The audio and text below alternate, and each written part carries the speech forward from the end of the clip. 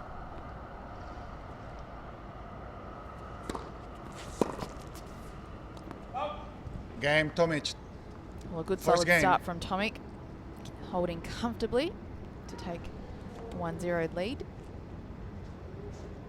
Just skipping over to the chair umpire's chair. Lots of energy first up. And then we have the ice tails and the ice vests there, so I'm sure that'll get a fair bit of use as the sun will start to come out very soon. Because it's a different situation for both players today, because Maddie, knowing that she beat Sarah last week, has to back up that win, and for Sarah, sort of feels like, you know, she will have nothing to lose, but yet sort of really wanting to get across the line, as she has lost to Maddie before. So crucial in the early few games just to both establish themselves, and Mets on English to I think serve. once they're ahead, they're very good front runners.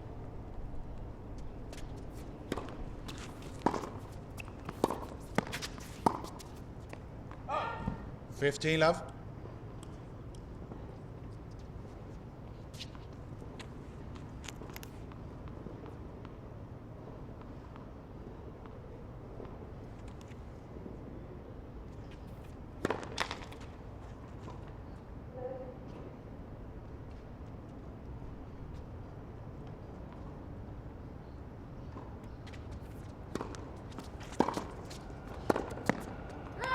$15. Tough to hit a backhand inside out when it's coming hard deep through the middle. So for Maddie today, it is about staying low and absorbing the pace from the Tomic racket.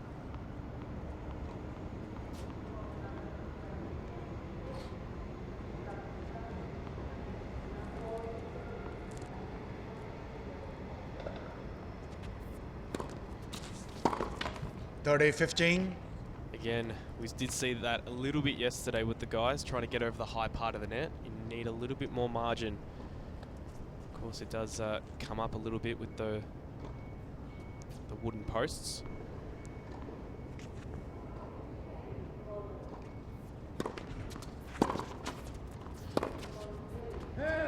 $30. Very nervous start here from Inglis, I feel, Bodge. We did pick her yesterday as well when we did our tips. We've both gone for Madison Inglis, and you can let us know as well. Hashtag AO Playoff on Twitter. Send us a message. Who do you think will win today? Hold.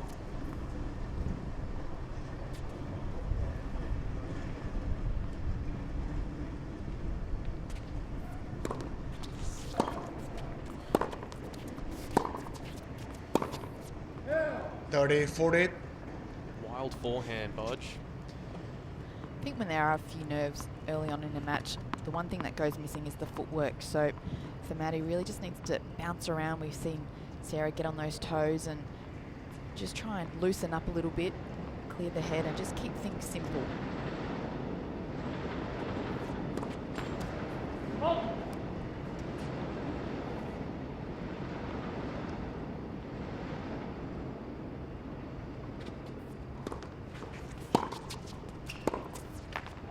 Game Tomic. Tomic leads 2 games So to a love. good break there for First Tomic set. early, and she takes a 2 games to love lead. We do have another match out on court 7 between Jamie Fullis, the number 3 seed, and Victoria Rajicic. And Jamie Fullis is currently leading 2 games to love. Wait, please. Boy.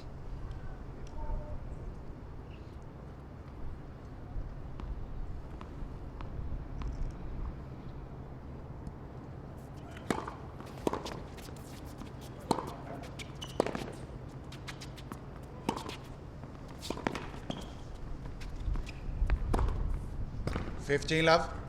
Good construction there from Tomic. Really looking to take the ball early, dictate play. You're right, just the bouncing around, the footwork seems a little bit impressive from Tomic at the moment.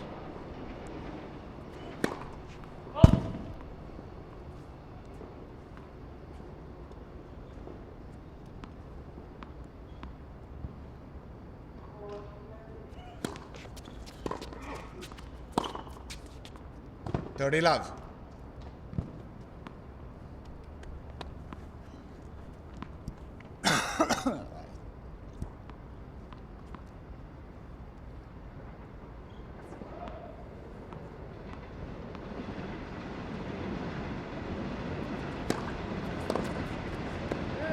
$40 love. Good serving from Tommy. I think in the women's game, the first serve percentage is so important because the second serve, these types of players love to attack. And if you get the first serve in, it really just helps establish the point, gets you into play. $40-15. Again, if you're going to serve a double fault, best to do it when you're 40 love up. This is always the tough one, trying to consolidate after breaking. Can Tomic do it here?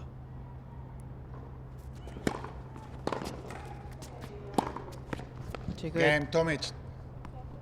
Tomic leads 3 games to love. First set. So a very early start, an impressive start from Sarah Tomic, the number 7 seed. She takes a 3 games to love lead.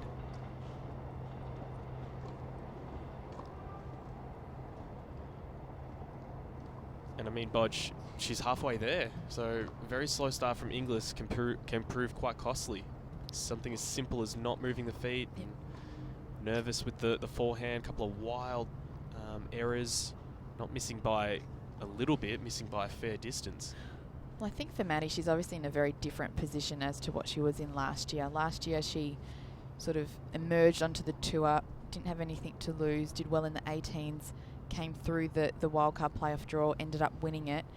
And she's in a different position this year because she's looking to defend her title. There may be a little bit more expectation as we see John Tomic, Sarah's father and coach. Time. I'm assuming that's either the hitting partner or physio to the left of screen. Just, I'm not a good lip reader, and I don't know probably the language as well, but I would assume he's very happy. But just finishing off with Maddie, so Maddie has to get used to feeling like this because this is what it's like on tour. You have one good year or you have a good few months. You have to try and find a way to keep backing up those results, and that's what makes players stay within that top 100 and be consistent. 15 love. So like you pointed out in the previous game, Bodge, just Maddie Inglis needs to just get these first serves in, put some pressure on Tomic.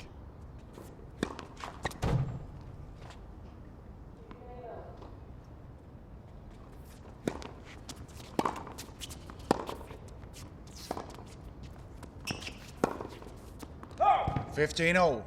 Again, the beauty of having this sort of lead, just that mental edge now. I mean, Tomic can almost feel that she is able to swing freely a little bit more, especially on a second serve, right in Tomic's hitting zone.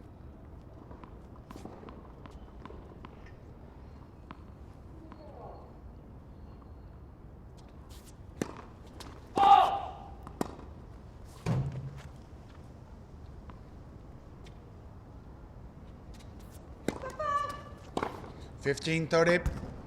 Foot fault called on Maddie's second serve.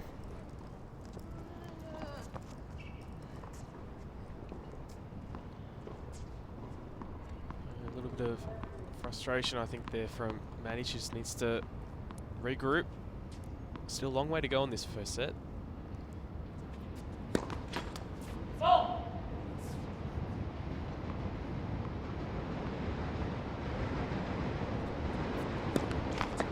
15-40.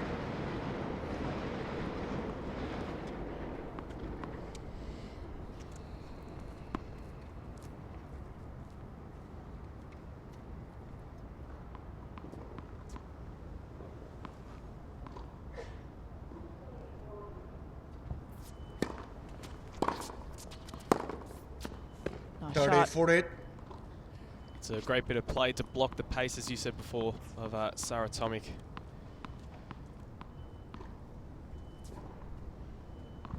To do it one more time to avoid another break point.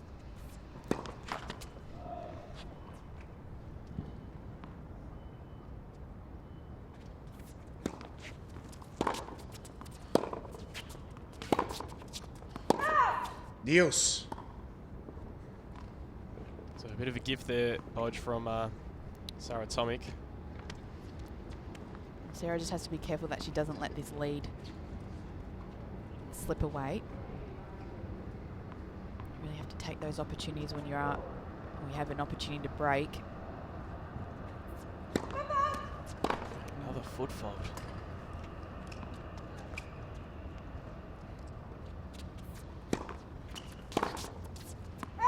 Advantage. English. Saw yesterday, Bodge, that Andrew Whittington was suffering a little bit. May look as if Maddie Inglis is maybe suffering, who knows, a bit of hay fever or sunscreen in the eyes, stinging a bit.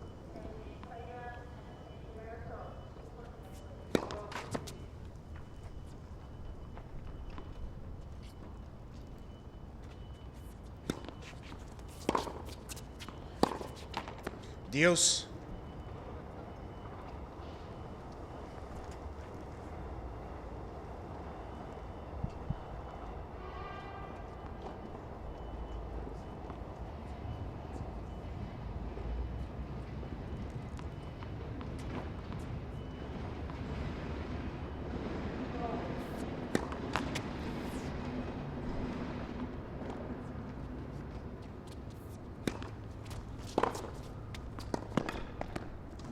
Great deep return from Tomic. Advantage. Tomic. Sometimes I feel Tomic can overplay her shots, whereas really she gets enough pace on it. Just needs to close that gap and not potentially aim for those lines. When it comes in that hard, it's really hard to return. So good example there on that return of what she's capable of doing.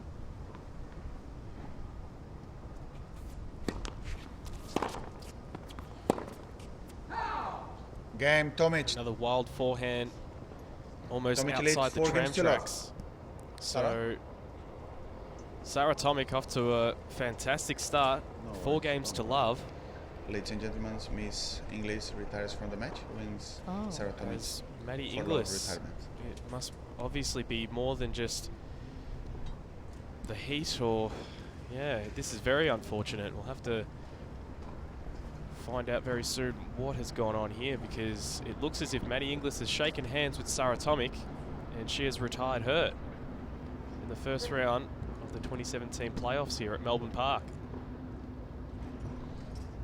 There was definitely something not right about Maddie, because she did not look herself. Let's see, one of I think that's Maddie's mum talking to Sarah there.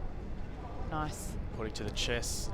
They've possibly a bit of the flu, or as I said, probably a little bit worse, you would assume, to have to pull out. And she just didn't look like she was running for all those balls and getting there with her feet. Maddie's a very good athlete, and probably just not being able. There's obviously something not right there, and nice to see Sarah offer her condolences to Maddie, but unfortunately for Maddie, she'll have to get her body right, because you know the Aussie Summer of Tennis is not too far away.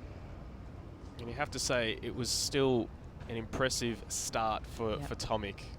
Sometimes you can get distracted by your opponent, what's going on over the other side. I'm sure that Sarah was looking at a few of the winces that we were able to see, but to keep on her serve, and her ground strokes were looking very nice. Yeah, she came out there to play today, and that's what I liked about Sarah. You know, served well, was hitting her shots nicely with good depth. And, you know, she progresses through the quarterfinals, so another opportunity for her still available. And it looks as if as well, I mean, we'll check when our next match will be coming on. And for those eagerly watching, it is Angelique Sivanos versus Alison Bai. But of course, they were expecting at the very least 2 sets here, so they'll have to be consulted, making sure that they're ready to go. So don't forget, there is plenty of action. Still 3 more on our court 8, centre court here for the wildcard playoffs for 2017. Now don't forget, there is some other matches, Bodge, going on the other courts. Sure is. Out on court number 7, we do have Jamie Foulis up against Victoria Radjicic, and Jamie has a break early on and currently leads 3 games to 2. Don't forget, you can watch the other courts here at Melbourne Park. So court 7 is our other feature court, and if you want to just switch over there for a moment, you can head to tennis.com.au/tournaments, scroll down to click the Australian Open playoff button, and you'll have access to all the matches for today and through the rest of the week. And we'll be back soon. We'll have Angelique Sivanos versus Alison Bai. Don't go anywhere.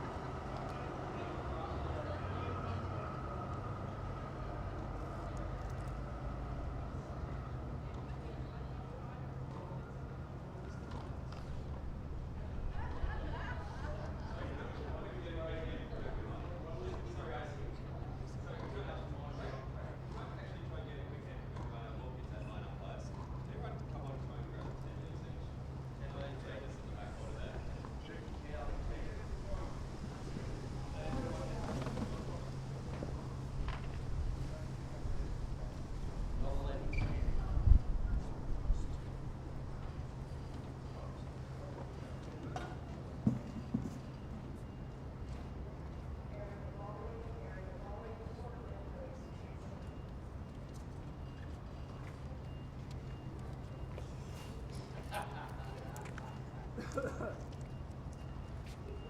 about bird poo? Can we pick that up? Oh, if that's what you would prefer.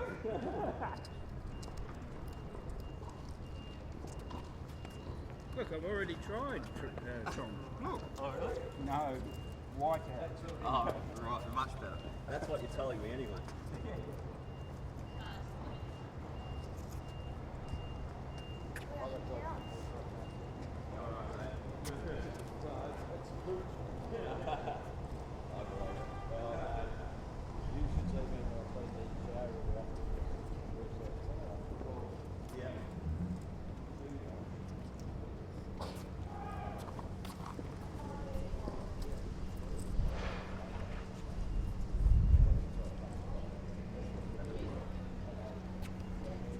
Thanks for that, guys. It's awesome. Best we've got to get those free kicks up. Yeah. Without them, I'd be used to it.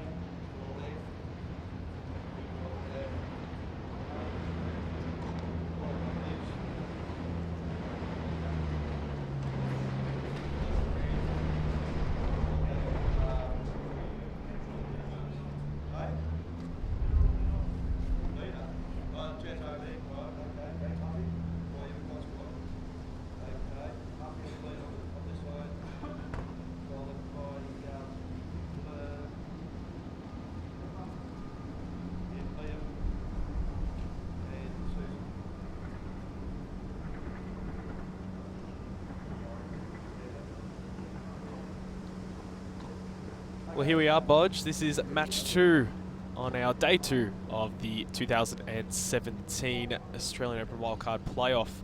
For those that are just joining us, the match, I mean, we're only at 6 minutes to 11, and the previous match was Sarah Tomic versus Madison Inglis. Unfortunately, Madison Inglis having to pull out with, at this point, we're not sure what the injury was, what the concern is, but we do hope that she makes a speedy recovery. Yeah, we sure do. It's never nice to see players have to retire due to unforeseen, unforeseen circumstances. But we will be talking to Sarah Tomic. We will have her here in just under an hour, so maybe she'll be able to shed some light as to what was wrong with Maddie. That's right, but she'll be looking forward to coming in, I assume, because this is the match. So the winner from here will actually play Sarah in the next round. So this is a very intriguing one. Alison Bai versus Angelique Sivanos. And our chair umpire, Tom Sweeney, ready to do the coin toss.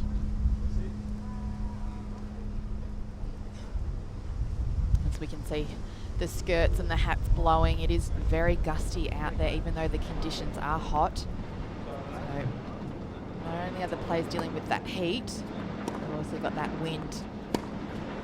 Heat, as you said, Podge, sitting at around about 28, high 28, very close to 29 degrees, and it's just going to get hotter from here. But we're looking forward to this one, Bodge. Angelique Sivanos you see on screen, 20-year-old, 748th ranked player in the world, but did have a career high earlier or later this year of 705. Yeah, I mean, 20 years of age, obviously just emerging onto the tour, did play some $10,000 events and $25,000 events throughout the year, did a little bit of travel internationally, came back to Australia at the end of this year and played Tweed Heads, where she qualified and made the quarterfinals, which was a $25,000 event. So just establishing herself on the tour. Left-handed, very spinny forehand, and loves to dictate play with that shot. So expect to see her hitting plenty of forehands this morning. Looks quite strong as well. So sort of reminding me a little bit of like a Sara Irani in terms of the legs. Even Dominika Sibulkova, sort of those pocket rockets that really need to counter-punch well. So, as you said, looking forward to some forehands. Last year, losing in the first round to Arina Rodionova, who eventually went on to make the final. But on our screen, we do see Alison Bai. And as you said at the start of the broadcast, Bodge has been here a fair few times, the 26-year-old. She sure has. She's currently ranked 409 and again played a lot of tournaments throughout the year.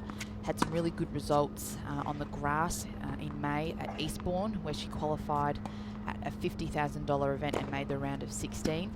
And then also qualified again in June in Great Britain, again at a $50,000 event and made the round of 32. So has been playing for a very long time, is very familiar playing here at Melbourne Park. She did win a doubles title as well, and she's got, she's a very all-court game type of player, has a good solid serve, has a nice looking forehand, has the ability to move forward. So I'll expect to sort of see her try and get spinners off the court and look to move forward today. Really nice companions there in terms of, you said that she won a doubles title, so with Lizette Cabrera. Correct. She ended up doing that in Cairns, but also lost a final recently, as we see on screen. Tom Sweeney, the chair umpire, proceeding over today's match with Lizette Cabrera and Alison Bai losing in the final to Jess Moore and Storm Sanders in a Canberra event, so not too long ago. 3-6, 4-6 in that final. Alison losing in the first round in the singles though, unfortunately, to Arina Rodionova.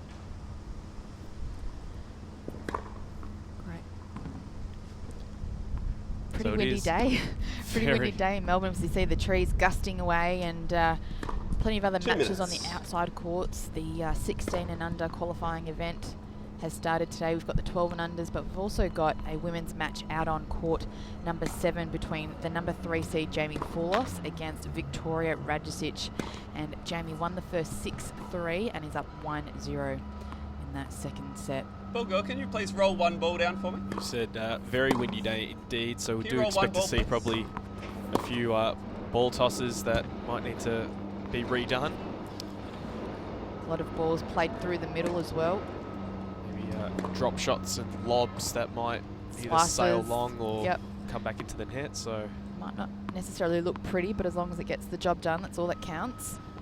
just saw on screen before. I'm not sure what the 1 minute. lines judge was doing, telling us to wrap things up or something. Or just having a bit of fun. Do a great job here.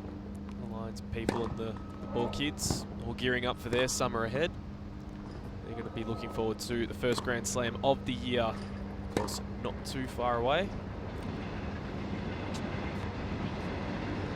If you do have any other thoughts or guesses as to who you think will take away that wild card, you can hashtag AO Playoff and let us know.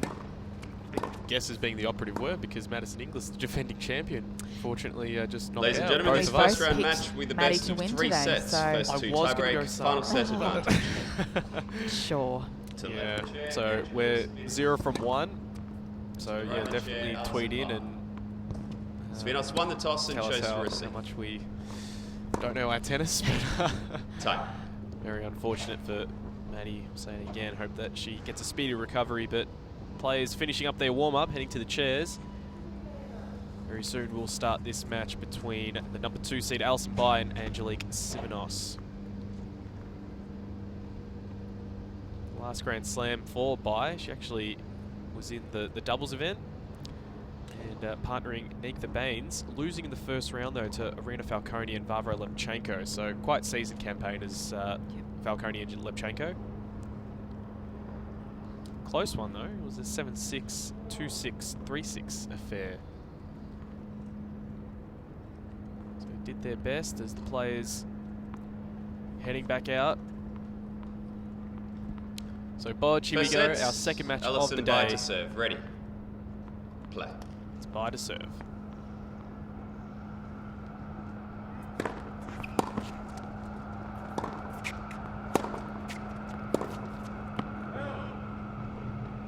Love 15. Maybe skidding off the line there. That's of course what the wind might be doing, just pushing that ball a bit more than you might anticipate. And we did have Omar say yesterday that the courts are playing a lot quicker. Here's what the heat can do. 15 on. These are Melbourne Park courts. In saying that though, I think they play a little bit slower than the old rebound ace.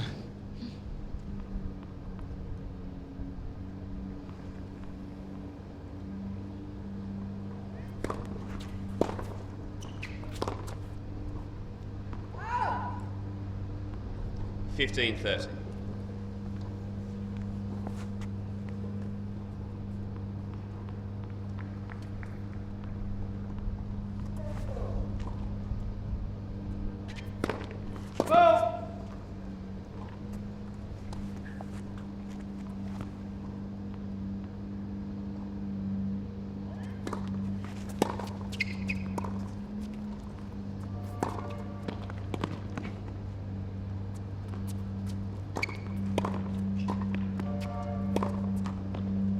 Oh, Swinner's lucky to get away with that point. 15.40.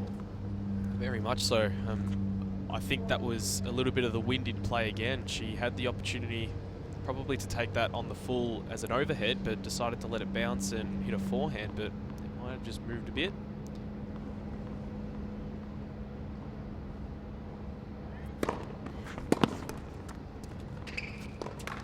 Game, Svinas. First game. And Svinos breaks first game. Solid start for the young 20-year-old.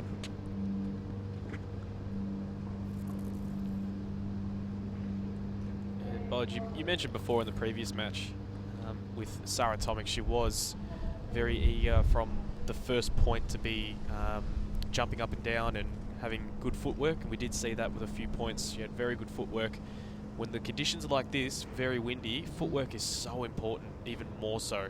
Oh, very important. And it is the first match, so no doubt that there are a few nerves going around. So, as I mentioned, if anything goes missing, it is that footwork. So really important from the very first point, just to feel comfortable and get those nerves out as quick as possible.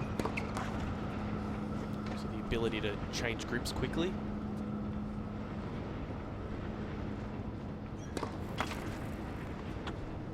Love 15. That's exactly what Bai would have wanted. Just a freebie. Maybe let some nerves out. See if she can break back here.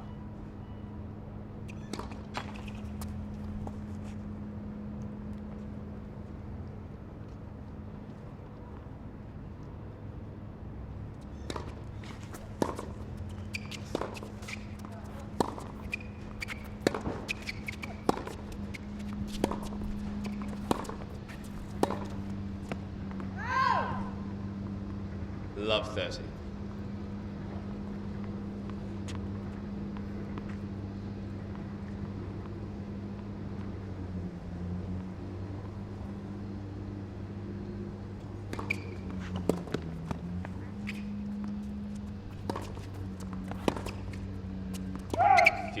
That was a great serve there by Sivanos. Really clipping that line well. By doing well to at least get it back into play.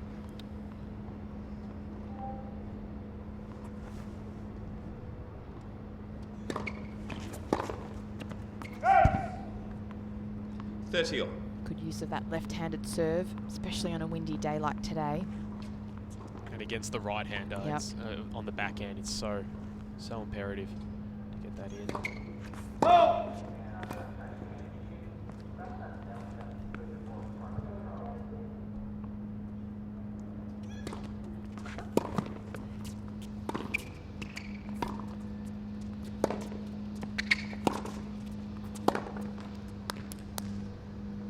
We saw a couple of the 30-40. forehand slices. Yeah. Was that in your repertoire? Not really.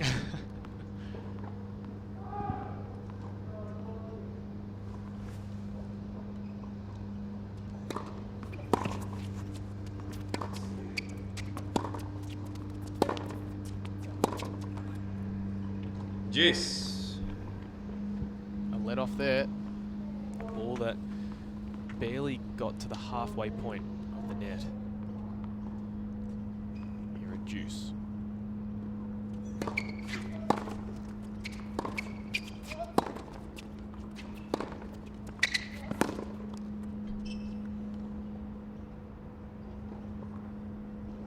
Advantage, Svinos.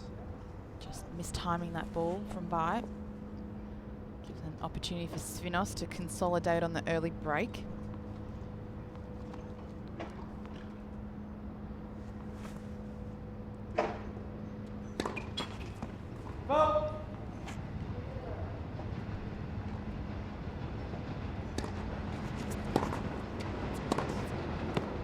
Game Svinos. Close, Svinos close on leads that by one, but 2 games to love. chair umpire saw it in. Svinos. Smacks the line. Yep. And there's that forehand that she likes to use. That is right. And taking now a 2 games to love lead.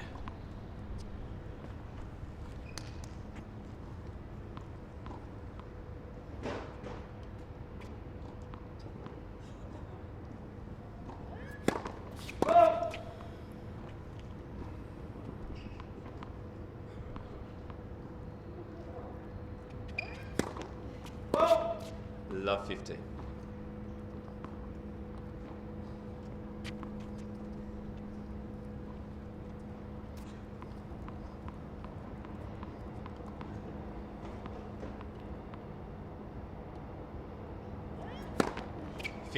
All. Serve, flat serve out wide.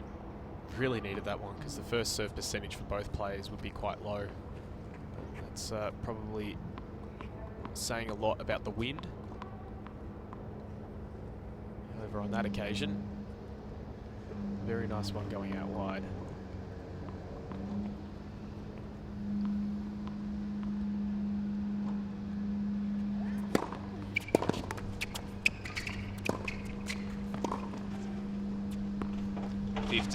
Just 30. caught line. Good change up with the use of lob.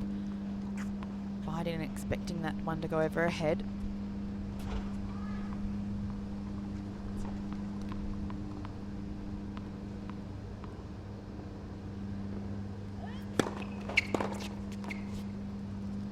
All. Another good serve. That's 3 first serves in a row that Bai has been able to get into play. And barring the lob on the previous point, she's done very well to get the ascendancy at the start of the point. So here we are at 30 all.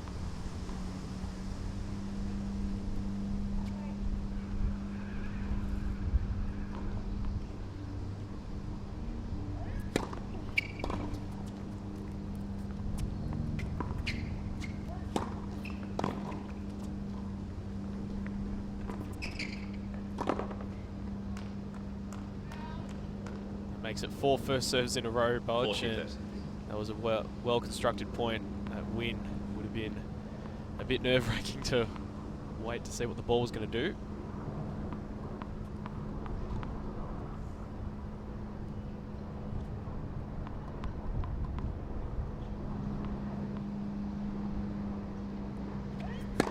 Let's first serve.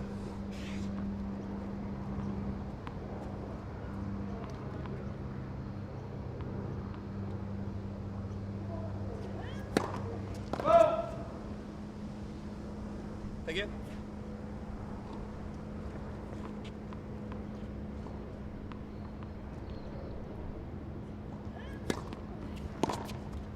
Game by. Svinos leads by 2 games to 1. Have it by getting on the board. 2 games to 1. And down a break. Just an update out on court number 7 between the 3 seed Jamie Fullos against Victoria Radicic. Jamie Fullos took the first set 6 games to 3 and currently leads 3 games to 2. Just have the 5 balls. Oh no, here it is. And it's on serve. Perfect. So she got the break back. She did just then. Yep. Fullis was up for 3-1. 3-1, so Radicic just broke back. Very nice. Angelique, sometimes you're walking all the way to the corner to get the towel. It can be better just ask the ball kid to do all the running for you, and then it saves a little bit of time. Thank you.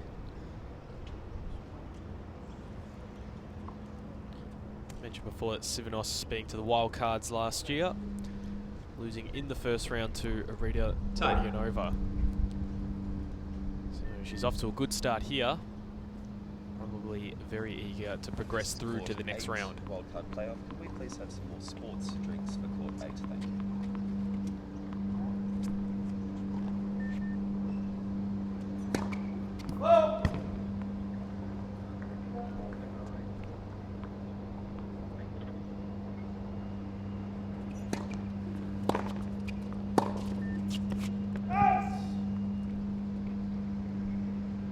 Love 50. That one was well wide, but I think the shadow just confused Sivanos a bit.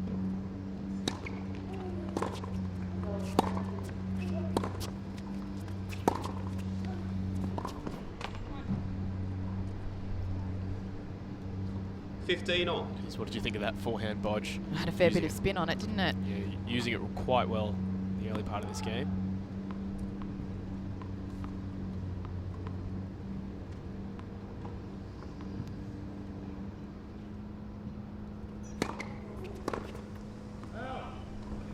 $30.15.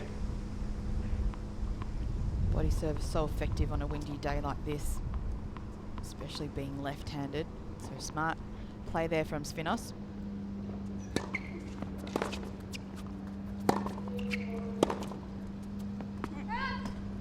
Just the depth of 40, shot 50. right now from Sivanos is proving to be troubling for Bai.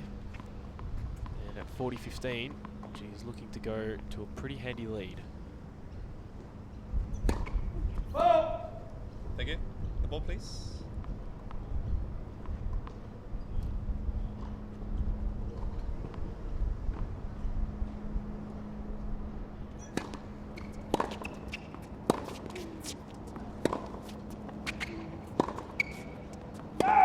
$40.30.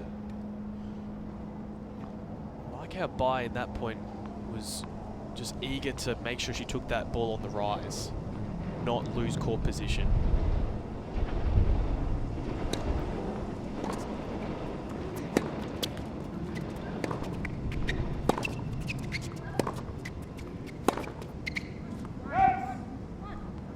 Juice.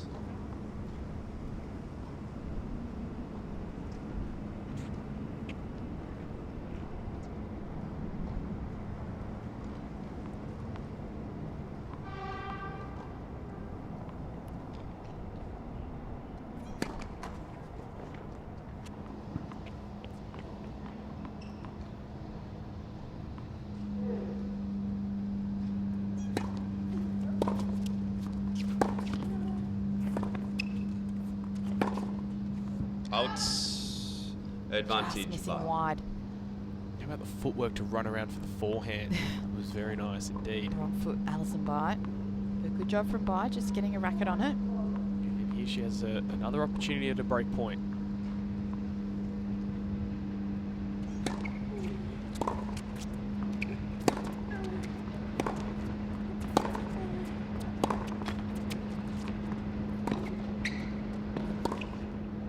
Game by.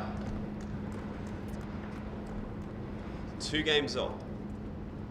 Well, a bit unfortunate there, Bodge, to get the lit cord. I mean, there's nothing that Sivanos could have done except to go forward. You have to commit to that ball. Yep.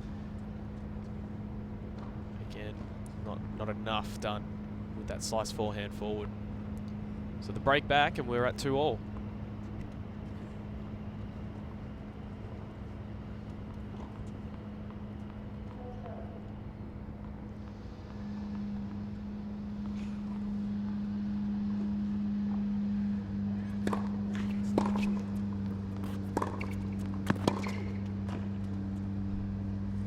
$15 left. Good pressure from Bai, just moving forward up after that short ball.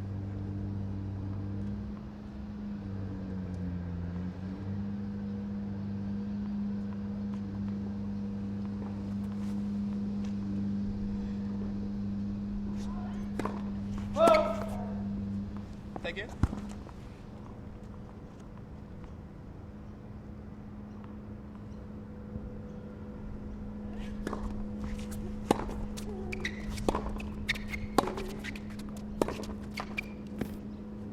$15 on.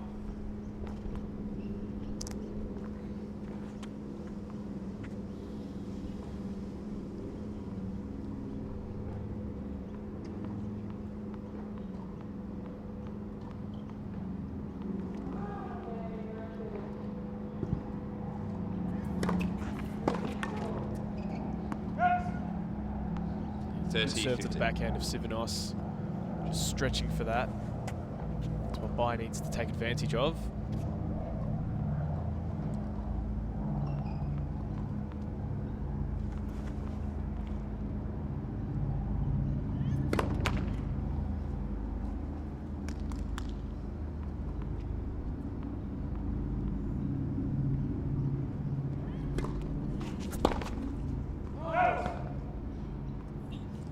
40-15.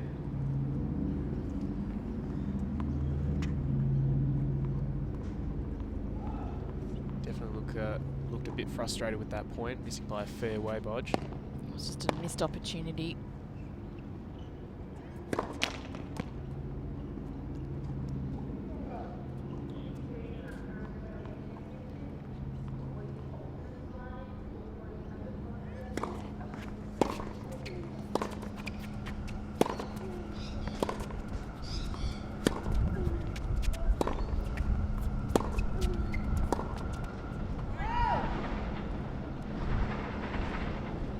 Nice rally there. Both players trading some heavy blows.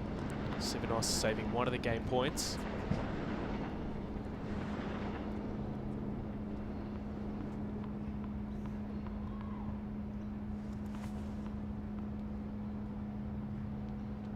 A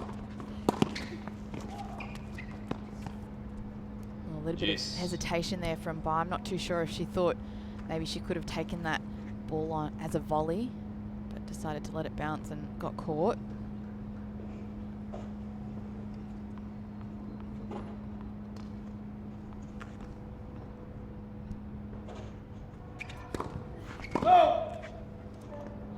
It's looking at a second serve now. Let's see what Svinos decides to do.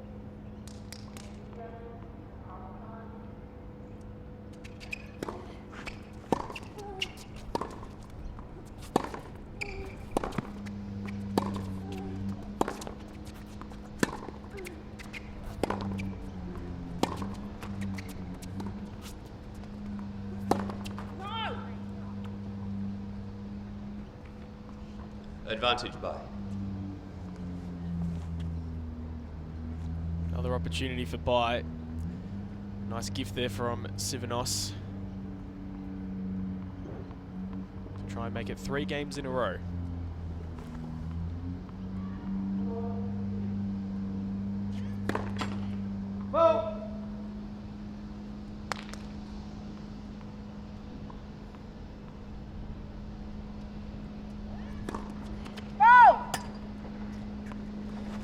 Juice. Another product of the wind, Bodge.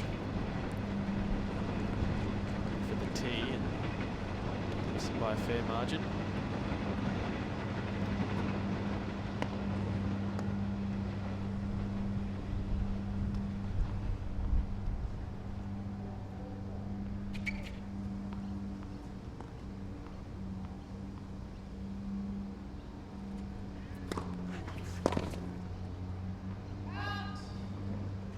Wide serve. Advantage by.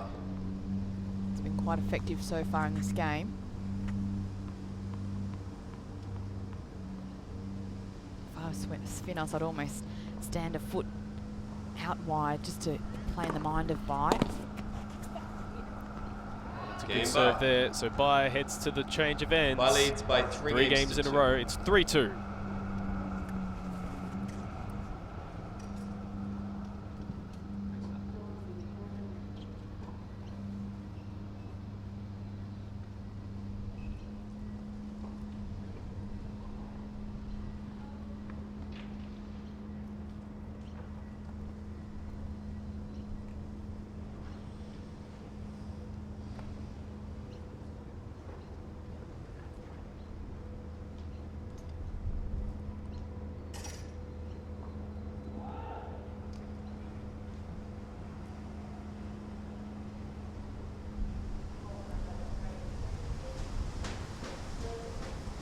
Hear that wind rustling through the trees. It is starting to pick up. Our commentary position is swirling. It's moving a fair bit in the wind, Bodge. Even though there isn't a lot of sun, that heat is still there.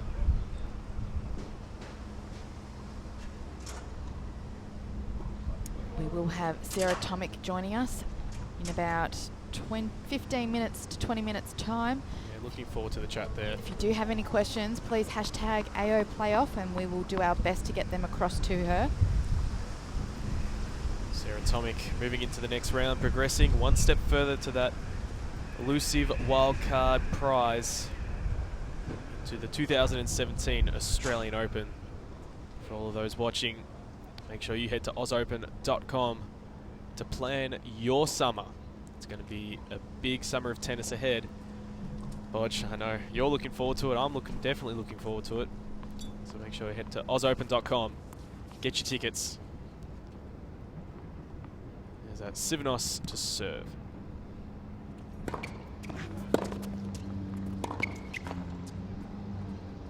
Love 50. This is where a little bit of experience comes in. Vi knows how important this game is. If she can break, she'll be only 2 games away from that first set. 15 all. Playing the mind of Svinos.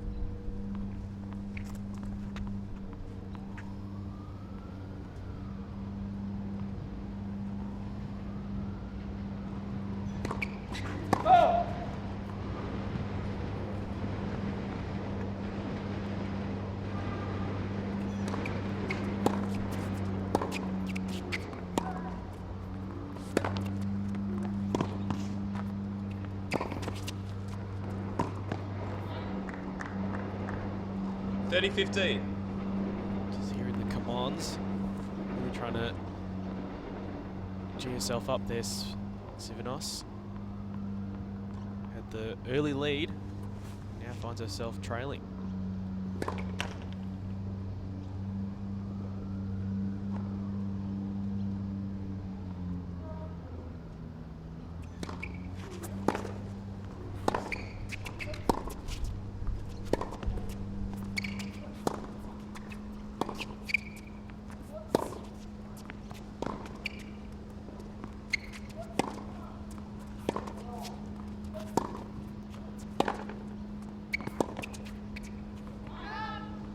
$40-15. Good hitting from Svinos. Great depth. Sets up 2 game points.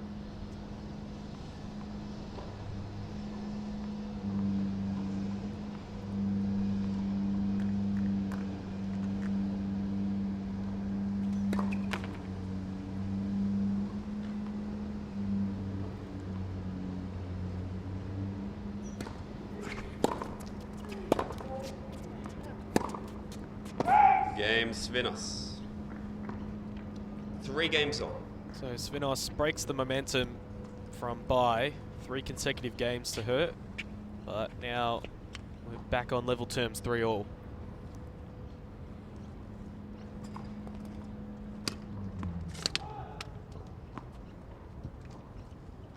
Just an update out on court number 7. Fullis leads 4 games to 3 in the second set. Won the first 6-3, and it's on serve.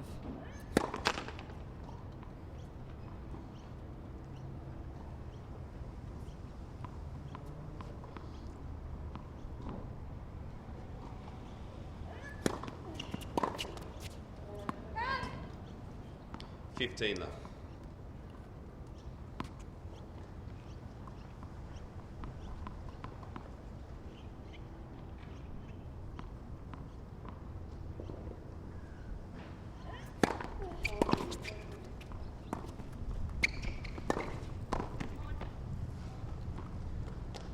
I'd be putting the slice forehand 15 away, all. Bodge.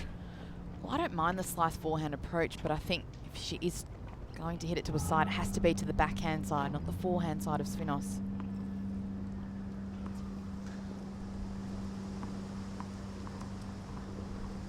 Very deadly on that forehand, you're right. Svinos, 15 all.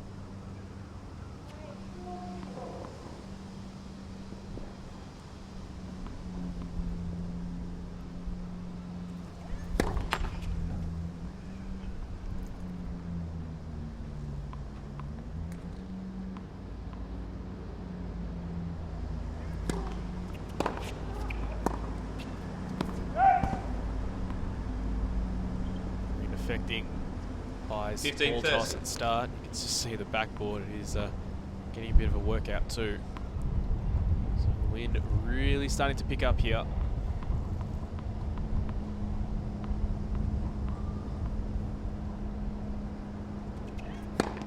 Bolts.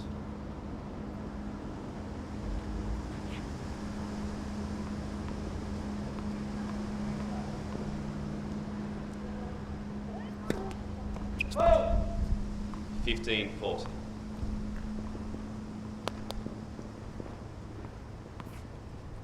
So after the good work to get to 3 games in a row for her, there's now a breakpoint opportunity for Svinos.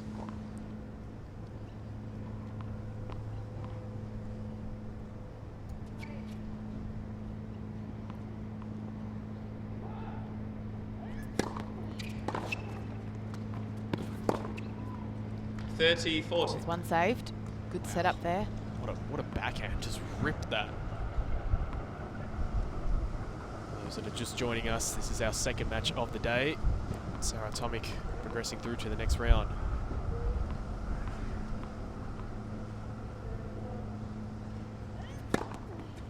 Jeez. Great placement.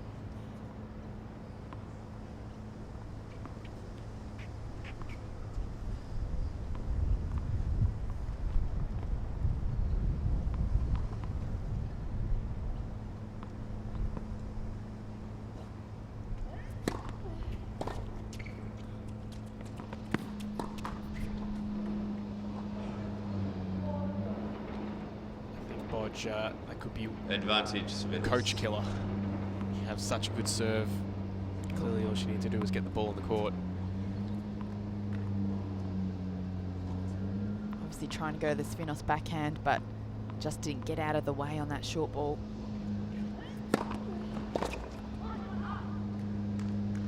Juice. 3rd break point saved in this game.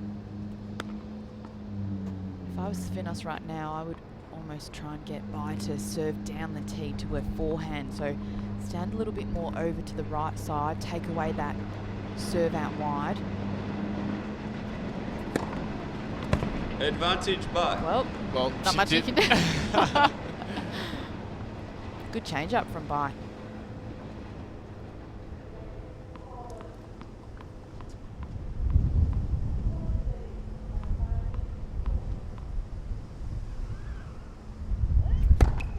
Bolts.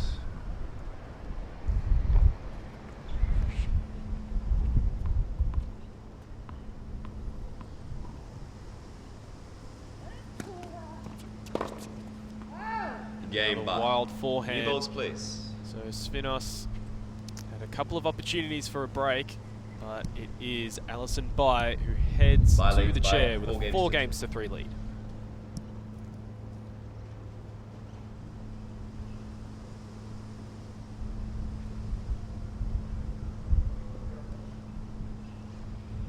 And on court 7, Jamie Fullis leads 5 games to 4 and leading an upper set. Victoria Rajicic serving to stay in the set and the match.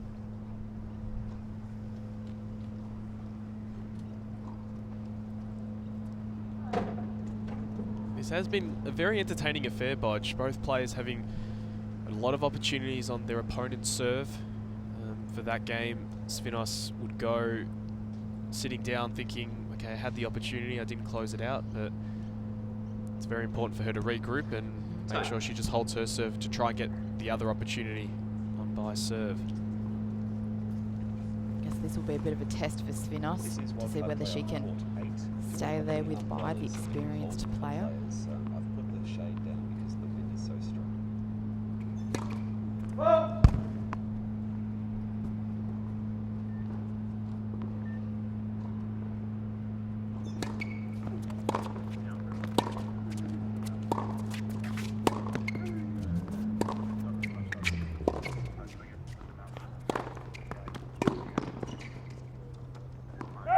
Good play from Bai, first aggressive point we've seen in a while.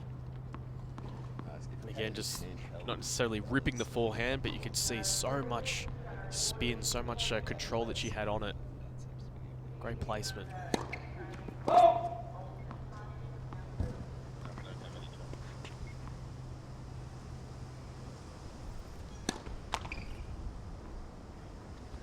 Love 30.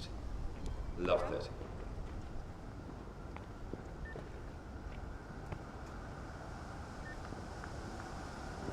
Having 3 break points in the previous game, Svinos is in a little bit of trouble here. Love 30.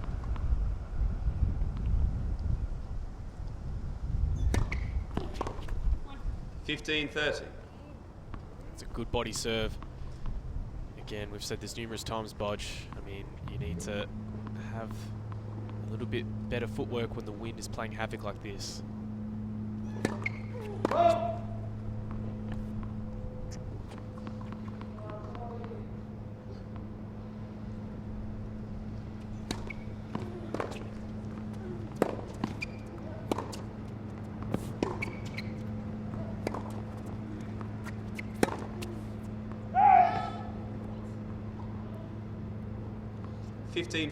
So we just have to be a bit more consistent within the rally. Svinos has had the opportunities, however, it's moments like those she hasn't been able to capitalise. Game by. Oh, yes. Wow. By leads What a by 5 backhand. games to 3. And she's rocketed that past Svinos. And now she's rocketed past her on the scoreboard with a 5 games to 3 lead.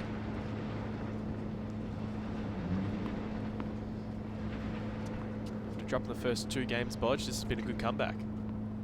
Yeah, I think for Alison it was settling in, getting used to playing a left-hander, getting used to the conditions. Maybe getting rid of some of those nerves as well.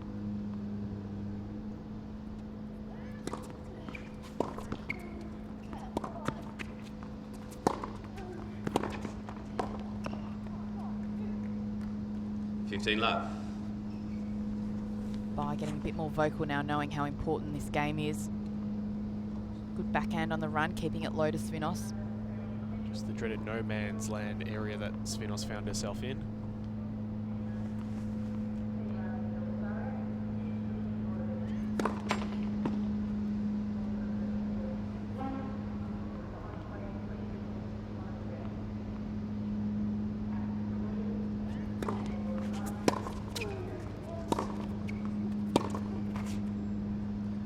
Love.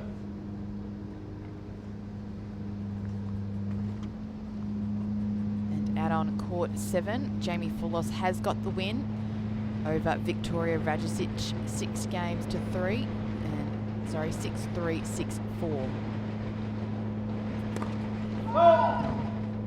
So Jamie will progress through to the quarterfinal.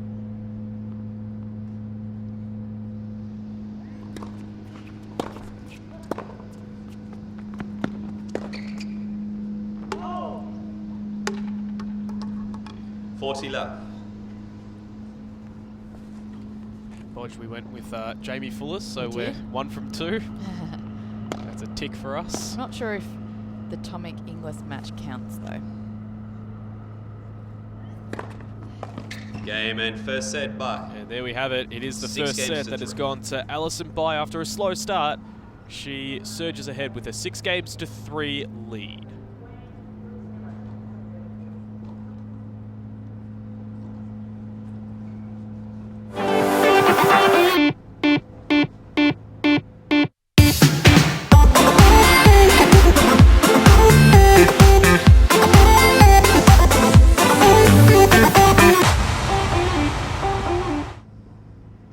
We're not too far away.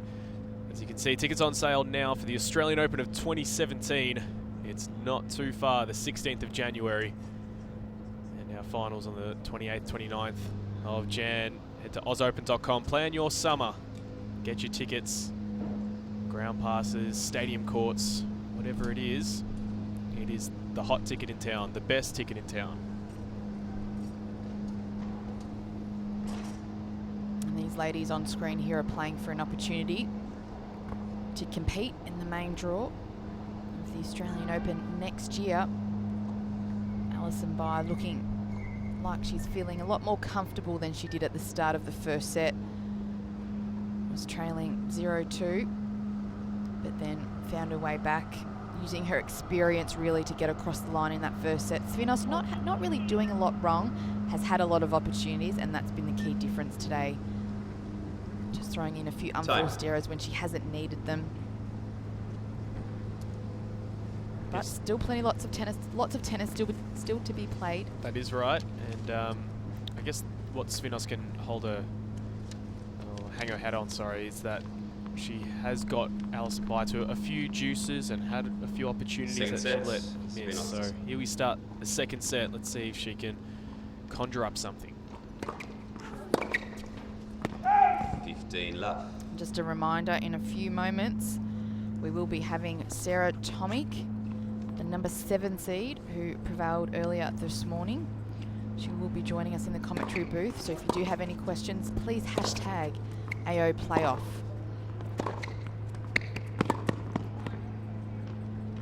$30 love.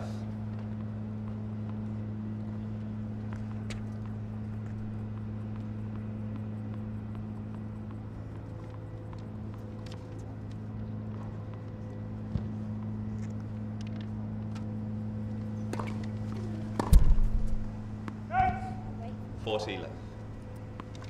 Good start for Spinos. This first game crucial just to get back into this match. Get on the board.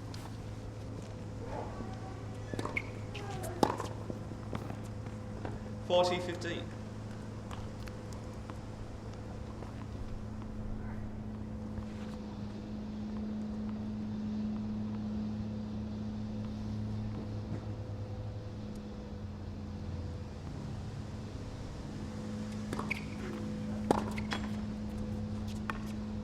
Not a 40-30. It's always the way. You need to apologise for the leg cord, but sometimes you're just giving an internal fist pump.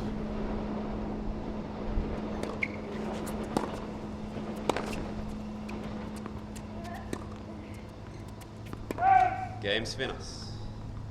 First game, second set. That's what she needed, Bodge. Good early start. She started well in that first set. And off to a good start here in the second. Let's see if she can learn from her first set experience.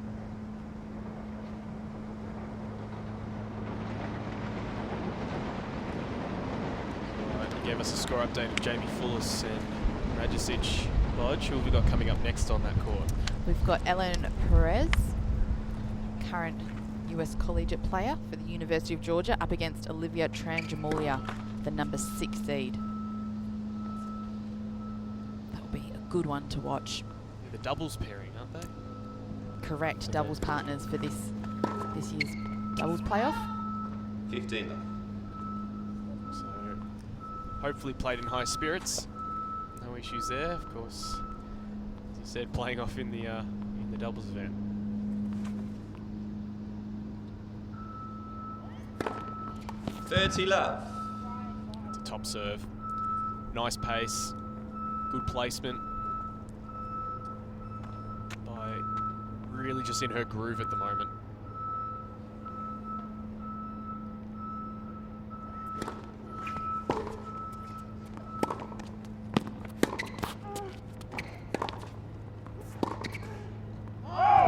$40 love.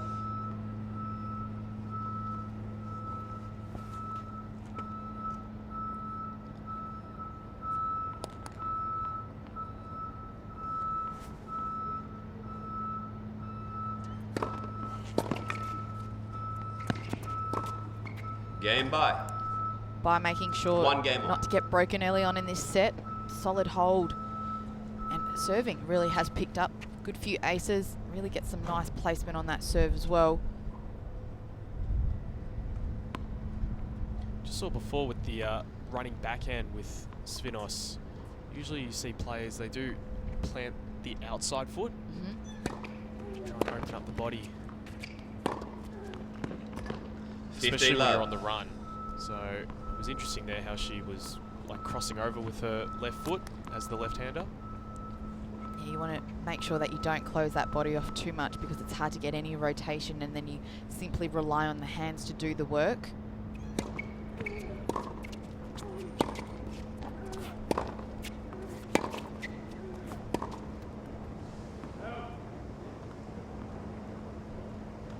$30 love. Last few games, it looks both players are finding their feet on serve now, maybe adjusting to the conditions.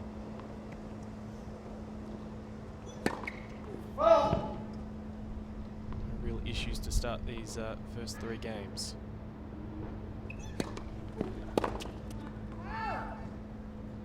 Forty left. Just collecting that one late. We've seen a few of those, Bodge, from both players. Just collecting it late, meaning you're not getting enough rotation.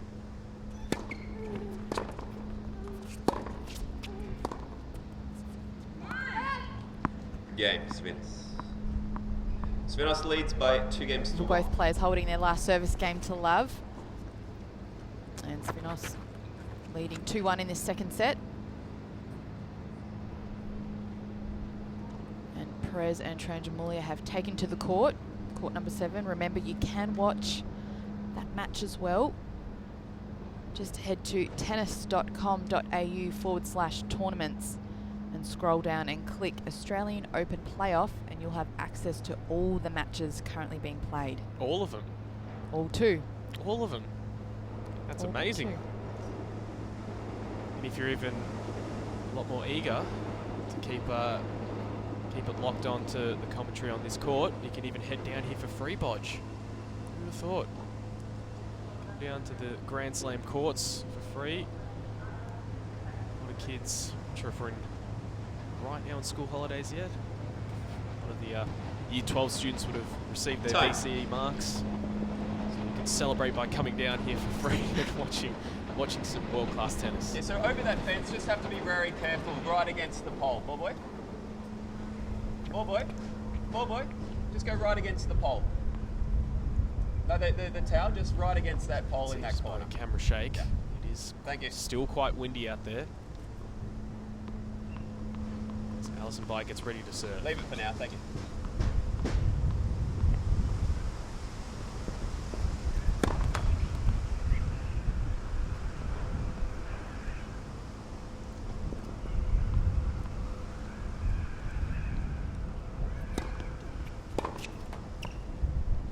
$15 love.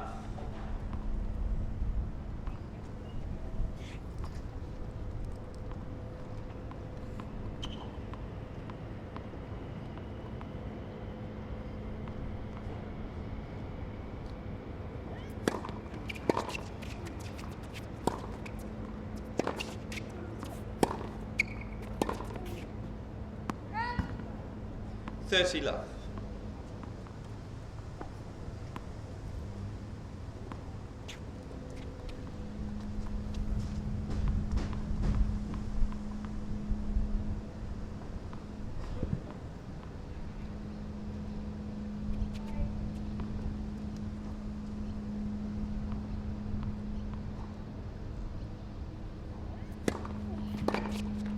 $40 love.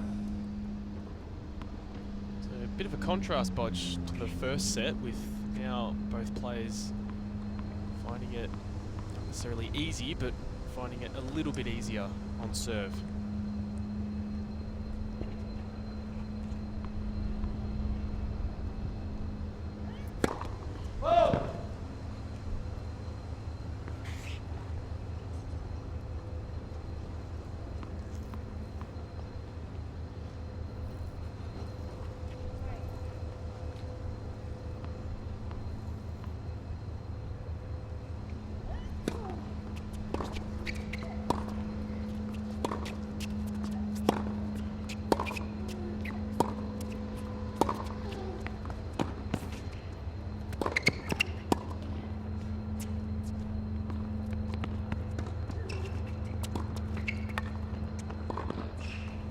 Game by. Well, that's impressive, all court coverage from both players. 2 games. And unfortunately for Svinos, but great work by Bai. It's now 3 consecutive games at 40 love. And we are at 2-all in this second set. Alison Bai taking the first 6-3.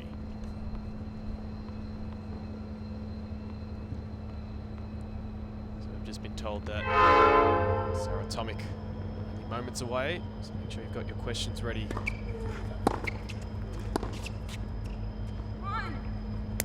Love 50. Hashtag AO Playoff.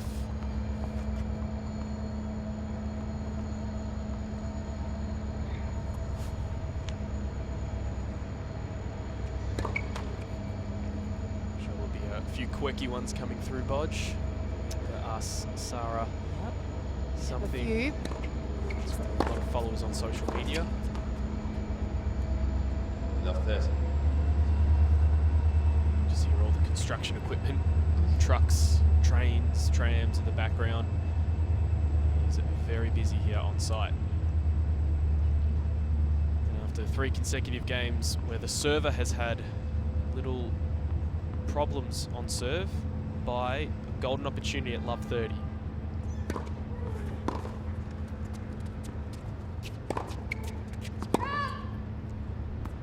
Love 40. Just can't afford to give away too many free points at this stage.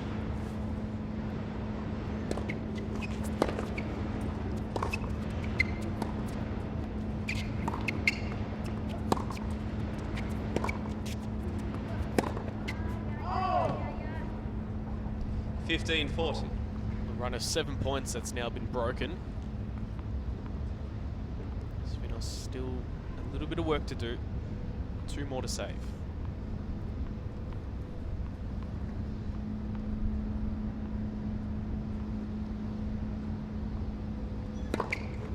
$30-40. It's always good when you can get an ace on those crucial points, Bodge. 1 more to save.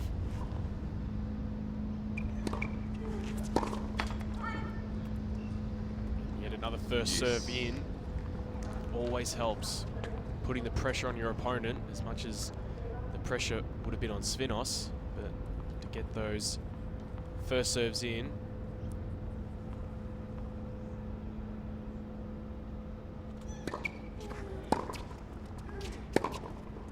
Out. Advantage by.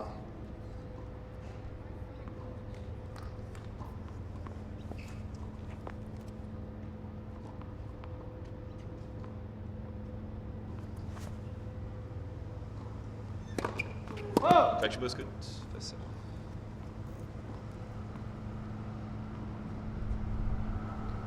So welcoming us in now to the commentary booth is Sarah Tomic, and Game by.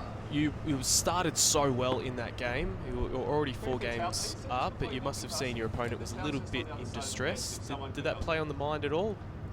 Not at all. Obviously, I came in trying to focus and give my best, and obviously, yeah, it's a concern Leads by for her. 3 games to 2. It's not that great of a feeling to know one of your friends sick or feeling not well, but I was just trying to focus and trying to finish the match off and give my all, and it's an unfortunate event that she had to pull out, and hopefully she gets better. Do you know what was wrong with Maddie? Because you exchanged a few words at the end there.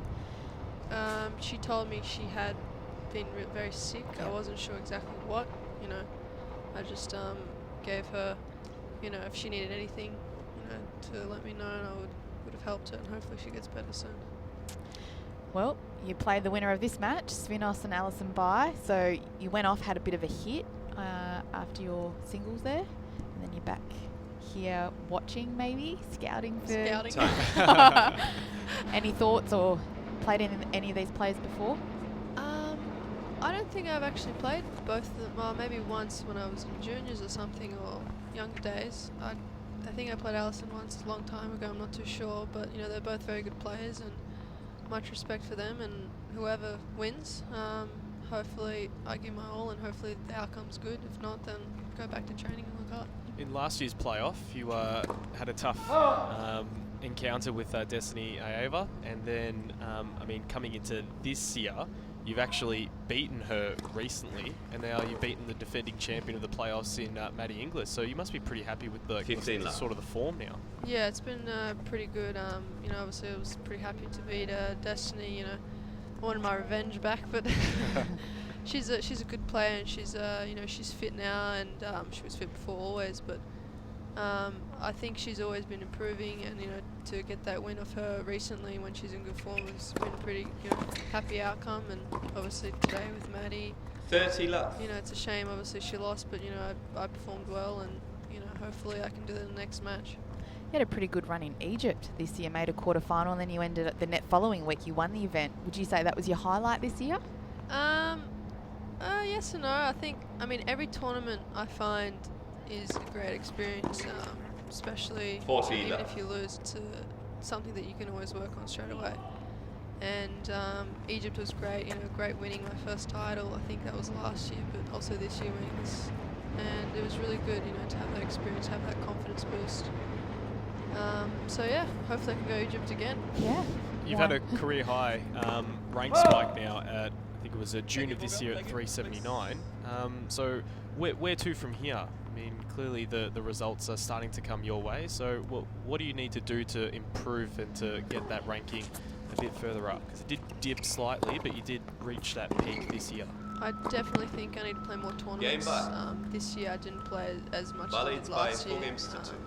Obviously I was away last year for 6 months. This year I was only away for 3 months, playing tournaments, and I was more focused on my training and that, trying to get more fitter and stronger, which I have. So it's been, sometimes you gotta get down to get up. So I did that, and hopefully I can play more tournaments next year and get that ranking up.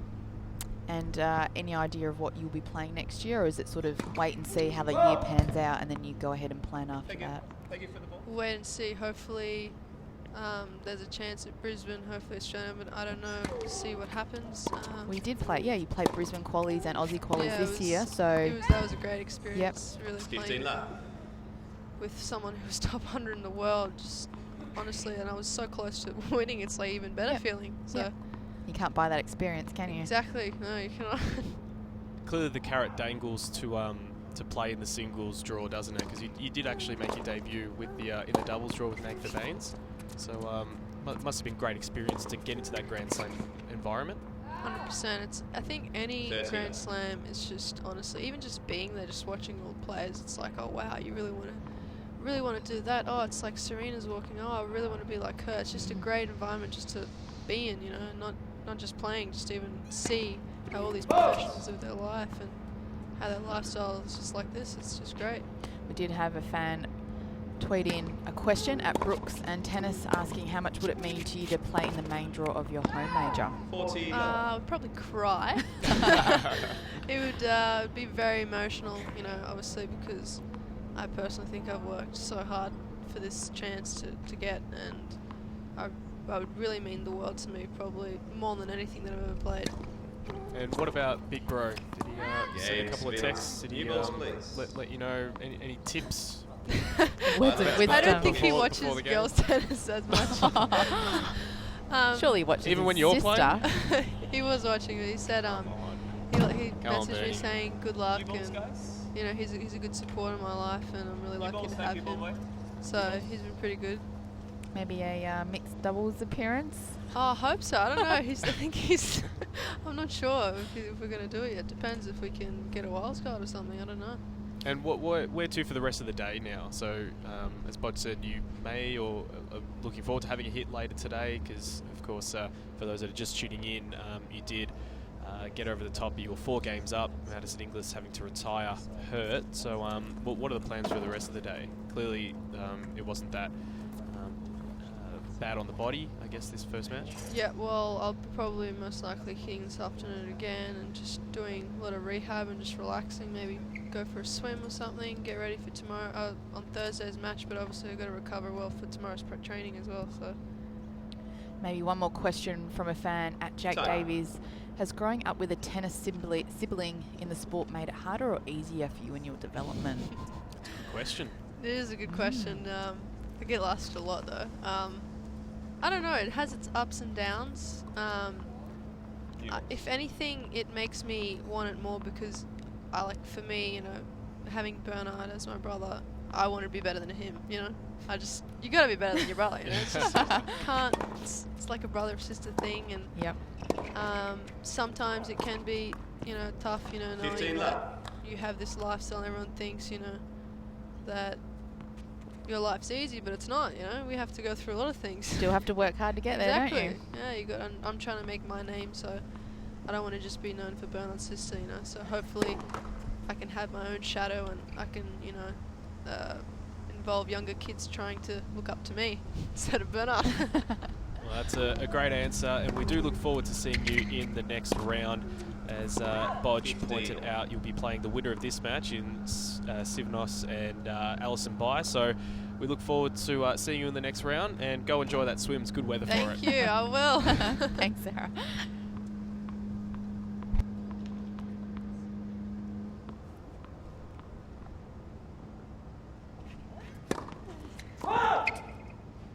Long.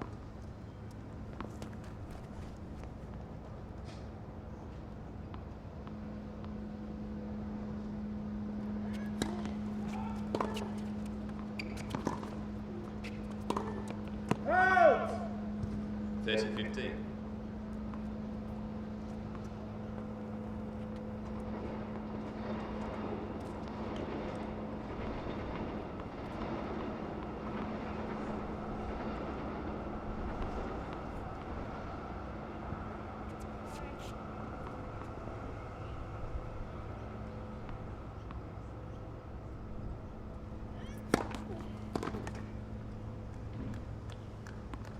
$40-15.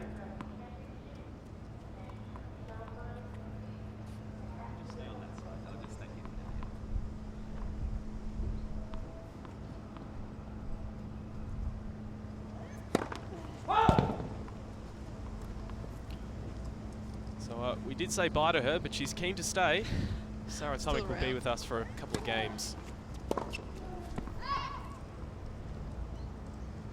Game bar. So maybe a question that I didn't actually Bye, ask five games Sarah to- as well. I mean, these six players are back down dealing there. with the wind conditions. I know it's quite hot, but both these players have missed some balls quite late, and they've also hit some balls outside the tram track. So they're very hard conditions, not just the heat. It's honestly, it's very difficult out there to serve. You really got to be on the ball. If you're not, it's gonna go like somewhere else, like Africa. Really, it's just very difficult conditions. It is a long way.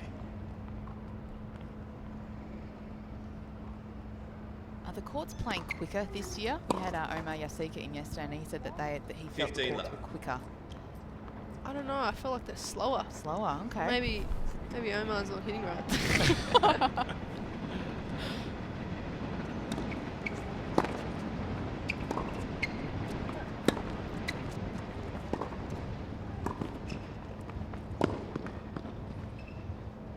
Good hustle. It was great play by both players, but 15 all. Alison Bai clearly with the ascendancy now. Just maybe a little bit more experience. Just an update on court 7. Ellen Perez against Olivia Tranjamulia. Tranjamulia's gotten off to a really quick start. Currently leads 3 games to love. Be an interesting match. You know, Yeah. Ellen's got good year. You know, she obviously won the wild card in US Open. And She was top 15, I think, in the latest collegiate rankings.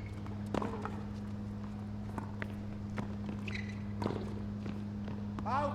We were talking before about, I mean, they're playing in 15, the 30. doubles as well for the wild card, so playing against your partner must have its ups and downs. it actually happens so often now, I reckon. At least Luck of the draw. it just always happens. I don't know why.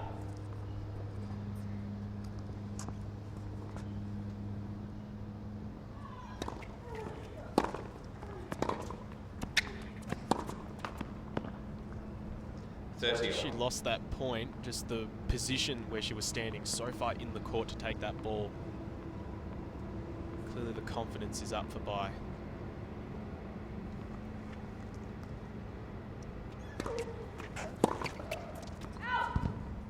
$40-30. So is your team scouting the match, Sarah?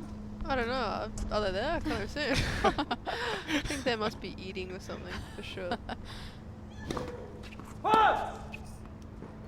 Thank you Big for the lines at the moment in the Players Cafe. Oh, Around about Just after lunchtime lunch. now. probably they probably get packed soon. I love her lefty serve. Wish I was lefty. juice. Finding it a bit tough at the moment now.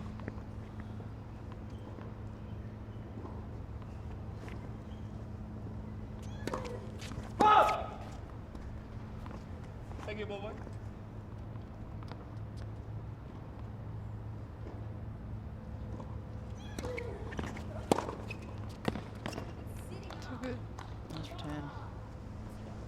Advantage by.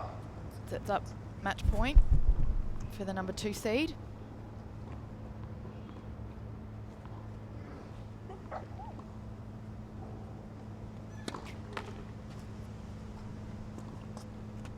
Now to second serve.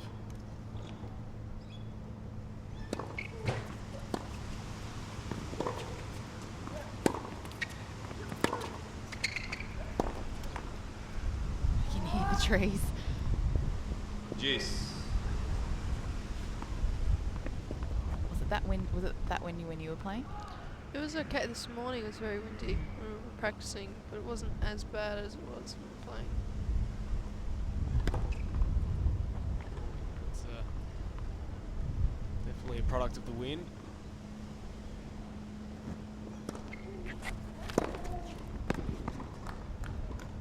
Just too good again on the backhand. Down the line. Advantage by.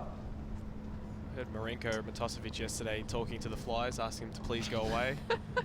How have you dealt with the flies? Oh Do you my talk to the God, flies? Typical of Marenko. It's just too funny. Oh, they're alright. Definitely so much more here than there is in the Gold Coast.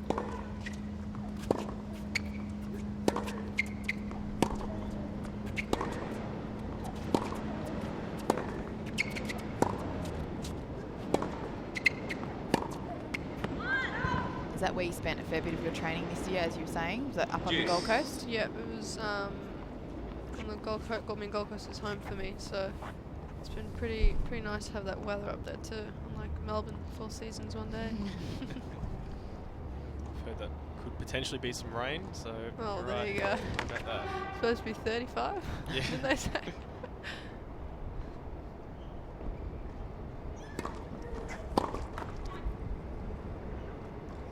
Advantage spinners. So a let off and a little opportunity for Svinos to keep this match going.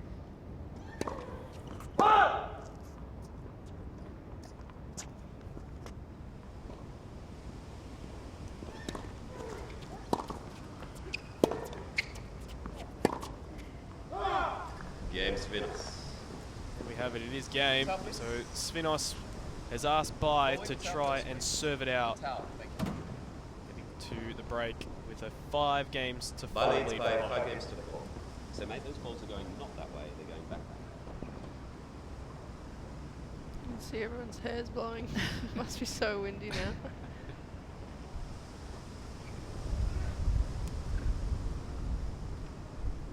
And what about Bodge? I mean, was saying, of course, you've played on so many courts around the world. I mean, the on-court temperature for those that don't play too much tennis can actually be more than what you're experiencing in the crowd. So, I mean, when you got off court, did you feel that the on-court temperature was a bit more or about the same? No, actually, it's much more. I think everywhere, well, mainly hard court, obviously. I find, like, even when I'm training on the Gold Coast, it says like it's 30 degrees, but it does not feel anywhere 30. It feels like 40 on the court. You got to add like 5'10" on the court. Really, it's completely different. Would you say hard court's your favourite surface? I think so. Yeah. It's either hard court or grass. I'm still debating on which one.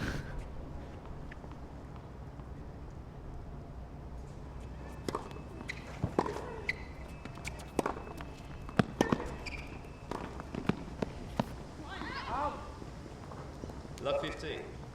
Always important to get that first point. Svinos is now asking the question of Bai.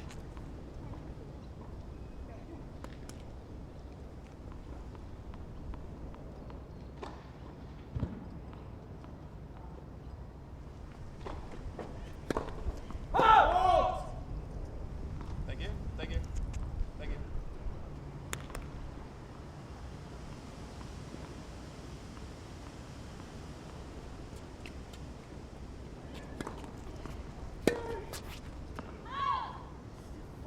It's a hard second serve to return. 15 all. Especially when the wind as well now, Yeah. just playing that havoc and But also, you know, the height difference, you know, between them. It's Yeah. not easy. to play that ball well above shoulder height.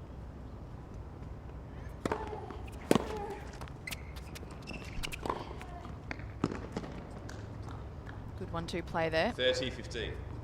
Just as you said, Sarah, I mean, the reason why she was probably standing so far back in the court for that, to take the ball dipping down, but having to cover so much ground. Oh,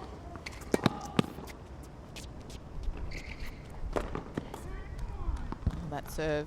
That was Not so too- close. Yeah. I don't know. I thought that was out. It was a very hard one. Can we challenge that? 40. Start bringing out the Hawkeye.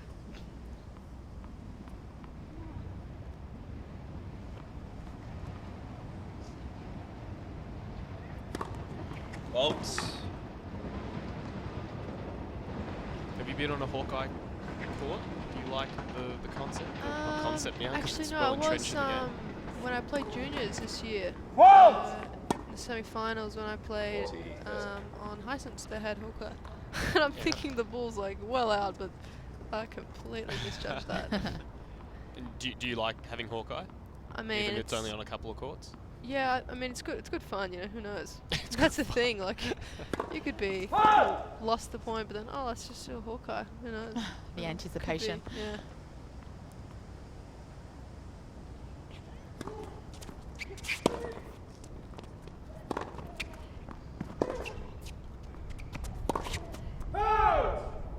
There it is. Juice. So, whoops, I thought it was a break point. No, it's back at juice. She had a chance. So a few match points saved already. It's a good setup too, but obviously winning condition.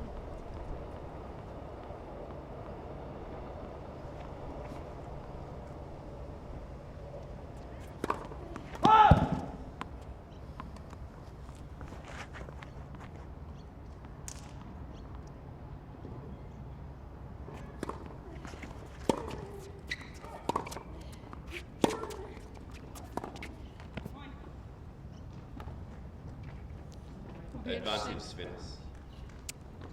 So when you start to think about the match points that have gone. Tell you what, one ball can change everything. Really, 1 point. Saw that yesterday in a couple of matches, 2 sets to love up, and all of a sudden it ended up being 5-set thrillers. Both Whittington and Yasika. Who won that match? So Omar Letters. Yasika beating Marenko in 5 sets, coming back from 2 sets to love down. Groth winning in 5 sets, 10-8 in 10 the in third. the fifth. Sorry, in the fifth. Good fitness for them. Juice. Whittington as well, winning in 5 sets, 2 sets to love up. Lost the next 2. Was able to hold on. Marathon Court 8, we dubbed it. Yep.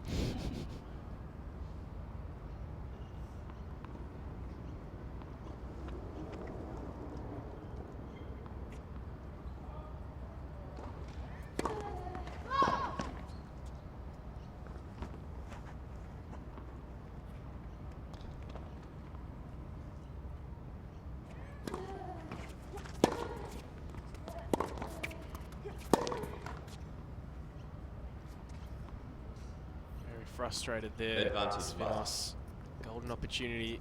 Had the look at a second serve. And another match point here for Bai.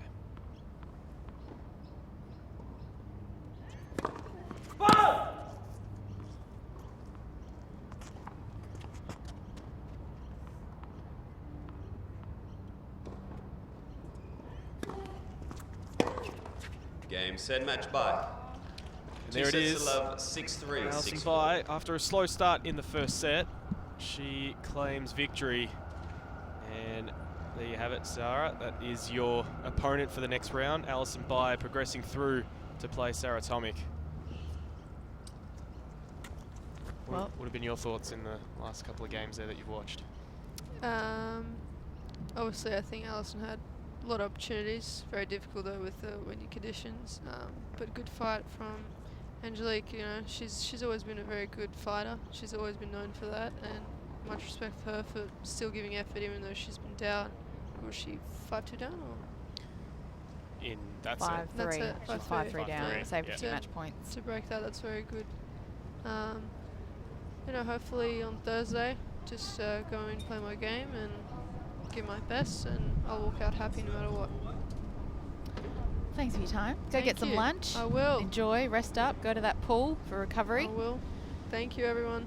No worries. Thank you for joining us. Hope to see you very soon.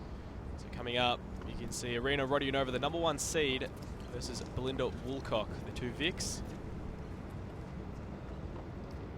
So don't go anywhere. We've still got 2 high-quality matches. First up is that Rodionova and Belinda Woolcock match. And then following it'll be Tammy Patterson, Abby Myers. So don't go anywhere. We'll be back soon.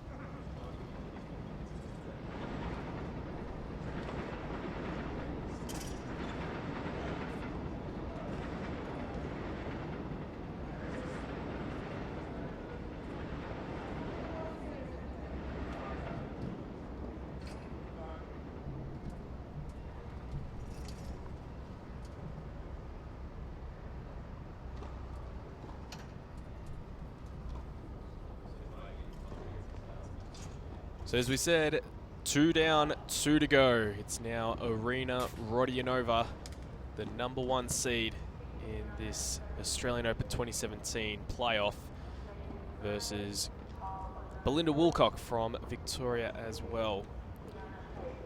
So if you're just joining us, we've had Sarah Tomic progress through to the next round. The match before, Angelique Svinos versus Alison Bai. It was Alison Bai getting the better of Svinos in a 6-3, 6-4 affair. You can see there Belinda Woolcock on screen. The 21-year-old. Current ranking, career high ranking of 706. Just trying to have a look at her ranking currently, but there doesn't seem to be anything there.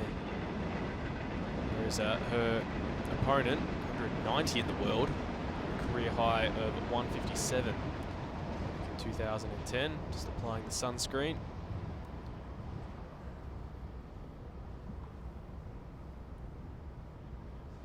And not a stranger to the wildcard playoffs is Arena Rodionova, last year making the final and going down to Madison Inglis.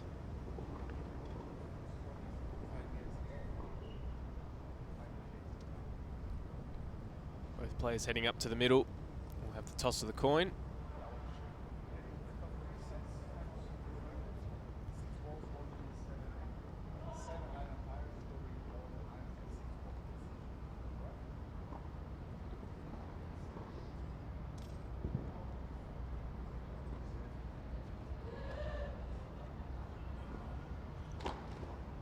So we'll begin our quick warm-up. And not too far from our third match on court 8. We'll just quickly duck over to court number 7, which is Ellen Perez and Olivia Tranjamulia. Tranjamulia taking the first set 6-2, and is currently 1-love up. On serve though. So still on court 8 with Rodionova versus Woolcock.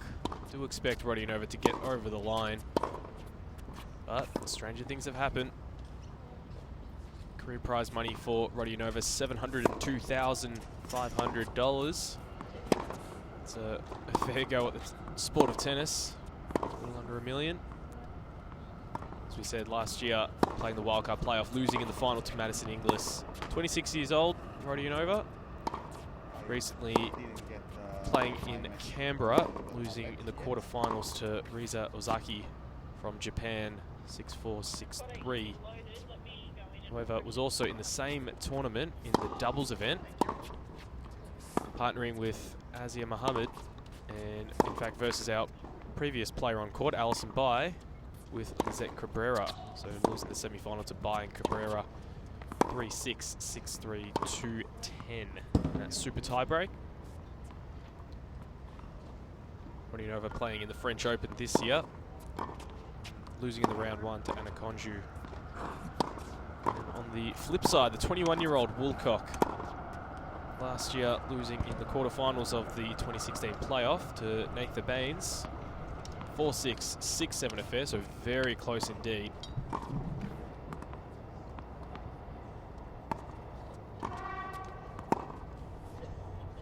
He's here at the National Academy in Melbourne. Prize money discrepancy a lot more apparent, $702,000 for Rodionova, Bodge, and just $14,000 for Woolcock. Woolcock currently playing at the University of Florida, so any prize money that she earns isn't allowed to take it. No, that's all right. Last Grand Slam was in fact the 2016 Australian Open for Belinda Woolcock in the doubles, partnering with Ellen Perez. And it was an all-Australian affair, just more Storm Sanders. They went down 6-4, 6-2.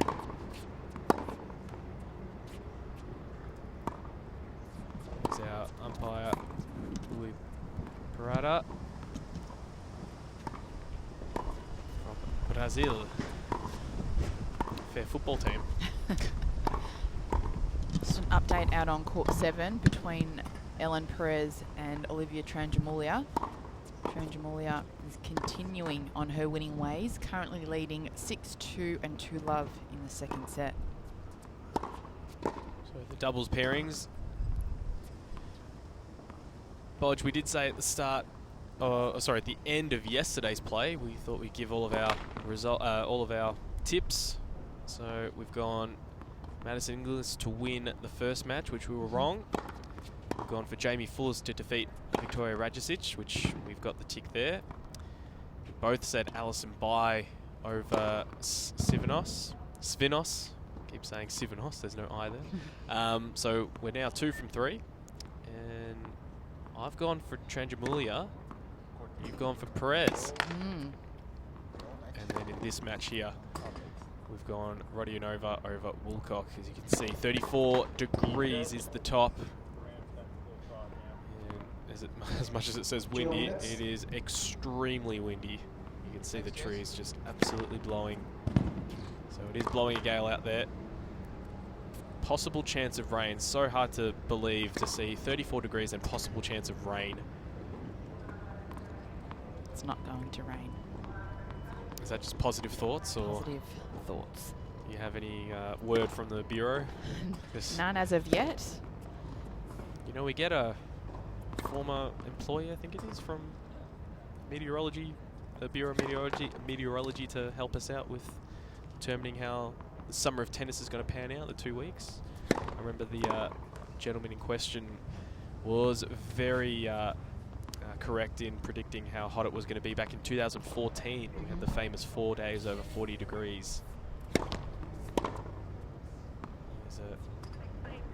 Geez, Roger Federer. It's been a hard year for him. No, it's going to be great to see him back in action. At the Hopman Cup too, starting the year at the Hopman Cup. Very exciting. Taking nothing away from his partner, but how good would it have been to see Martina Hingis and Roger Federer pair up again? I think 14 years ago they did it. Well, I think 1 year he partnered up with his now wife. Nurka. Right. Yeah, she used to play as well. Quite a good player. 2002. That was the year. First round Australian Open wildcard playoff consists in best of 3 sets, final set advantage. So the fans, despite the chance of rain, they are flocking down. So if you're around in the area, make sure you head on down to the courts here at Melbourne Park. Free entry. You can come take a seat wherever you like. First row, back row, in the shade, outside the shade. It's a pretty awesome atmosphere. All the construction work at the moment. Yeah, maybe the umpire before you had already done it. So that's how you know next time. Sorry, I apologize for the Thank you. Alison Bai there, talking to some At the friends. left of the chair from Australia, Belinda Woolcock. At the right of the chair from Australia, Arina Rodionova. Rodionova won the toss Didn't actually to get receive. Alison Bai's coach. So, not mentioned on any of the websites. So I wonder if she's recently moved or just never thought of putting her coach's name forward, or maybe she's got too many people that she's working with. Do have confirmation though from the tournament director Francis Sawyer that Madison Inglis did retire due to a stomach bug. A stomach bug. That's very unfortunate. unfortunate. Definitely not from any of the food in the Players Cafe. Beautiful food over there. Sort of hoping if I pump them up enough, I'll get a free coffee out of it. What are the odds of that happening, Bodge? What are the odds of both of us getting a free coffee for that? Yeah, I'm not sure that's happening, but... So, Rodionova, very eager to head out, get things started. Woolcock just happy to take a bit more time. Looking very fit is Rodionova. As I said yesterday, saw her at the Victorian Premier League a couple of days ago at MCC Glen Iris, playing for her team. She was looking very strong. Good serving. Movement was very impressive on a very hot day. Her husband as well, Ty Vickery, the current Hawthorn player, he was over there. I said, are you going to be venturing down here to watch her. She goes, mate, I've got pre-season training. First set, Won't be able to Belinda get out Woodcock there. to serve. Play.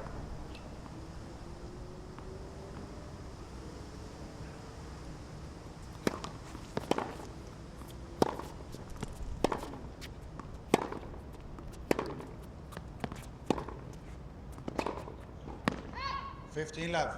Good early start, right in the corner. Skidding off. We've seen a couple of the other matches where the start from some players was quite nervous, whereas Woolcock getting off to a nice start there.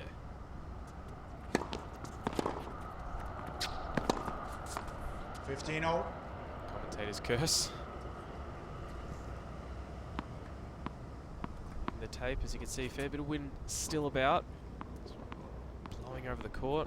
Here, Woolcock.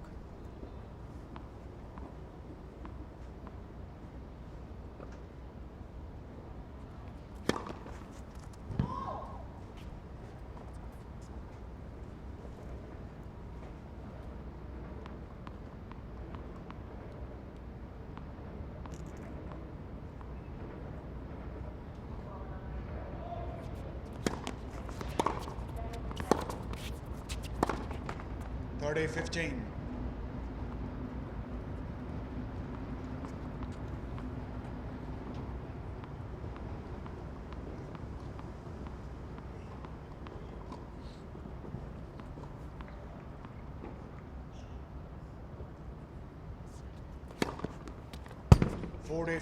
Serve down the tee, sliding away from Rodionova.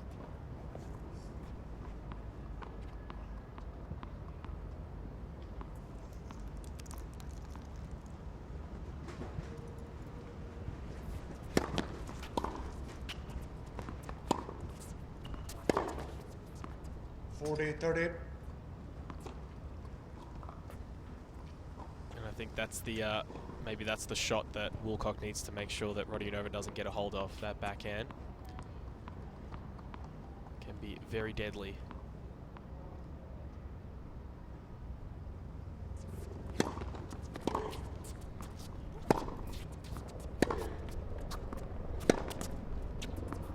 Dios.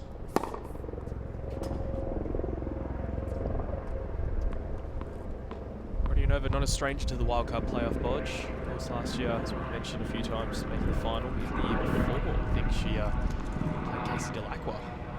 May have been the year before that. So she's Had a big year last year too, got married yeah. during the wildcard playoff.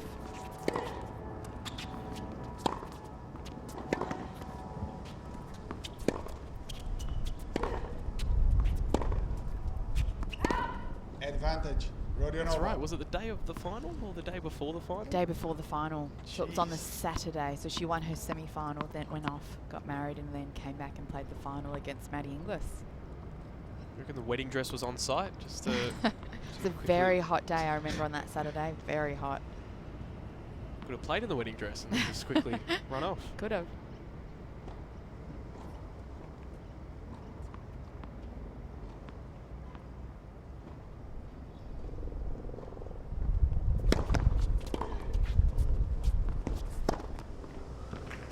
Dios. Not enough on that slice. Wind blowing it into Rodionova.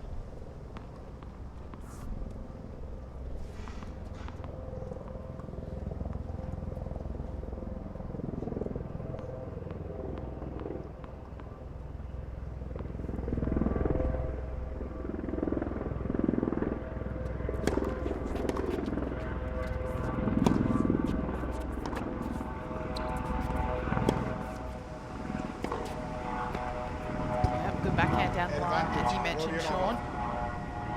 Has to keep it away from it, or at the very least make her move into the backhand, because if Rodionova gets a free swing, look out.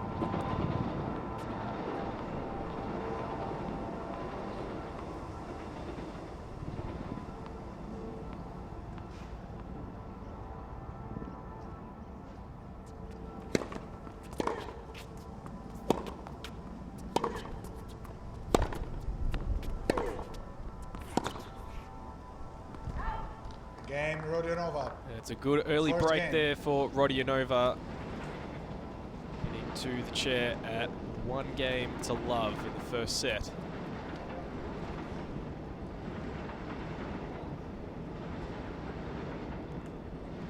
I'm not going to say it was a nervous start at all from Belinda. I think she did No, not at everything she all. needed to do, but maybe just Rodionova's a little bit more tighter with her errors. Yep.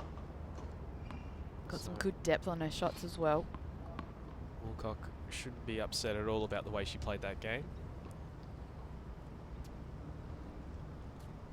Talking about siblings before Bodge. Of course, Sarah Tomic in before her big brother Bernie, but Rodionova, sibling in Anastasia, her older sister. I wonder if she's going to be around watching her sister. Arena play the Rodionova to playoffs. serve. It's a good question. They did make the quarterfinals of the doubles this year at the Australian Open. Fantastic run they had.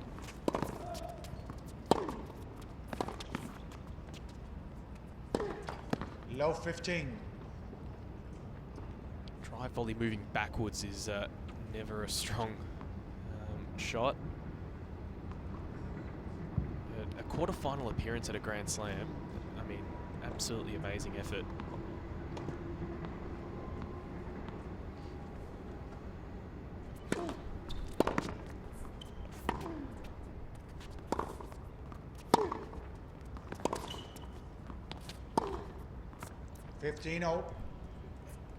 Just so much variation. The double-handed slice backhand and a nice loopy forehand. Didn't have to do too much. Moving her opponent around the court very well, Rodionova in this early stage.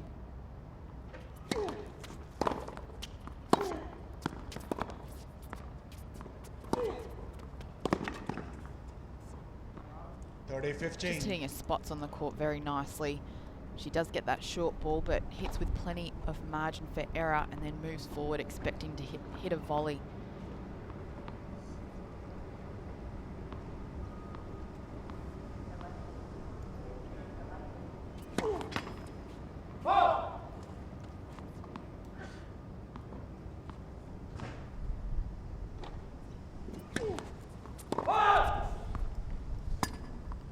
Not by much. Quick glance to the umpire to see if there was a potential overrule coming.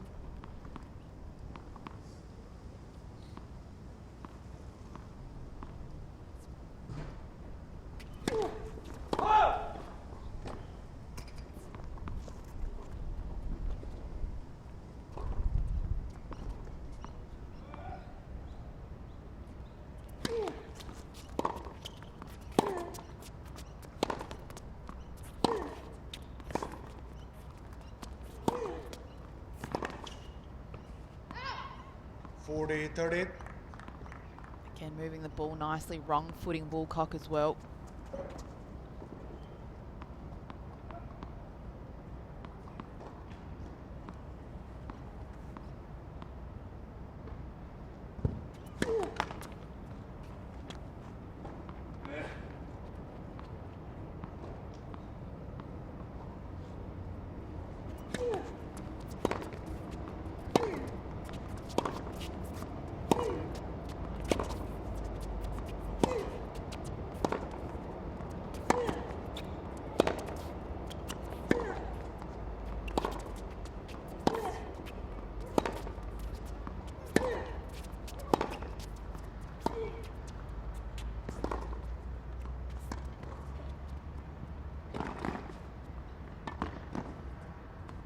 Oh, it's solid play from both players all around the court, and it's Rodionova who gets that one smack on the line. 2 games to love, first set.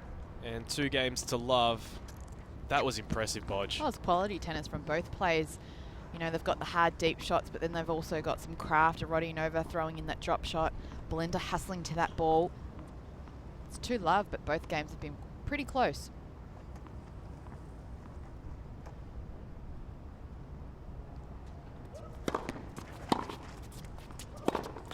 Low 15. And a score update out on court 7. We do have a result. Olivia Tranjamulia has taken out Ellen Perez in 2 straight sets, 6-2, 6-1. So Olivia will progress through to the quarterfinals, and she will play the winner of this match currently being played on court number 8. So Sean, you picked that one. I was about to say, it's more importantly a tick for me. Thank you, Bodge. We'll keep the score update of that later.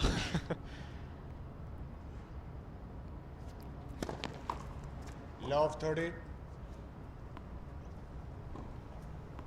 Although yesterday you did say probably at that point, maybe I should stop copying you, so could have been just a bit lucky.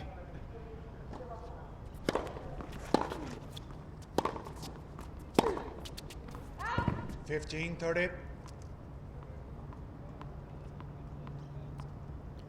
think clearly this is the side that you'd like to play on, because you can just see the depth of the shot from Rodionova versus Woolcock's. Woolcock might be hitting against the wind slightly.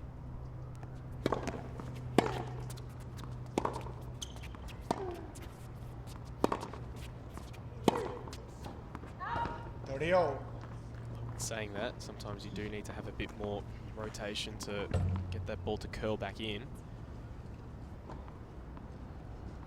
you can hit your spots, it's very dangerous when you're hitting with the wind.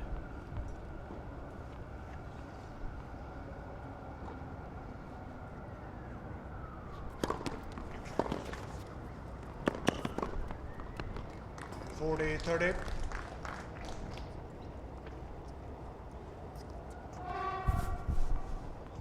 Impressive 1-2 punch there. Moving up to the net, making sure she is taking the initiative, Woolcock. Finds herself at the game point. Out. Game Woolcock. Rodionova leads 2-1, first set. Rodionova livid with herself. She's got the early break. Still leads with a 2-1 position in this match, but you can see there she's not happy. She was up love 30 in that game, and a couple of opportunities there to increase that score line. However, just 2 unforced errors off the forehand has let Belinda Woolcock on the board.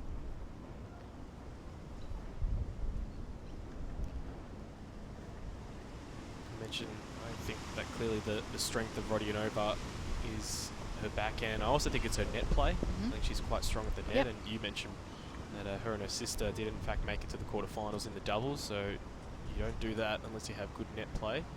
What do you feel for Woolcock? What do you think are the strengths that she needs to impose against Rodionova? Well, obviously the first serve, I think getting it out wide to the Rodionova forehand will allow her to have a few more of those 1-2 plays, and just keeping it out of the strike zone of Rodionova. Woolcock is quite a powerful player, so she obviously likes to dictate play. So she has to create opportunities where she too can move forward.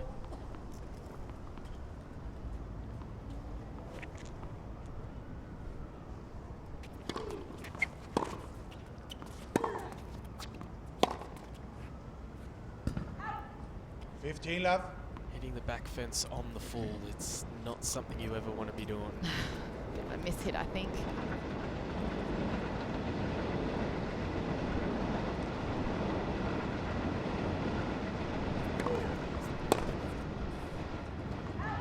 But Bodge, this 30 might love. go back to, I said that she was maybe a bit used now to playing against the wind. Now she needs to adjust to the opposite side of the court, playing with the wind. Just put back the pace a slight bit.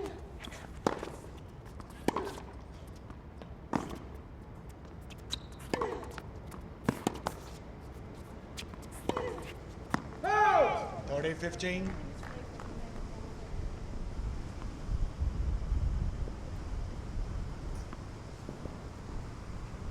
Here on the Court FX mic, Rodionova just chatting to herself.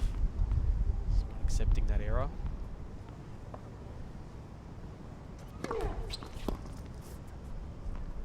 Out. Yep, good use of that 40-15. body serve. Woolcock not being able to get out of the way.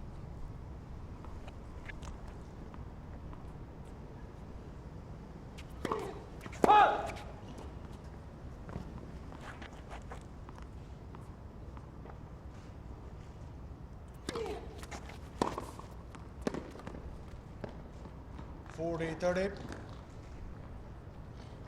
Great forehand to the Rodionova forehand. But used the conditions well, used her own pace well.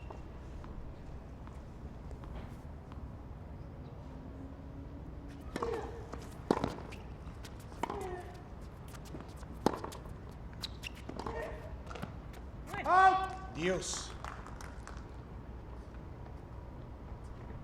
So this is the window of opportunity for Woolcock, getting it to juice. She could have a sniff. Rodionova now though, needs a first serve.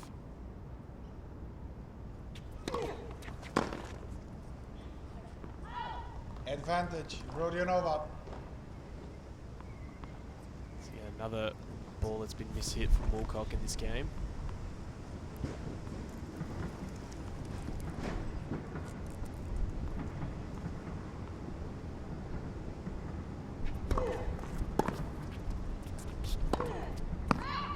Deuce.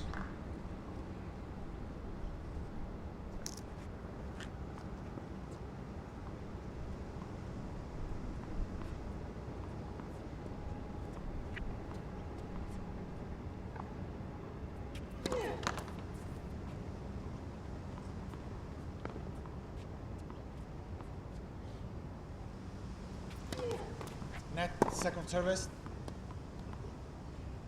Woolcock really needs to stand way inside that baseline. Not a lot of pace on that second serve.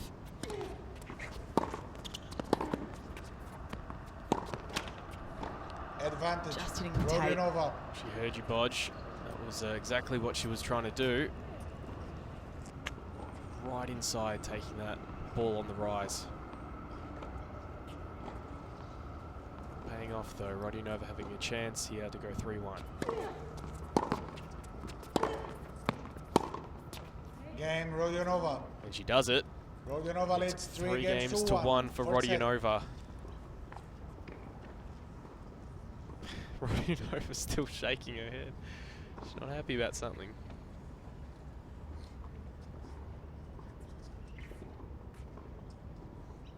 Got to be happy with that scoreline thus far, though.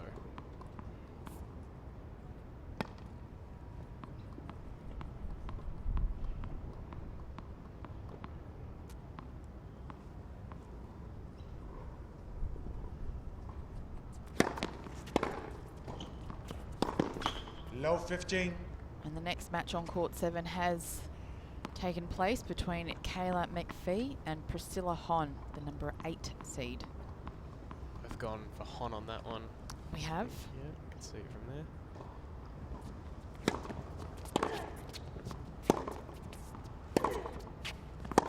there. 15-0. Forehand side from Rodionova has thrown in a few unforced errors, so something that Woolcock needs to consider. Maybe to start targeting the forehand.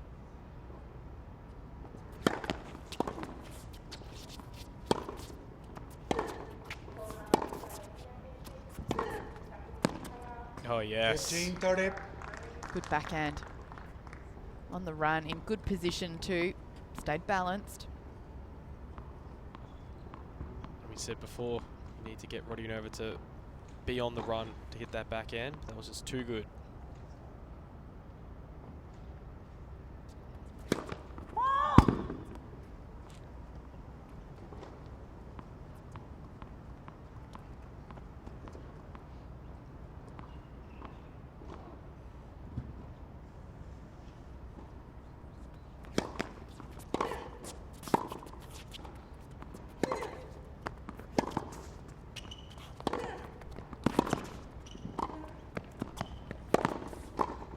Yeah, good net play, good anticipation. 15-48. Really like seeing that, you know, approach shot, 1 volley, 2 volleys, doing whatever it takes. Just so comfortable at the net. She looks Rodionova.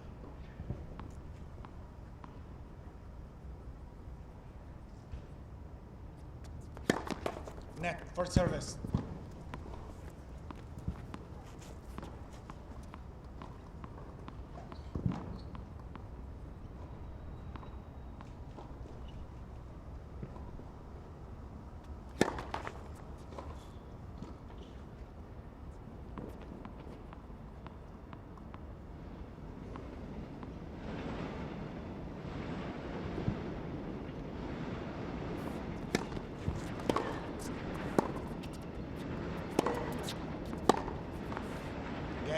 Rodionova. There we have it. It's Rodionova with yet another break of serve in this first set. She goes to the break with a 4-1 lead.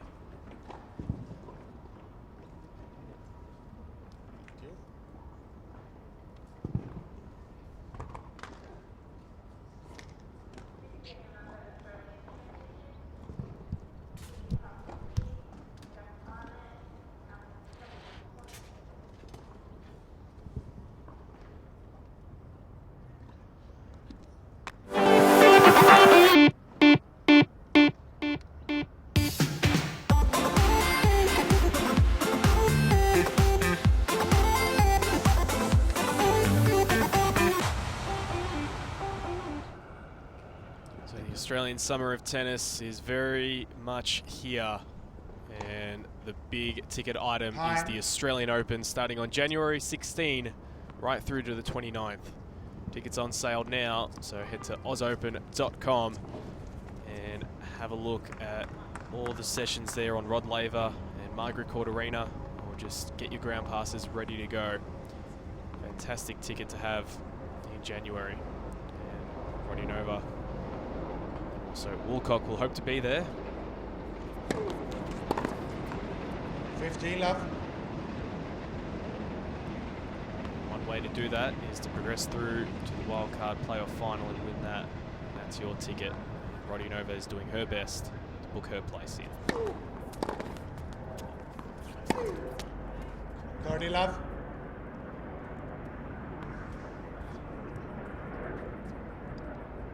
Was not this one.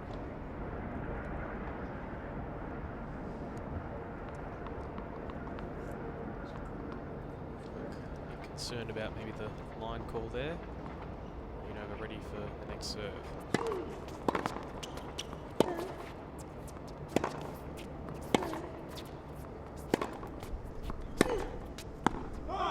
30-15.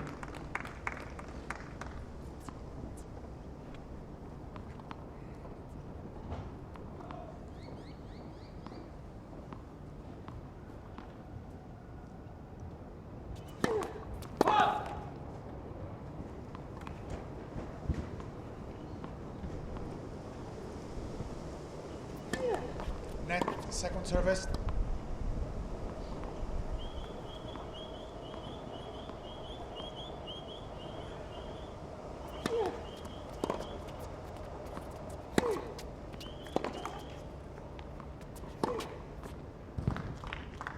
.40-15. Just so strong at the moment, Rodionova. Just pushing up in the court. She's looking now at a potential 5-1 lead.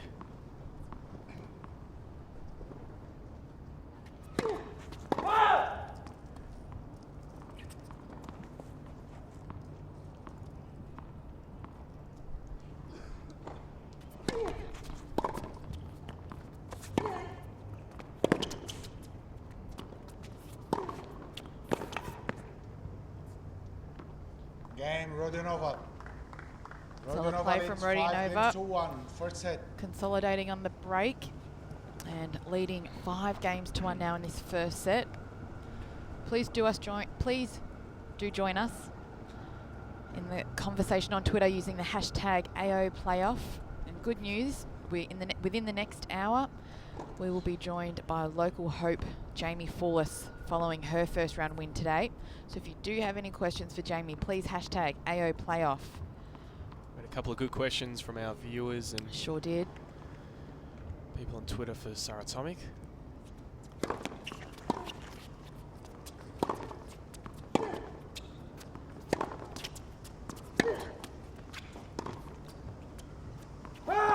Low 15.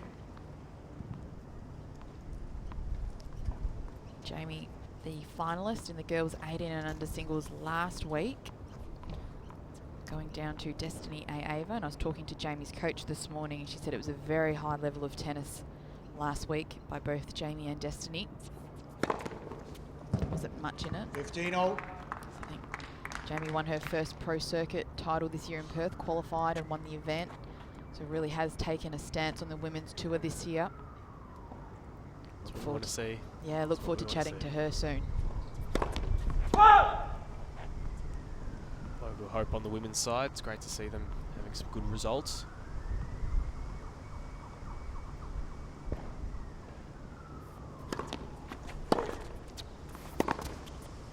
Out! 15-30. At the very least, she needs to hold, because you want to be serving first in the second set if, in fact, Rodionova can close it out. So you don't want to be going behind early in the second set if Rodionova is able to break here.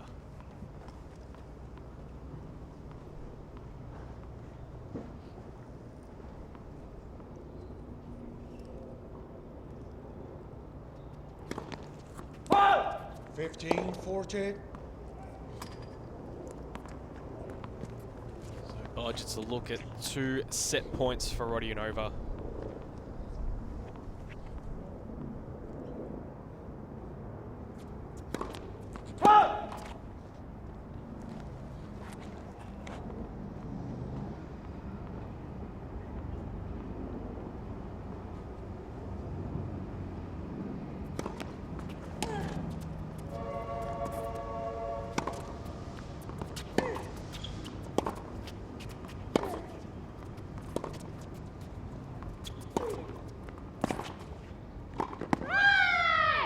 Game and I fourth do set, happen to agree with Rodionova. Woolcock. That did look 6 games to 1. very New balls, close, please. but the umpire thought it was on the line. So with that, it's Rodionova who gets the first set, 6 games to 1.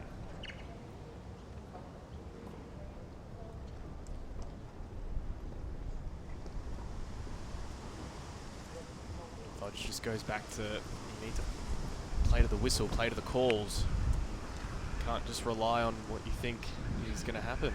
I mean, she hit it and started walking off and then realised that there was no call, so... And didn't really hit it Yeah. as a rally ball, just sort of hit it to get it back to the other side, so... Yeah. Not ideal, and especially not ideal now that Rodionova will have the chance to serve it, start serving, sorry, in the second set. But we had 3 matches yesterday, we have 4 today, so it's action-packed. On day 2 of the Australian Open 2017 playoffs, it's Tammy Patterson, the number 5 seed. She'll be taking on Abby Myers right after this match.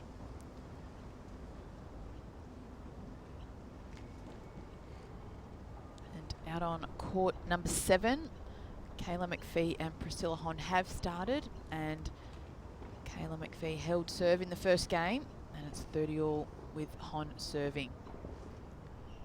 Oh, nice to see some fans in the Christmas spirit. Santa hat on. I think Hi. the hats in the background might provide a bit more protection from the sun, though. Not sure how sun smart that is. Still definitely warm outside. It's a stringer, or Second former set. stringer here at the Australian Arina Open, Rodionova to serve. Steve Buchan. Just watching some high-quality tennis.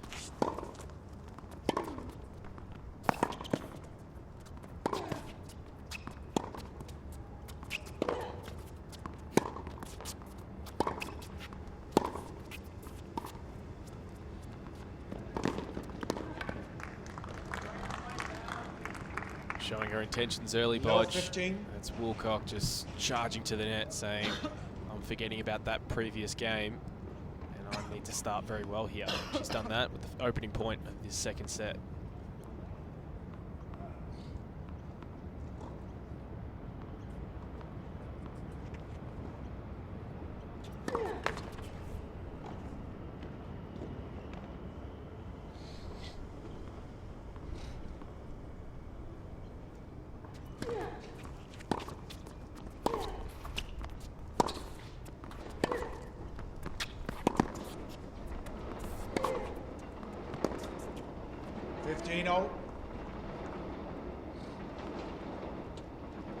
Just been looking at the service actions of both players now, Bodge, this last set, and just the stance from both players. You can see Rodionova, she will not bring both legs in together.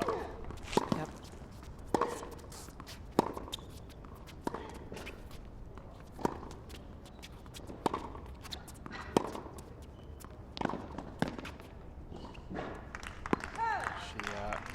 starts with 15, both of 30. them quite close and just sort of launches into the serve, whereas on the flip side, Woolcock, her serve is actually one that where she starts far apart and brings that back leg in.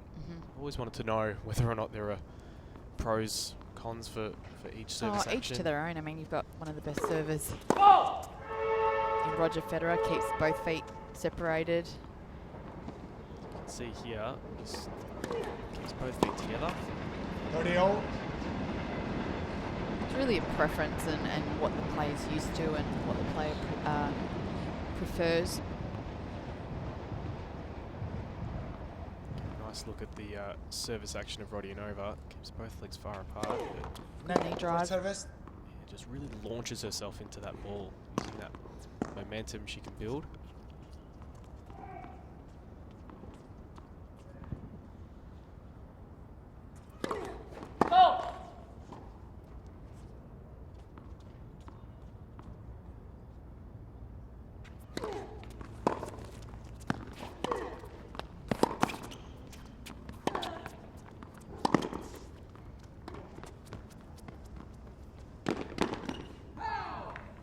Good hands there from Rodionova, just 40, changing it 30. up.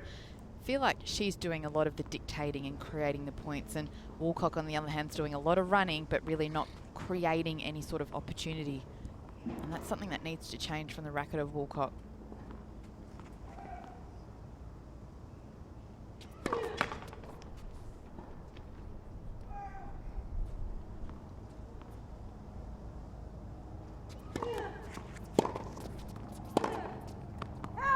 Dios. And even just again, 6-1. I mean, it was a close 6-1. If Yeah, that the makes score any doesn't sense. reflect on the rallies and the types of games that they had. Yeah, she has been blown off the court, but Rodionova's definitely been a bit more stingy with her. A bit tighter in the Yeah. points. Great change up. Advantage. Rodionova. Took the pace off. A lot of spin. You can see it landing sort of almost halfway in the service box, making Woolcock move.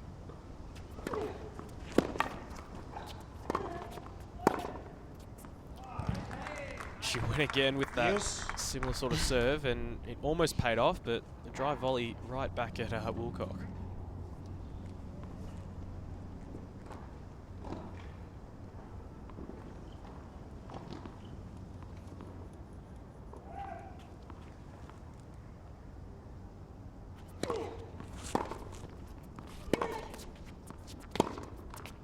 Advantage. Rodionova. Talk about, you know, the set only being 6-1. However, it was a lot closer. It's those types of points that Woolcock needs to get. Juice point, a missed forehand where she really wasn't put under pressure.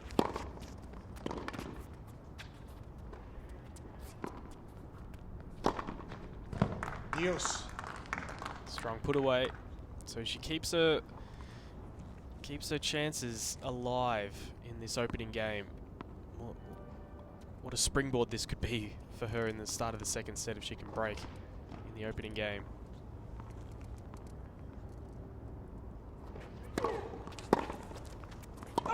Advantage. Rodionova.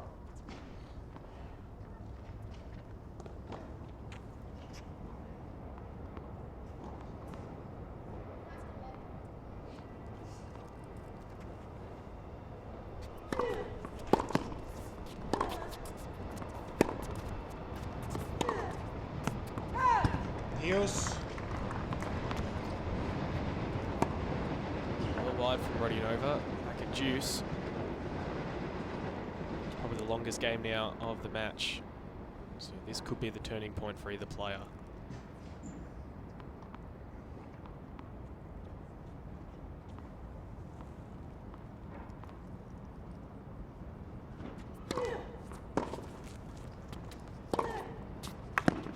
Advantage. That out wide serve Rodionova. on the Juice side has been super effective today.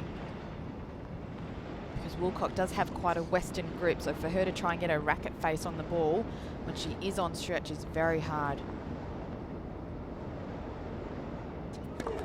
Net for service.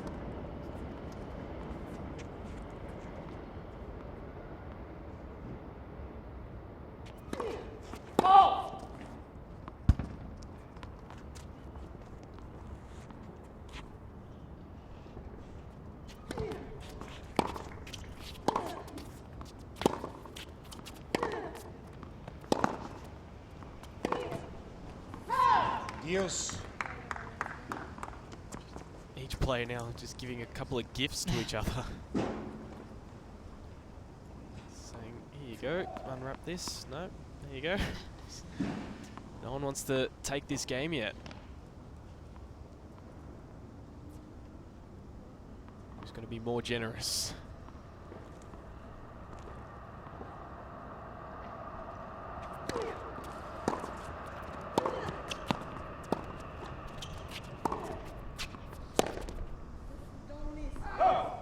Advantage, Rodionova.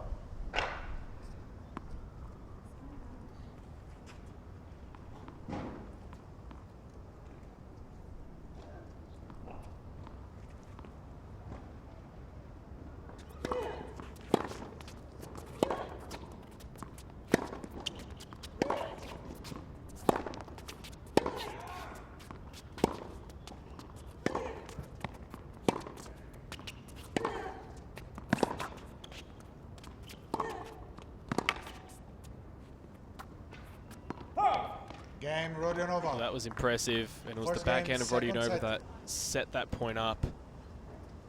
So she goes to the chair at 1 game to love, the opening game of this second set.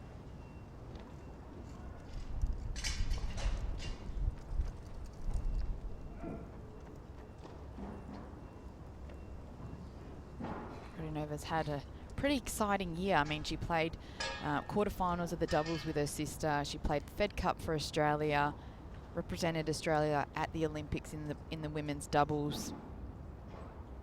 Got her ranking down so she could play at the qualifying event at the US Open. Got a French Open wildcard. So, I mean, playing 3 out of the 4 Grand Slams and the Olympics plus Fed Cup, not a bad year. That's a very nice one indeed. I mean, also won a 25,000 event in Perth earlier on in February, made a couple of finals and semi-final events, so finishing inside just the top 200.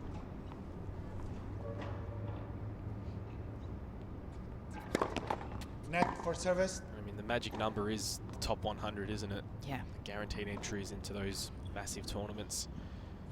That's the goal for all of these players. I know everyone dreams of being number 1, but just to get into that top 100 surely is the first goal.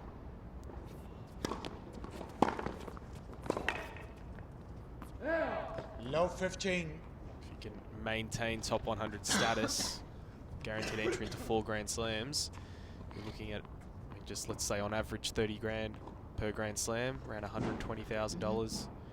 That's a fair year. Low 30.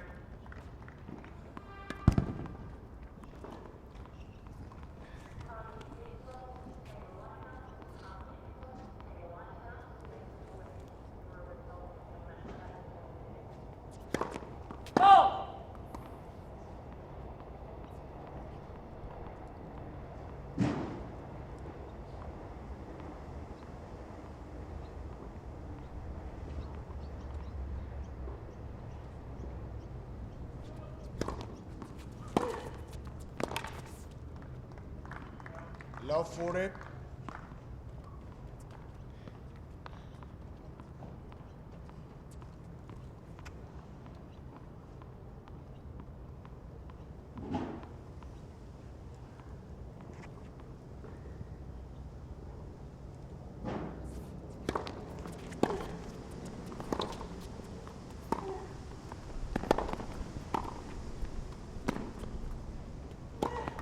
Yeah, well played. Again, Rodionova. So after a Rodionova tough leads seesawing two games to first love, game, second set. Rodionova just goes bang, bang, bang. And that final bang gets to 2 games to love. So consolidating this break. Well, looking to consolidate after this, sorry.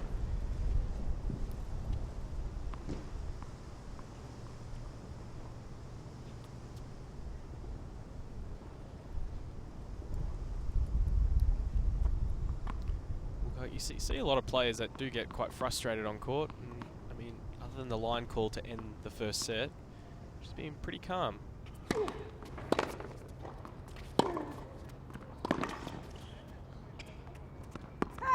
15 love. Despite the scoreline, sometimes they can really eat at you. 6-1, but I mean, we did say it was quite close. Maybe she really understands how close it was. Just a few points here and there. Quite a composed play, Belinda. You see on the flip side, Rodionova, even in such a commanding position, chatting to herself, just not happy with just missing balls when she's 40 love up. 30 love. Just clearly such a professional, isn't she, Rodionova? Always eager to improve.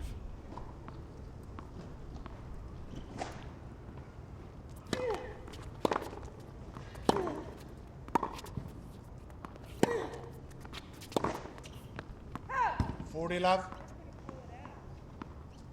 Now, she's just missing a couple of these shots by a long way.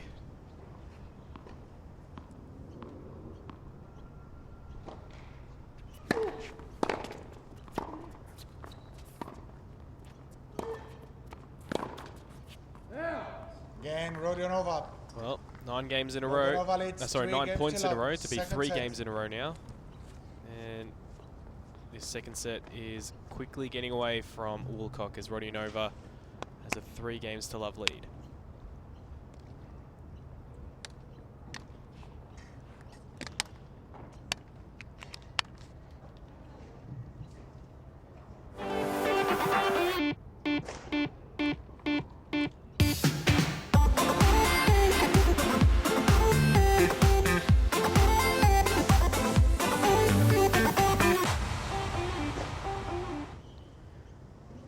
We say top 100 is the goal, and you will be seeing the top 100 players in the world here January 16 to 29. Head to ausopen.com and do not forget to get your tickets. They're on sale, plenty left, lots of ground passes, a few early rounds I'm sure. Semi-finals and finals are always tricky to get your hands on, Bodge. They sure are. Have you visited Oz Open? I know you're going to be working, but on your days off, have you gone to the website? Hearing you talk about it, I feel like I need to jump online as well.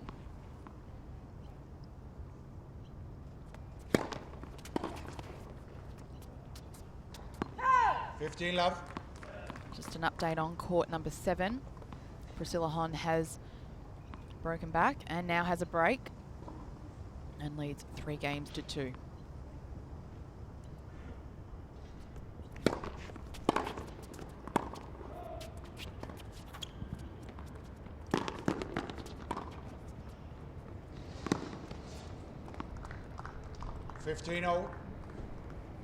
It's just great tennis, great work, understanding the court so well, moving her opponent up, moving her back. And she's got the shots, she's got the execution right now, Rodionova.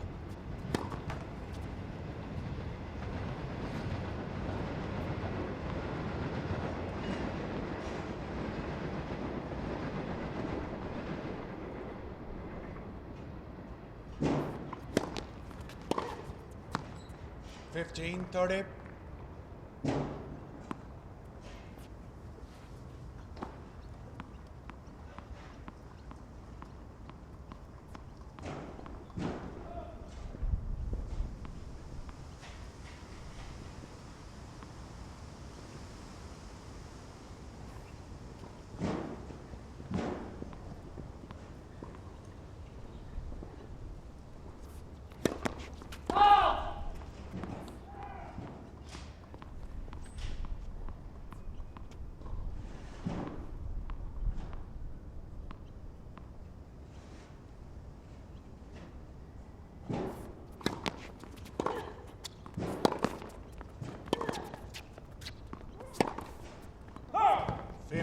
For it.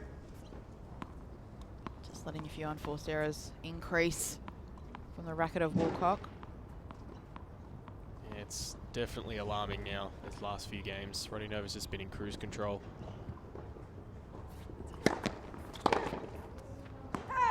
30, 40. Commentator's curse.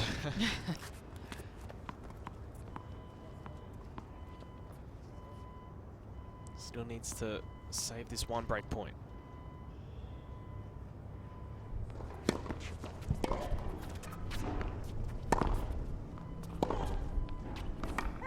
Correction. Game, I Rodionova. thought it was in. It looked Rodionova like it leads was 4 going games long, to love. but I But thought she had enough even dip. if it was in, I thought Belinda would have had a play on it. So I thought maybe replay the point. Was right on the line. Oh, has the ball been has the point been given? Yeah. Oh, right. That's, yeah. Well, I guess she didn't technically get a racket onto it. That's the issue, isn't it? So it's now 4-love. And right at the finishing line, Rodionova is. 15 love.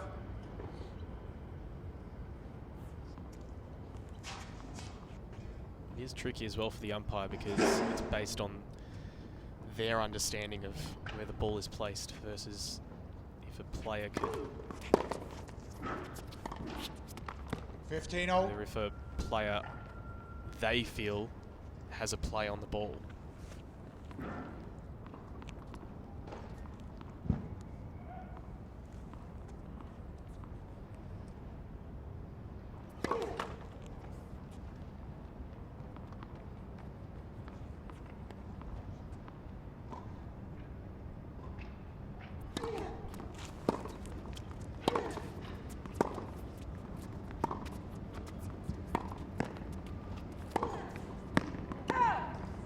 Fifteen, 30.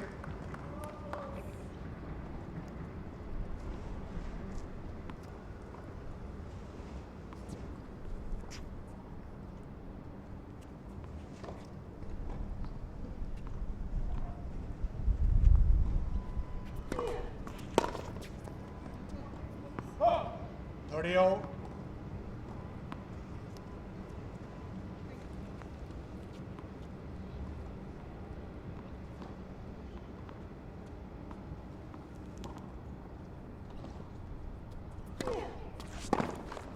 Forty, 30.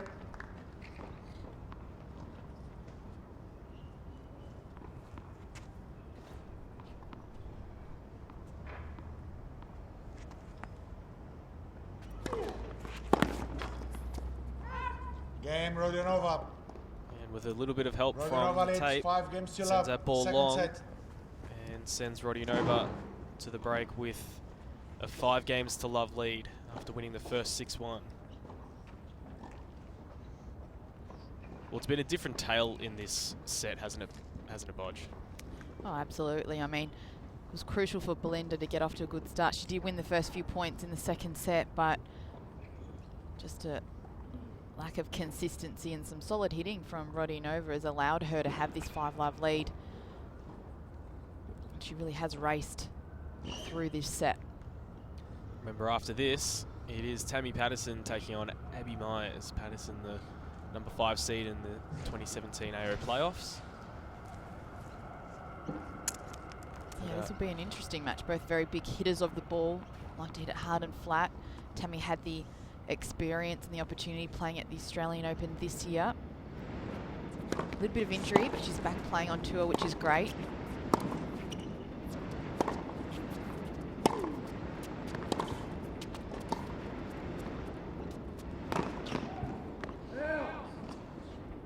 Low 15.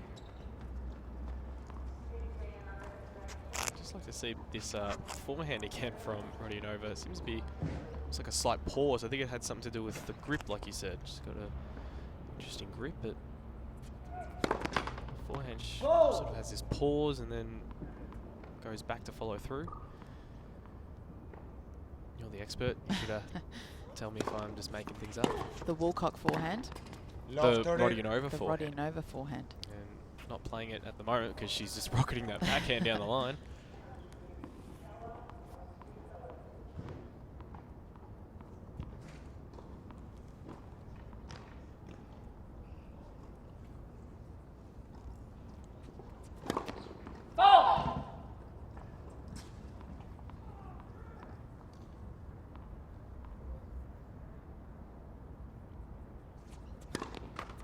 Low 40. And that double fault sets up 3 match points for Arena Rodinova.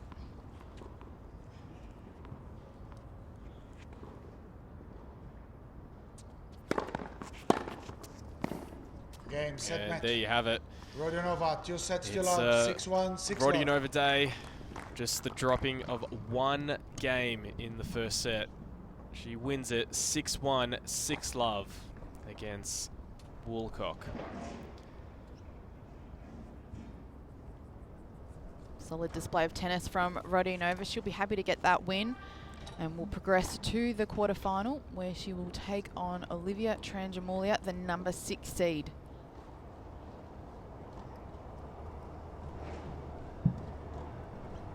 Again, don't go anywhere because we do have one more match coming up on this court with Patterson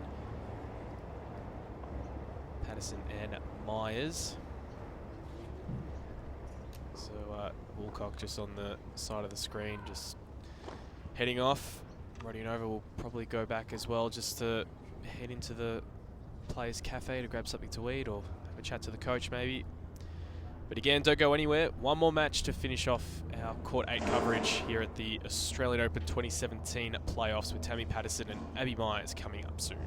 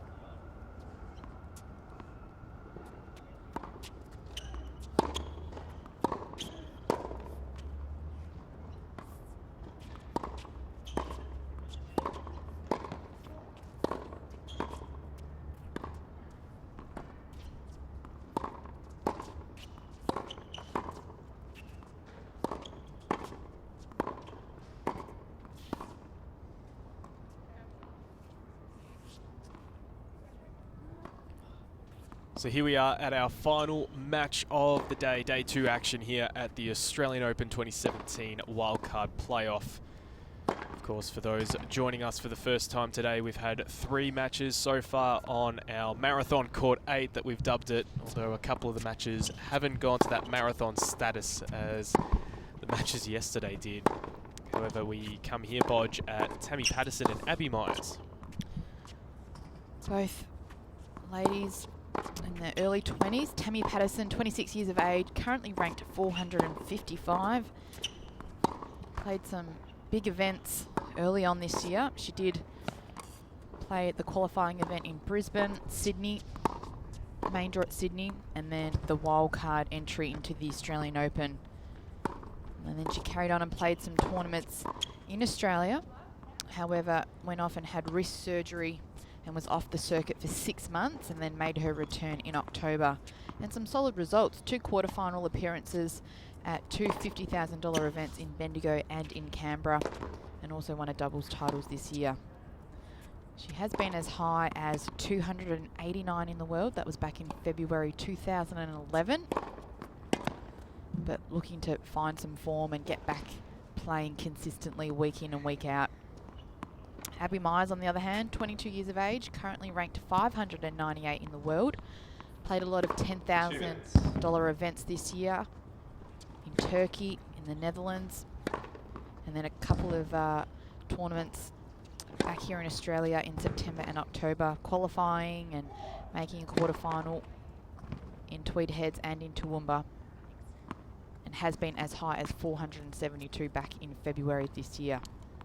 So a bit of a discrepancy in that respect because, yeah, I mean, Patterson's career high at 289 versus the 470 from Myers.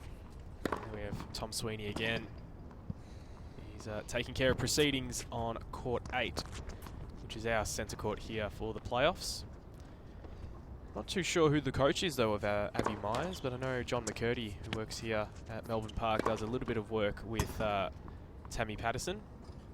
Tammy Patterson, late last year, taking some time off tennis, and was actually coaching here on site. I was doing a few of her coaching sessions, and she was, I think, just rejuvenated after the break, and it was rewarded with a very impressive semi-final appearance late last year, and that form saw her actually in with a look for a wild card. A discretionary wildcard, didn't have to play the playoff, just got the wildcard into the Australian Open. Abby Myers, on the other hand, as you rightly pointed out, 22 years of age, so a little bit younger, and the 598 ranking. Played the Australian Open in the doubles with Jess Moore. 3 sets, first 2 tiebreak, final set advantage. Against Yamila Wolfen. To the left of the chair, Abby Myers. 2015 And tournament. to the right of the chair, Tammy. However, have you heard of a double bagel, Bodge? Actually, Fortunately, that was the double bagel. I actually thought of the double bagel. John Millman, his first round match at the Rio Olympics this year. I think that was the first time that had ever been done at the Olympics, a double bagel. It's a very good trivia question, isn't it? It is. Who was the only tennis player to do a double bagel at the Olympic Games? Yeah. And it's our very own John Millman. There you go. I like a Bodge. Hashtag AO playoff if you like that little pearl of wisdom there. Or have any other sort of... Yeah, you're all trivia questions, your unusual stats.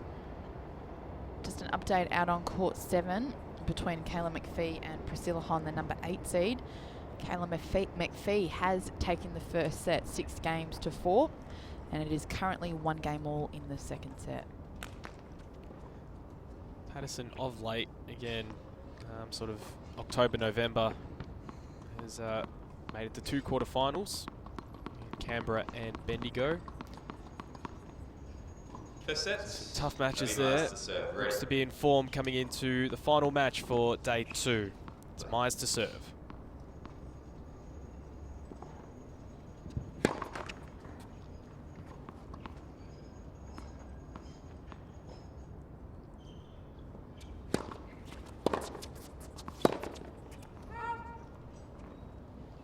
Love 15. Also, don't forget that we will be having Jamie Fawless join us here in the commentary booth this hour.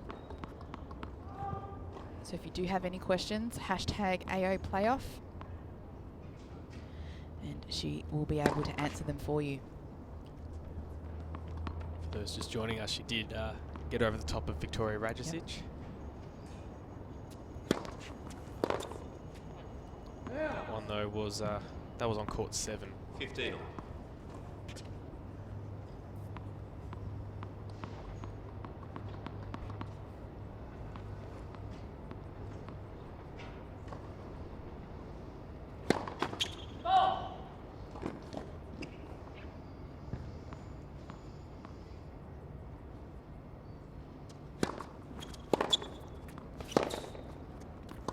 It's 15-30.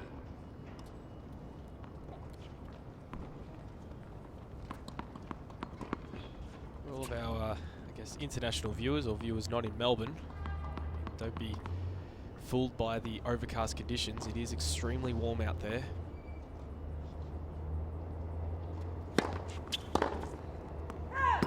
Supposed to be hitting top of 34 today, Bodge, but a chance of rain.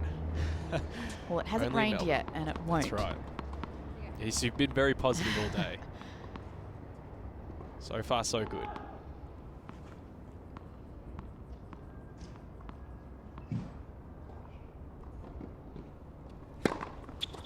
$40-30. Early fist pump there from Maya. And as we've seen with a couple of the other matches, you need to get to that good start, that good early start.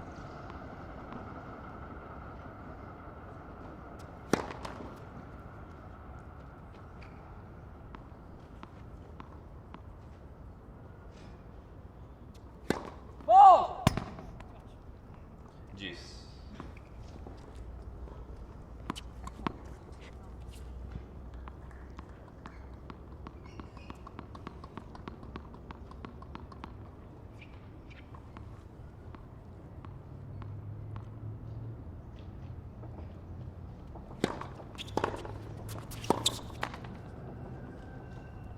Advantage As I say that, Bodge, she drops the next 2 points, one with a double fault, and then now facing a break point.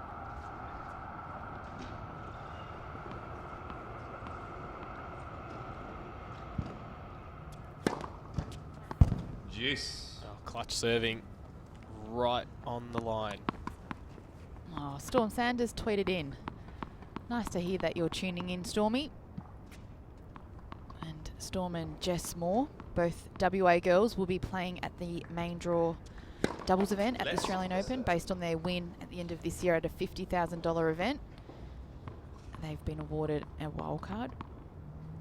So thanks, Stormy, for tuning in, and we look forward to watching you play in the Aussie Summer alongside Jess.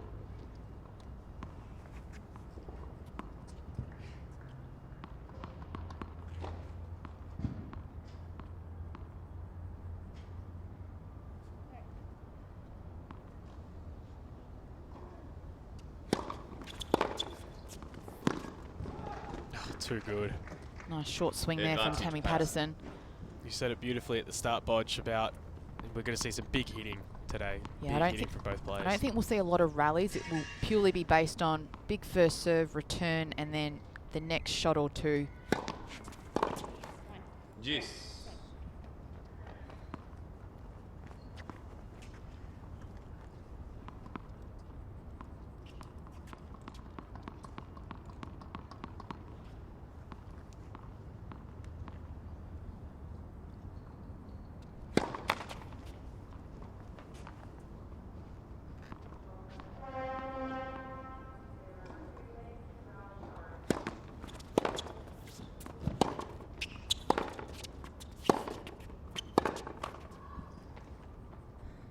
Advantage, Mars. It's right down the middle of the court as well. Fair pace on that shot.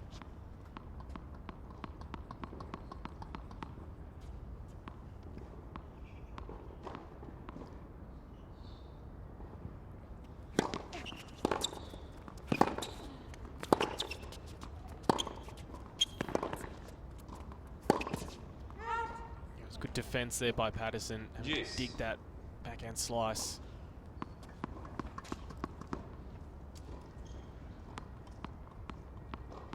big confidence booster, putting so much pressure on your opponent's serve.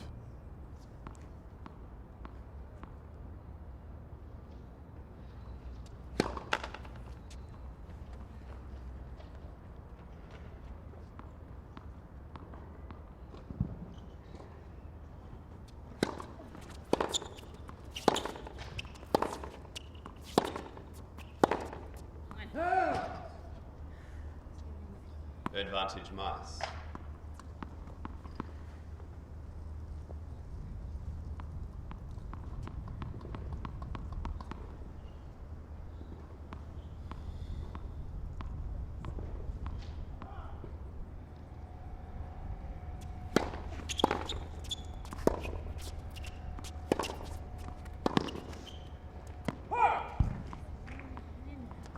Juice. Short rally, but long game. Yes, that's right. Still in the first game. This has almost gone on for as long as a couple of games in the previous match. Final set.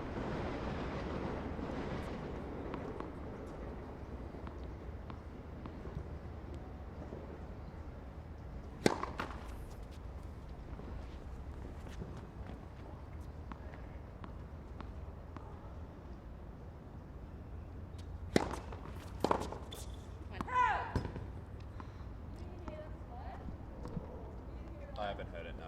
Patterson thinking that potentially a let Advantage occurred. Mice. Chair umpire says, no, I didn't hear anything.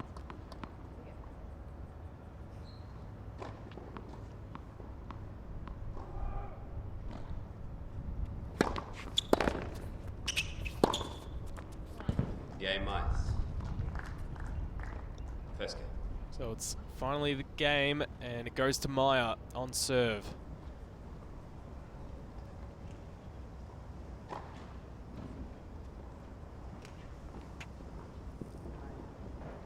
And score update out on court number 7.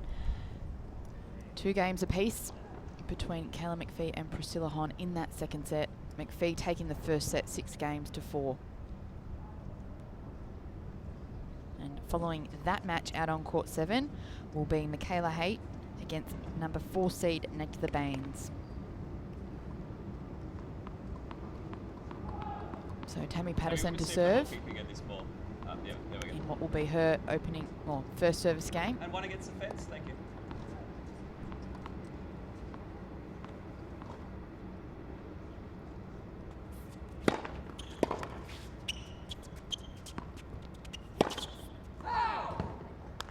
Overplaying that. Yeah, just overplaying that one. Patterson debuting at the Australian Open main draw this year, losing in round 1. You want to tell me, Bodge, who you think it was she faced? 15. Ana Ivanovic. Very good. Yes. Ana Ivanovic, the former finalist, French Open champion. 2-6, 3-6. Great experience it must have been for Patterson.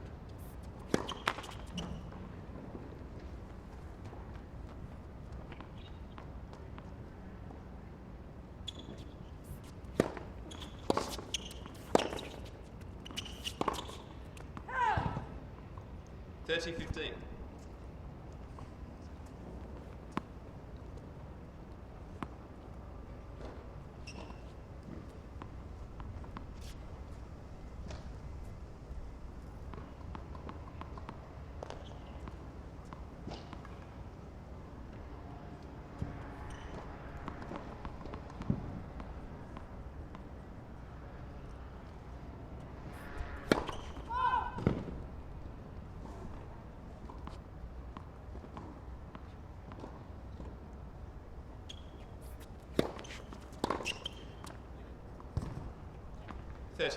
That's impressive down the line there from Maya. Stand at 30 all.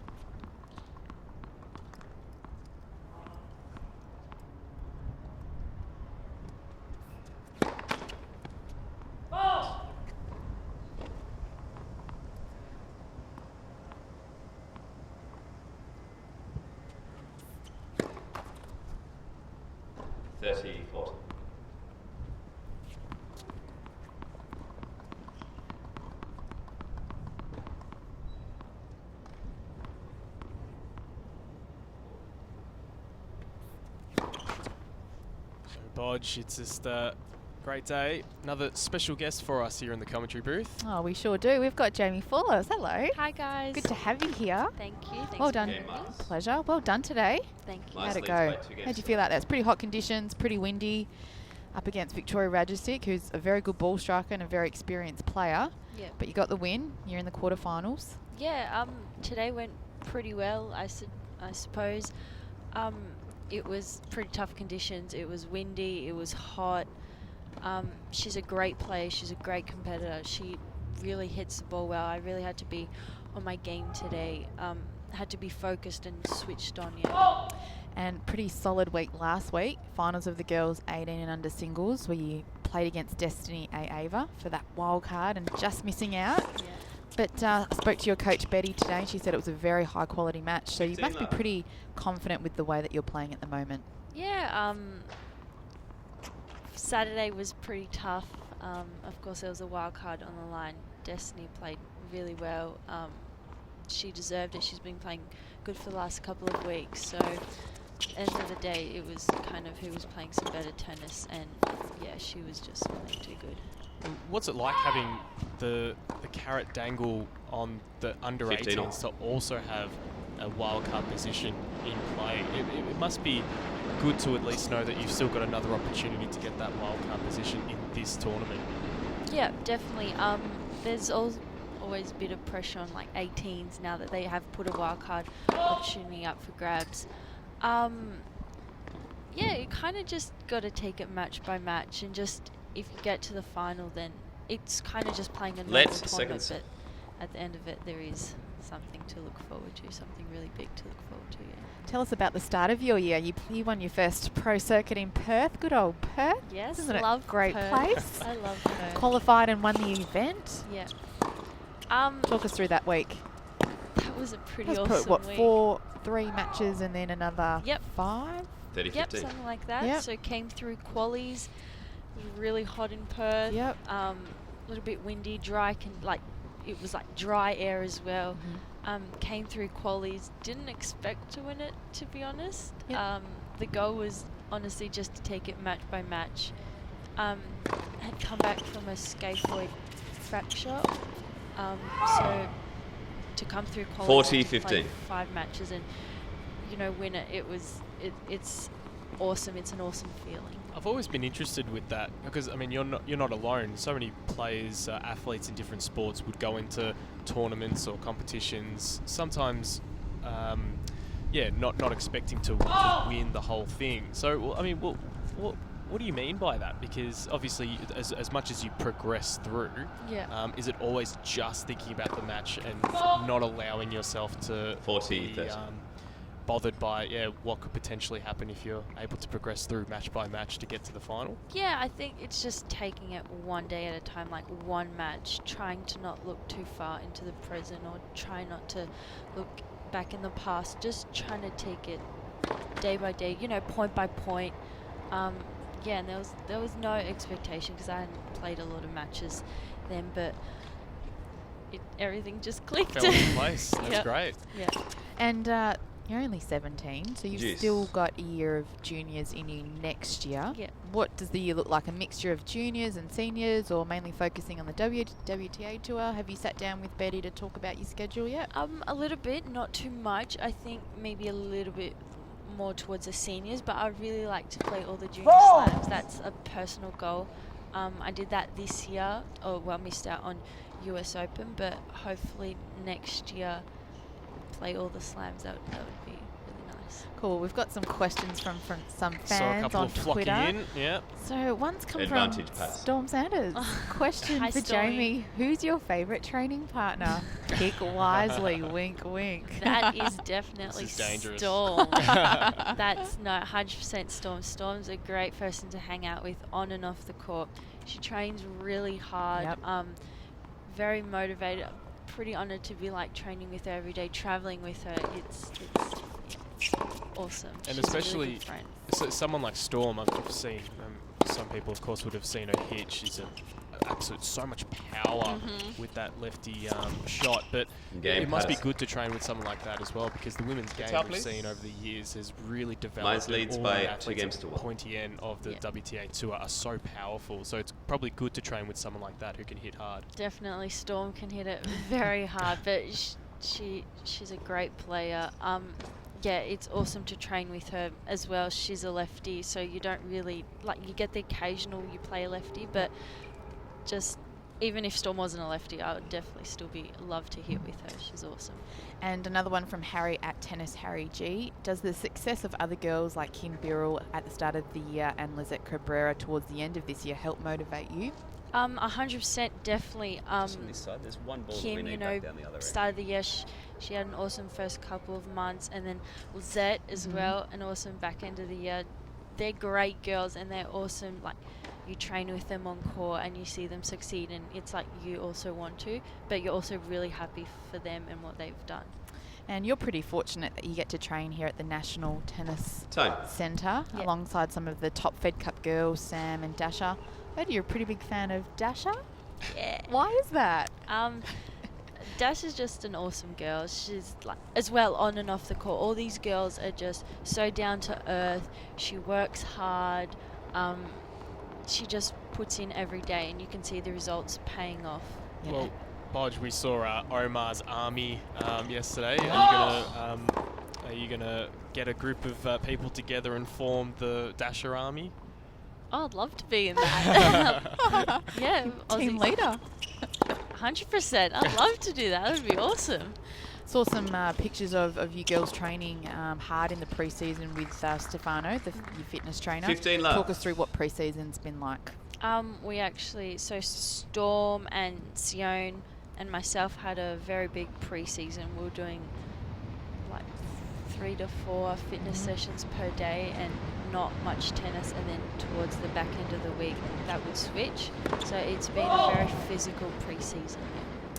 And you now move into the quarterfinals, and you've got a match on Thursday against the winner of 15. Kayla McPhee and Priscilla Hon, which is currently being played out on court 7, and McPhee's taken the first set 6-4 and leads 5-2. Any thoughts on that match and potentially playing Kayla? I don't think I've played any of the 2 girls for a while, Yep. so honestly we'll see how it goes. I'm sure Betty and myself 30, will put a 15. good plan together. They're both really good, so we'll just see how it goes, take it day by day. In a day of training, in the day of Jamie Fullest, what is the one thing, not necessarily that you dread, but what is something that you don't like necessarily about the whole training side of tennis? Does it? A lot of people Is say it- ice baths, that sort of 40. thing. There's an I'm example. used to that now. Okay. Used to that. Does this include a day of where school is involved Oh. or no school? Are you going to pop in school No, homework I or love something? school. Yeah. School's good. Yeah, no, we have a really good classroom, filled with a lot of good Let's players. listen. Jeanette, Matt Romios, Lucas, Greg, and our teacher Nat. So I think that's kind of like a relaxing day. Well, not a relaxing part of the day, but it's different to tennis. Game Patterson. Probably, 2 games all. no, Some people say gym work or... Foam roller.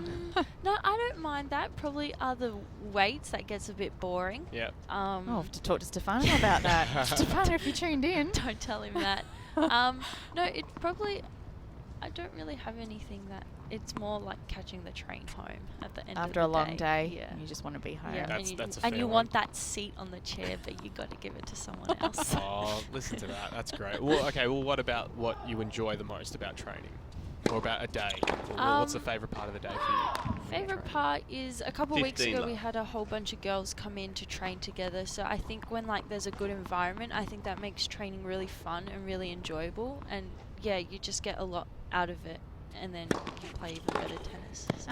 And 30 left. Betty, your coach, Sekulovsky, fairly new relationship. Yeah. So how about what, almost a year? Bit over a year. Bit over a year. A year and a half. What's been the biggest change for you and that Betty's sort of implemented in your game? Because you've had a pretty outstanding year. Yeah. So what have you guys sort of been working on? I think mentally we've been working really hard as well as like physically with Steph, but I think more mentally trying to get my head like right, and when I'm playing, like just just being always 40 love. prepared and just putting intensity in when it really counts. So yeah, just the little 1%ers. Awesome. Well, we'll let you go because you've got to recover and get ready for your match on Thursday. Yes. So what will tomorrow and the rest of the day look like before we let you go? I think do a bit of movement with step and Is that just today or tomorrow? 40, tomorrow, 15. Yep. tomorrow. And then a training session, just a light training session, work on some specifics and ice baths. Ooh. Yay. Well, thanks for your time. Thank you for Hopefully we having get me. to have you on the big screen and watch you play on Thursday. But Hopefully. good luck and keep up the good Yay, work. Myers. Thank you. Thanks so Jamie. much. Myers Thank leads you. by 3 games to 2.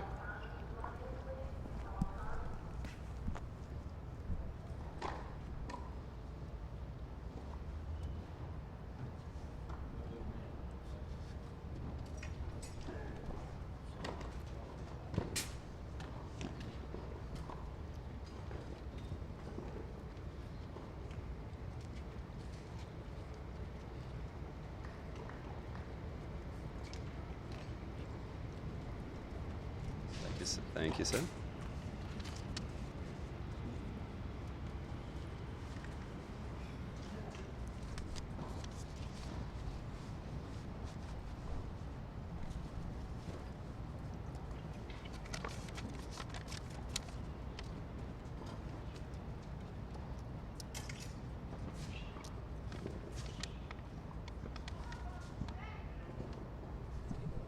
Time.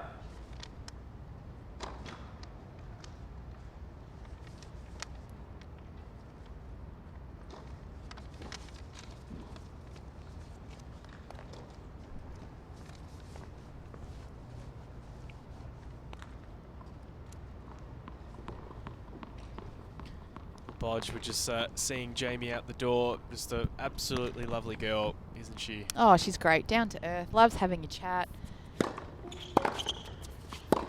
And nice to see her doing well on tour as well. Love I 15. just wanted to reiterate, she loves her schoolwork. She does. But back to this match. Tammy Patterson and Abby Myers.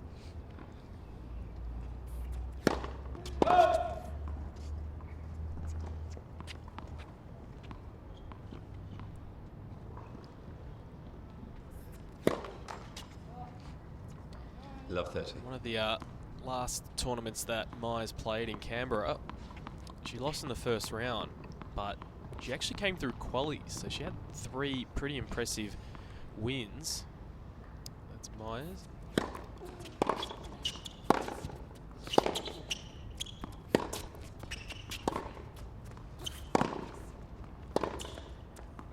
One of them being 15-30.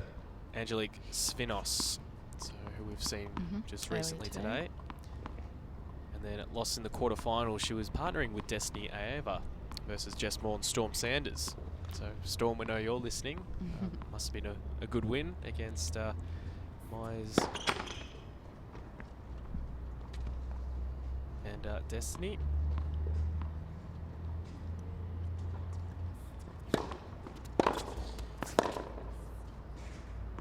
Good hard return from Abby 15-40. Myers. Sets up 2 break points to take a 4-2 lead.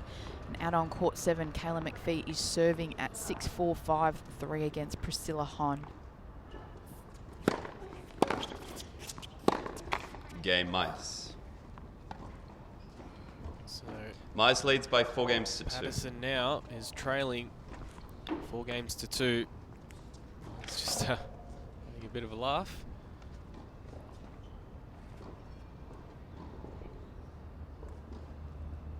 Just found something funny.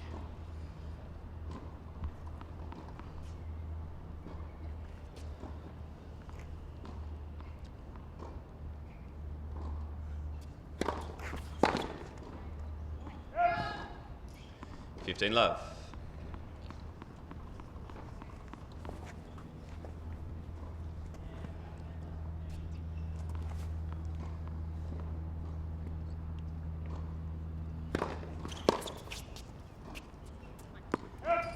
There's a fair 30 few love. points now that we've seen from Patterson where, I mean, they're just not missing by like a metre. They're missing by a couple. Yeah, a couple of mishits.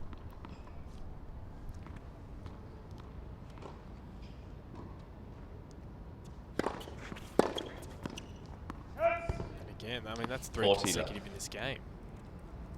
You just can't be doing that. I mean, credit to Abby, 3 good first serves as well.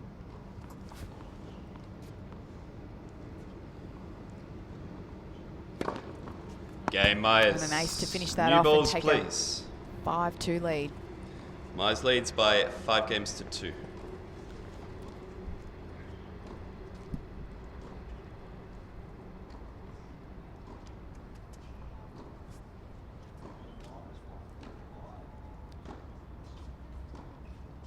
Just saw on that camera pan Sally Pearce in the crowd.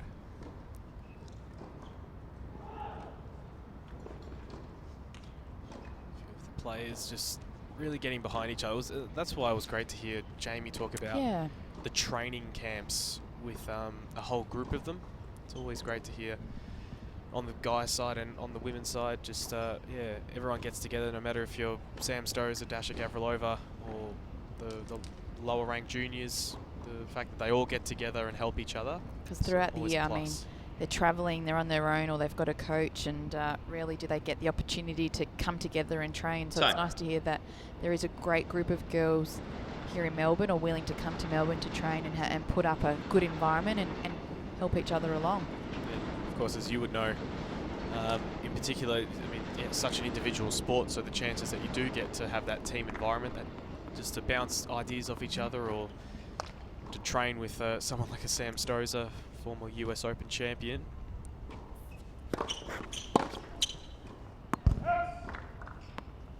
$15 love. Very, very lucky to be able to do that. Well, Patterson finally getting on the board here after a run of poor points. Serving to stay in it.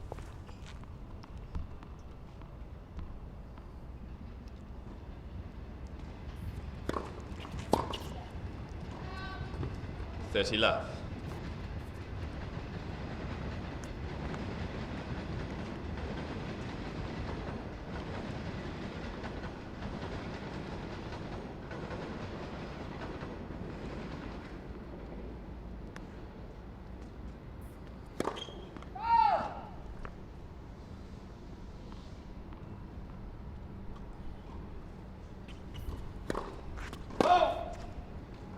$30-50.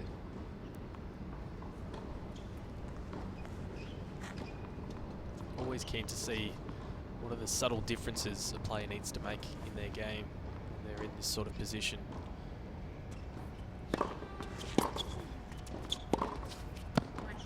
$30 all. I guess the thing for Abby would be just to keep those balls coming in hard and deep, because she's not having to do a lot right now. The errors are coming off the racket of Patterson. Yeah, that's what you need to do. Keep it in place so that you can take advantage of that. The gifts that Patterson's giving. Flip side, Patterson just needs to tighten up. Oh, the lines judge is helping. Oh, he's kept the ball. Oh no, he's given it back. Ball kid might do some line calls.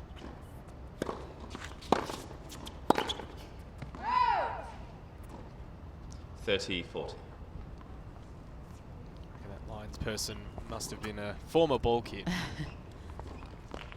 knows all the training.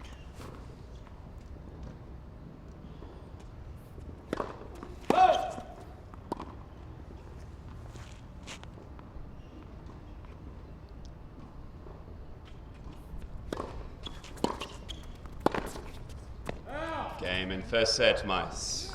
So there you have it. 6 games to 2. It does in fact go to Abby Myers. She takes the first set, 6 games to 2. With a new ball, please.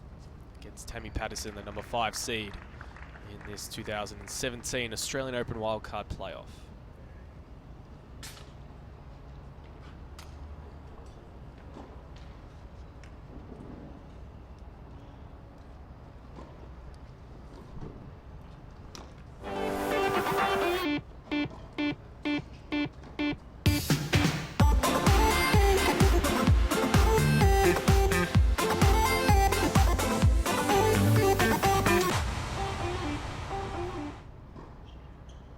Seeing Djokovic and Kerber hoist their trophies in 2016. Who will be doing it in 2017? Make sure you head to ausopen.com with the Australian Open kicking off on the 16th of January. Plan your summer. They're always hot property, the Australian Open tickets.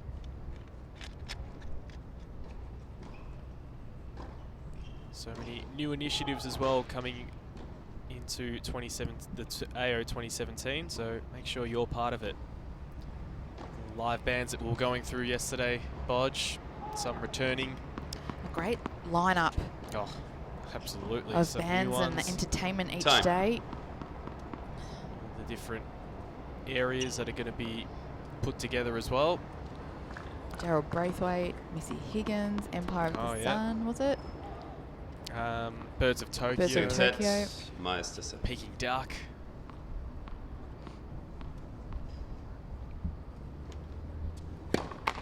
Should get a playlist going here in the commentary booth. Should.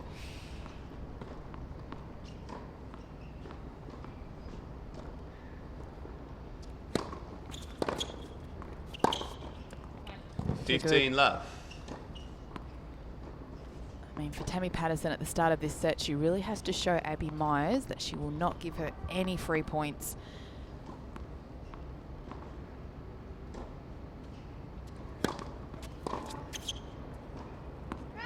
$30 love.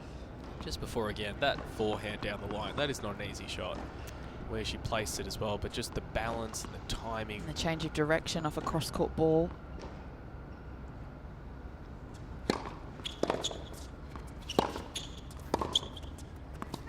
Said it before, the 40 getting over the love. high part of the net. Yep. The clearance that you need, not giving too much clearance to give your opponent an opportunity to get back in the point. So she's playing well.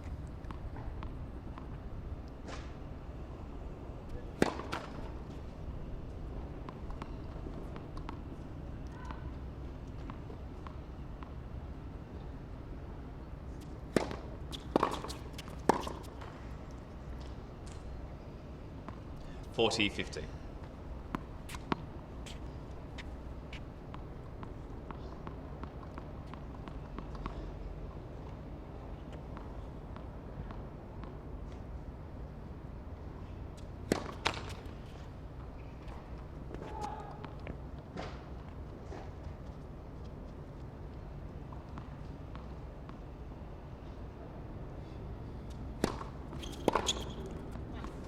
Game Myers. And from a marathon First game, second game set. in the first set, that one's gone to Abby Myers very quickly to 15. And it's a 1 game to love lead at the start of this second set. Update on court 7. Kayla McPhee, he's leading 5 games to 4 in the second set and upper set. Priscilla Hon serving at deuce. So very close there in the second set. Fee would be maybe ruining those lost opportunities for serving for it. I'll see she's got a match point now.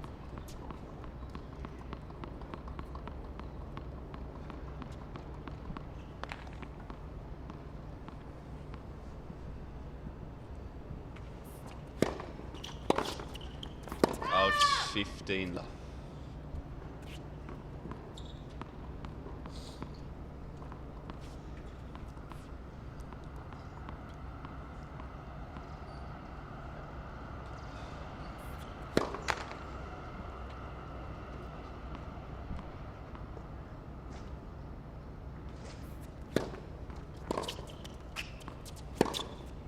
$30 love.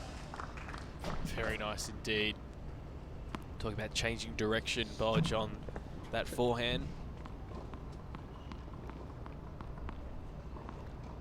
These points are won within the first 3 shots played. So the winner today will be the one that can get more first serves in, make the return, and make that next shot. That's where the points have been decided.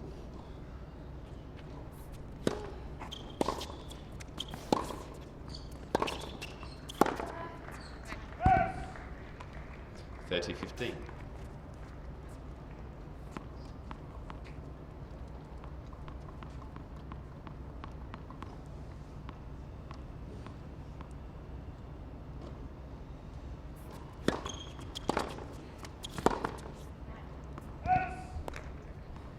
30 all. Just hear Abby Myers talking to herself, encouraging herself, make that return.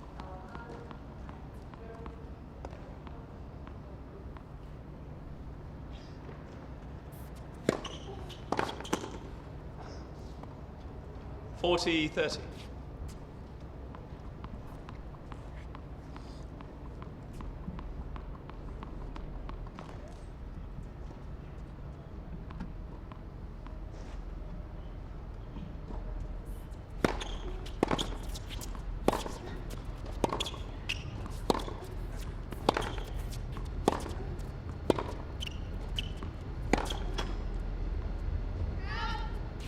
Just missed. You could see the Juice. umpire gesturing there. The double hands down means in. So she went for that, but then changed her mind, which is fine. I think it was the right call. Here we are at juice.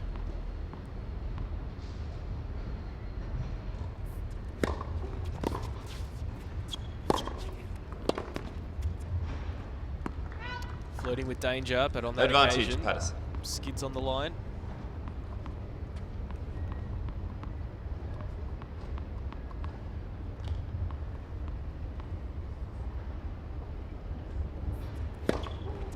Game Patterson.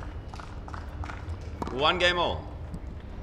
Crucial game for Tammy, need and the does balls well from to serve out that game. Get them rolled down. Really needed that game just to settle herself here in the second set. She had a good start, didn't she, in the first set? And just wayward errors We have an... Sorry, what was that, Sean? coming into calculations, but you're doing some circling. I am, because we've just had another result come through on court 7. An upset. Not one that we 15. No, we tipped. didn't tip this one. 15. It was an upset. Kayla McPhee taking out the number 8 seed Priscilla Hon, 6-4, 6-4. So Kayla will progress through to the quarterfinals. And she will take on Jamie Fullis. 30 Oh, love. wow.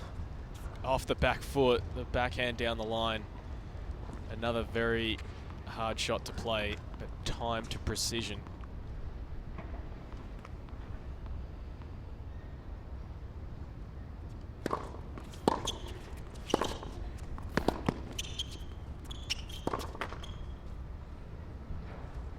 $30-15.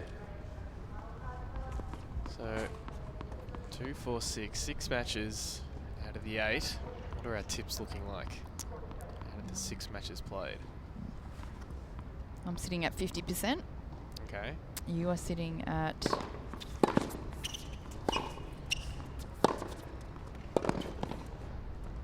Not bad.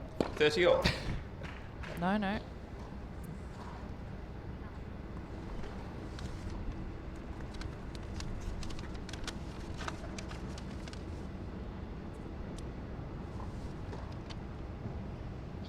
And you, Sean, are sitting at 70%.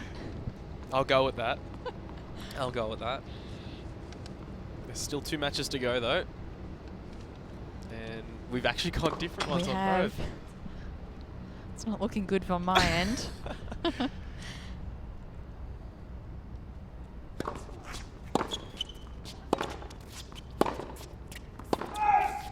40-30. Bodge, what do you say to Tammy? I mean, her game is all about power, but It is, right but now it's not helping. It's actually playing into Abby Mize's game. Abby likes that ball coming in hard and fast. She just uses the pace. So for Tammy, I'd love to see her throw a few balls up in the air, slow it down, break up the pace. Juice.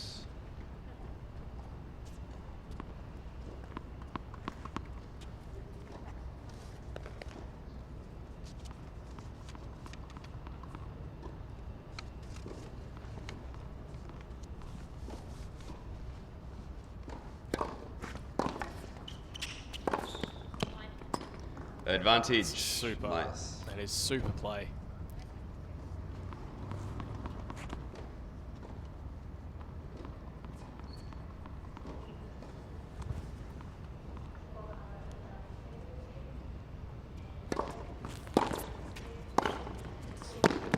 Game Myers.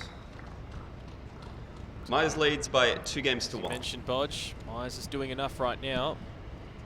She's heading off with a 2 games to 1 lead. I'll tell you though, one of the best times I've seen a player change their game, and I know this, and this is why this player is at the top of the rankings, or has been for so long, because now of course Kerber has leapfrogged her, is Serena Williams. Now when she played her sister Venus at Wimbledon, I do forget what year it was, but I'll never forget the match. Of course, both players very hard hitters. I mean, just clobber the ball. Can we get one ball Any from the end, please? of the guys on tour would struggle to rally sometimes with the power that they can produce. And Serena thought, okay, clearly she can match it with me with power. What I need to do is move her around the court. Serena Williams' movement is a lot better than her sister Venus. And she was just, it was just topspin galore, angles, and it was so good to watch. Short balls, drop shots, lobs, when her sister was coming to the net. No power at all, even the serve. Yep. We know how good Time. the serve is. So I know this is on a different scale, but I mean, it does seem that's what Patterson needs to start doing. Just maybe take a bit of pace off and utilize the utilize some precision, as we see some fans enjoying the match. Remember, if you don't, Happy fires. remember if you do want to join in on the conversation, hashtag AO Playoff. Love 15.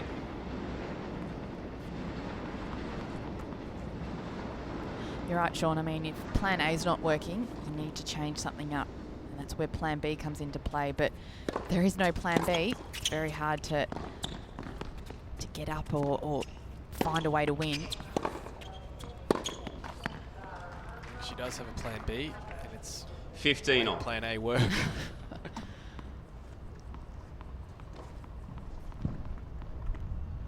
I mean, we saw this again from Omar, especially yesterday against Marinka Matosevic. 2 sets to love down.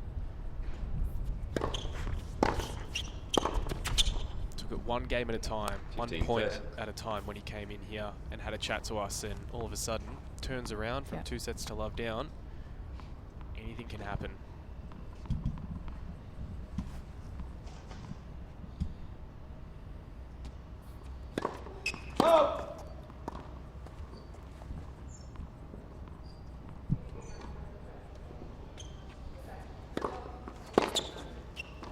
It's 30 all. Second serve, Abby Myers with an opportunity to take a 3-1 lead at 15:30 and just misses that one. That's the one I'd love to see her just get the ball back in play. She hasn't had to do too much in the rallies, so make Patterson play again, because sometimes it's those types of points that can switch that momentum. Again, another 40-30. missed return.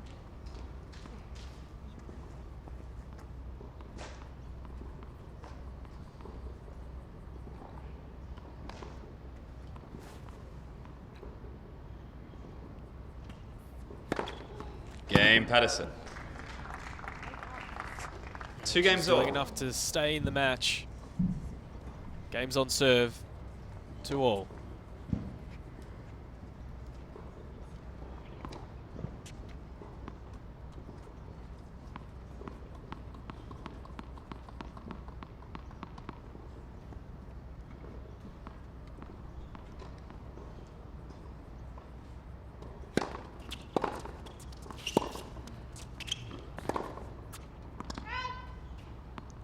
$15 left.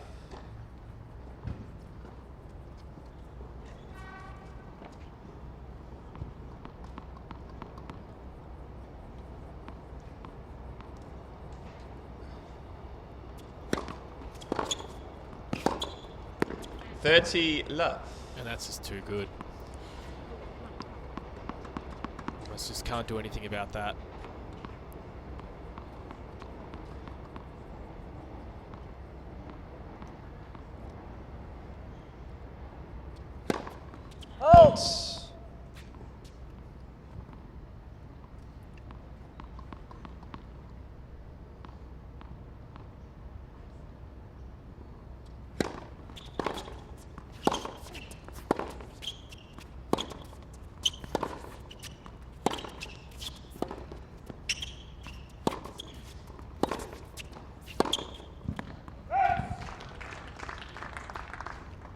30-50.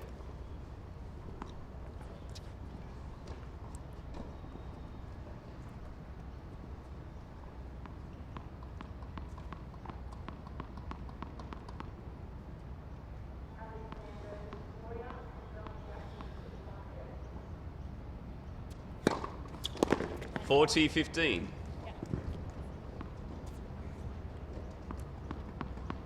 The serve that just almost takes the paint off the court. It's the positioning of her ball at the moment is top class.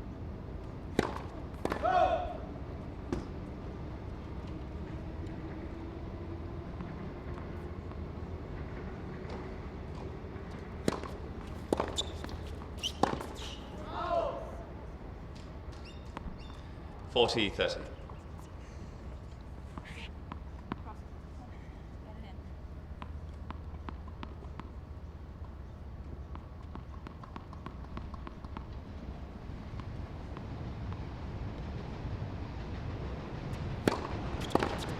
Game. Myers. Myers leads by 3 games to 2. Doing enough to keep her nose ahead, Abby Myers. 3 games to 2. Game still on serve.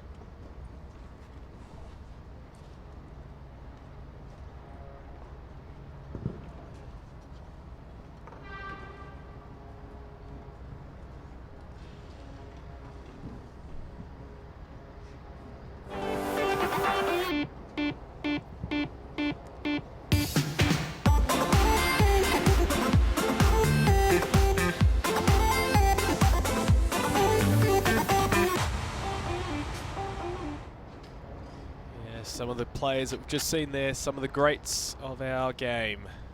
Tickets on sale now. Head to ausopen.com. Make sure you plan your summer and plan it around the Australian Open 2017.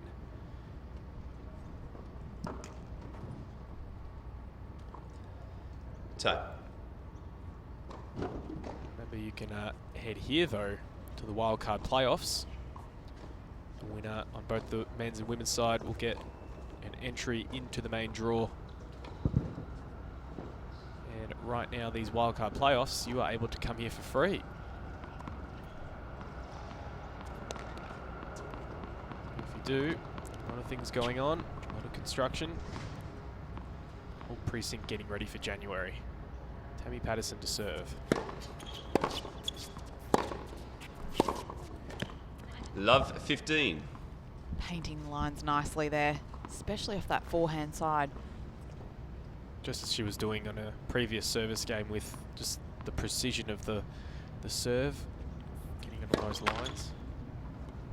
You just have to say too good sometimes, Bodge. Absolutely.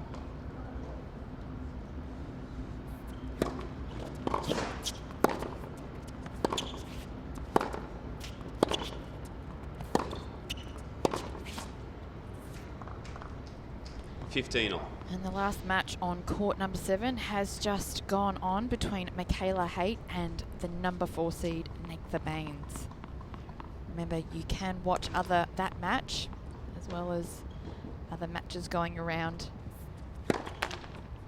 Just head to tennis.com.au/tournaments and scroll down and click Australian Open Playoff and you'll have access to these courts.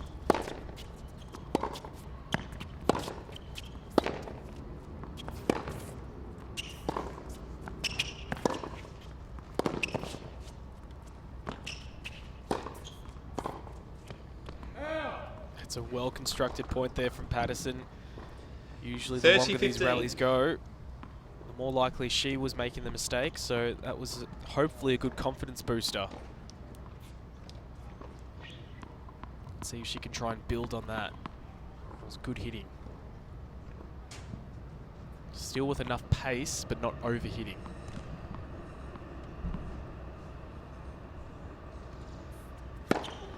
$40-50.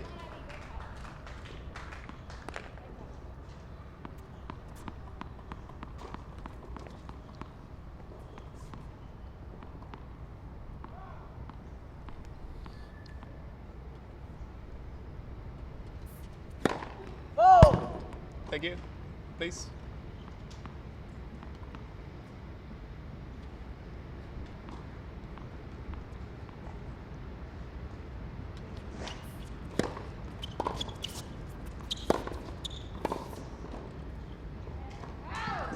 Game Patterson. 3 games on. Game still on serve here, Bodge. Who's going to blink first? It's really tough to call at this moment. Going back and forth in this second set. Tammy does seem to have been able to be a bit more controlled on her service game. Love to see her try and make a few more returns just to start the point here against the Myers serve.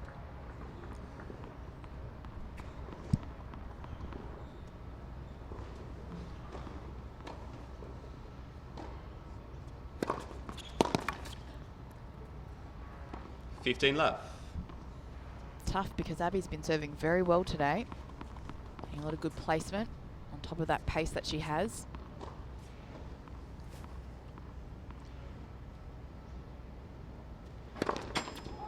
Oh.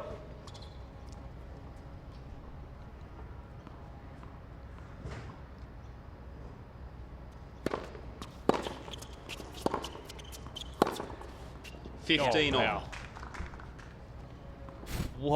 What a backhand.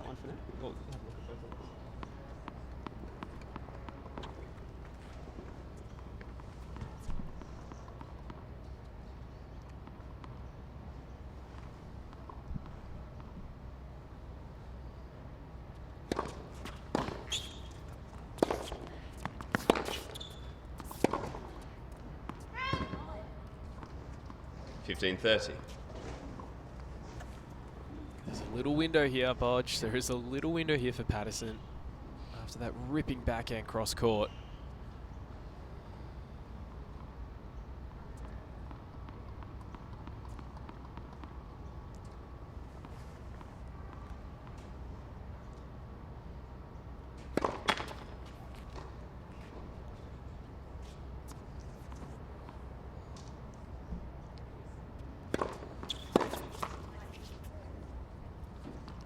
Just that return 30. again that lets her down.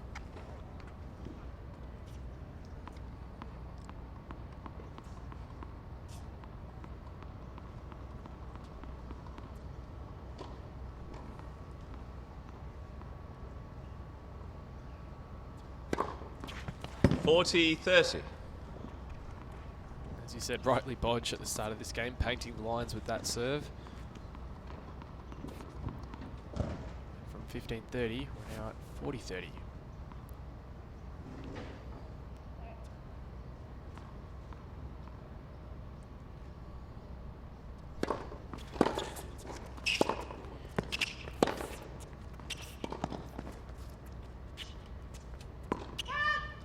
Juice.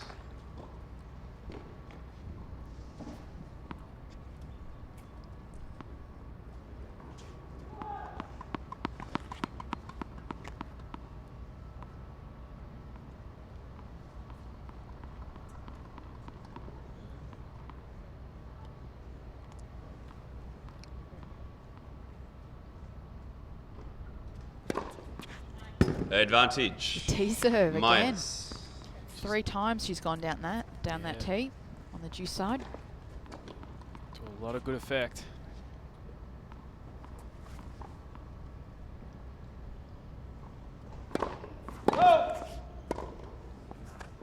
You would have thought Tammy would like that because it's going to her backhand, her favourite shot, but when you're painting the line. Game Myers. She had a Myers leads window. by It 4 was games small, to 3. but she didn't take the opportunity. So Abby Myers does. She walks over with a 4 games to 3 lead. You have to say though, Bodge, it's a little bit more positive from Patterson. Oh, it sure is. I mean, she's creating maybe a few more of those opportunities, just not taking them at the moment. She's holding serve comfortably, but it's just the returning that's letting her down. So she can just make a couple more of those returns. The tables could turn very quickly. Just needs to hang in there a little bit longer, tighten up a few of those shots. The unforced errors have cut down a little bit. There has been just the odd occasion where the extended rally has gone in favour of Patterson. I think Myers still has the edge, but she's tightened up. Like the last part of the first set was just all Myers. You did say at the start that, yeah, we would see, well, what's going on here? You creepy crawlies. Oh, maybe an ant. Oh, I think Bitten she her said on it the was a thumb. bee. She's laughing about it, so hopefully everything's okay. Time. You just got to worry about these Australian bugs. We've had bees, we've had flies. It's all part of the experience here. at the Absolutely. Melbourne Park courts. You been bitten by a bug on court? Not to my knowledge. Hopefully never again.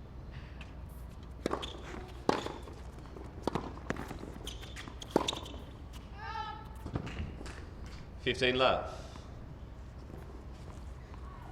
And this is, if Abby is to maintain her lead, can't give away free points like that. Has to work even harder than she has already.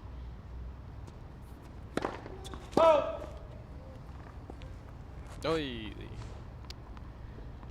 It's gone for 4.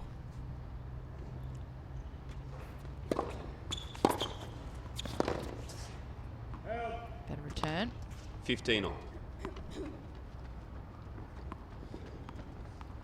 I like Abby's attitude today. Very positive from the start, talking to herself in a good way, encouraging herself.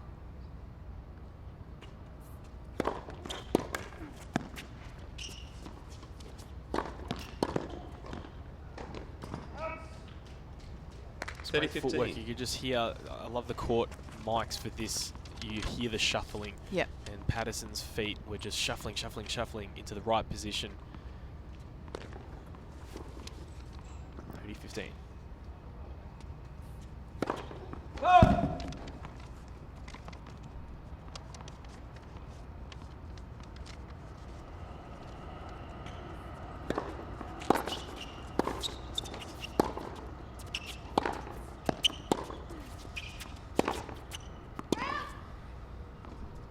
$30 all.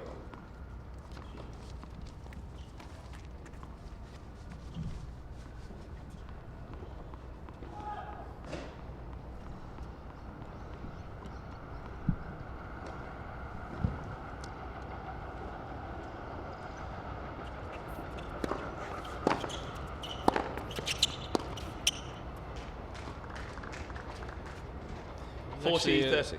Nice shot there. Almost pinpointed that into the body of Myers, who couldn't get out of the way in time. Game point.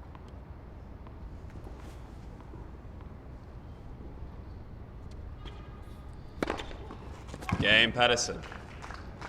New balls, please. 4 games on. I think Tammy Patterson aced on the last service, game to hold, and manages to do that again with an out wide ace. Levels the second set at 4 all. So, I mean, we talk about windows of opportunity. I mean, what a great opportunity this could be if she breaks here to serve for the set. Absolutely. Almost a little bit unlikely that she could have been in that position given how she started the set. She's held in there.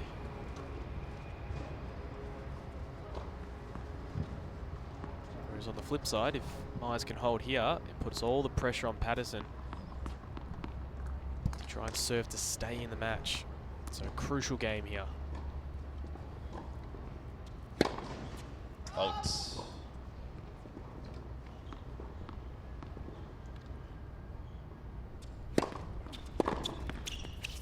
Out 15. Jeez, how's the confidence to go down the tee on the second? That's the type of player she is. She goes for it. Fortune does favour the brave sometimes. That's right.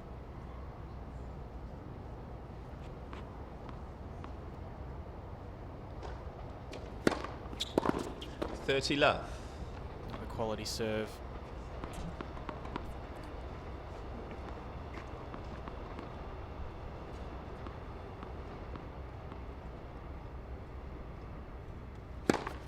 $40 love. Makes life easier when he can serve big serves like that. Bodge, it's a clinic in this game. It's a very nice couple of serves that she's put forward, Abby Myers. 3 game points. Wait please, wait please. First serve. Ball kid just behind you, drop the ball. Could have been 3 from 3.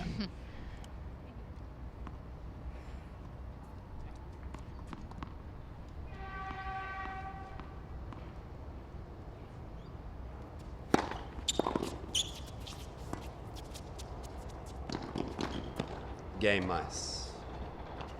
Just changing it up. Mice leads by 5 games to 4. Not necessarily the best drop shot, but it was effective. Can we have the towel, please? 5-4 to Abby Myers.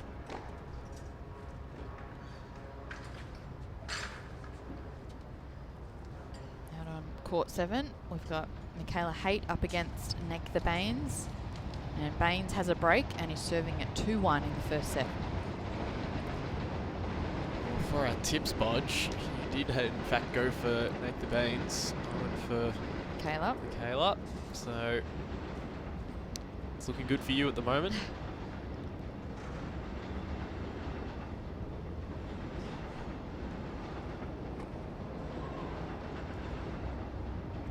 Of course, these are our feature matches here at the wildcard playoffs, but this is the December showdown period, Bodge, where so many underage championship matches are going on. We've had 14s, we've had 15s, we've had 12s. In fact, we might be in the 12s at the moment, but so many different matches going out on court. We'll have the teams soon. 14s, Thank you, Lana. 16s teams. Lots of matches to enjoy here at Melbourne Park, but here it's Tammy Patterson serve to stay in the match.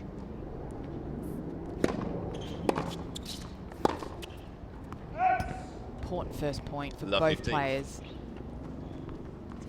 And as you've said on numerous times, Abby Myers didn't have to do too much. It was just a gift.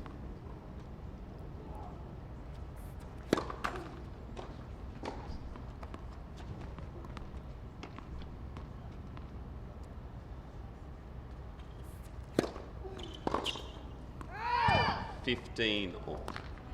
And now Patterson can accept the gift from Myers. Gift of giving. It is the season.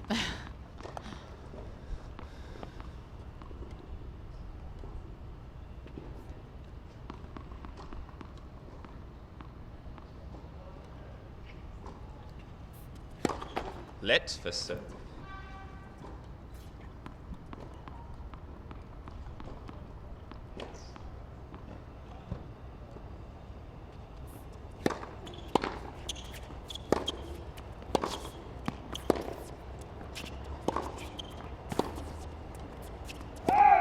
$15.30.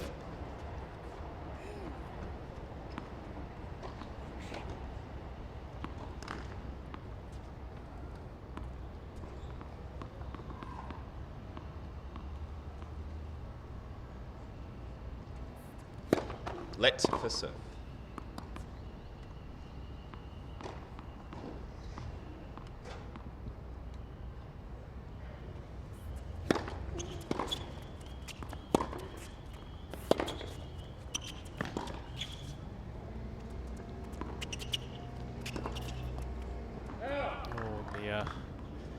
Lines judge was very lucky not to 30. cop a racket. Tough ball to play for Abby. All she could do was try and hit a bounce smash.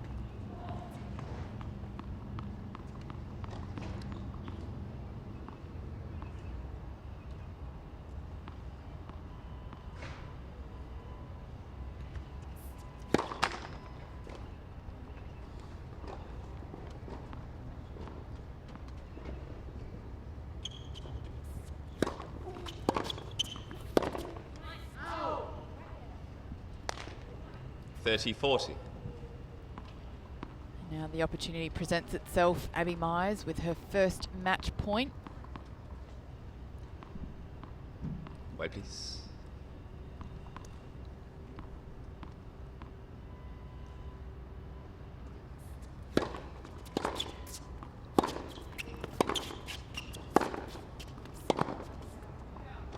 She wasn't scared, was she, Patterson? No, went for it. Jeez. Clobbered it.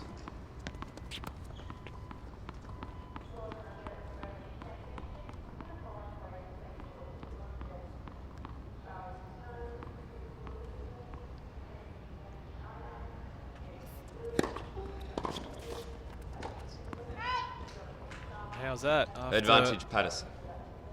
After having a match point against, she now has a point to keep this match alive.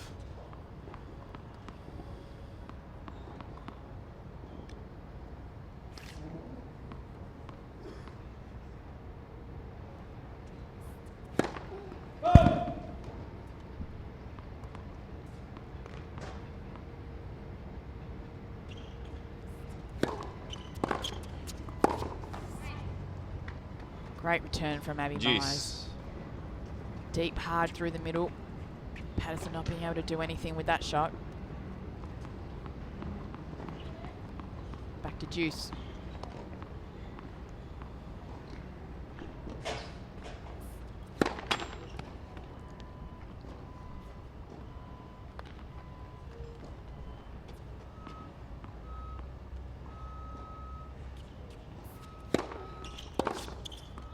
Advantage. Myers. Caught the line. How about that? Patterson just shaking the head. I mean, you just can't do anything about that. Having a look now, Myers on a second match point. And a look on a second serve now.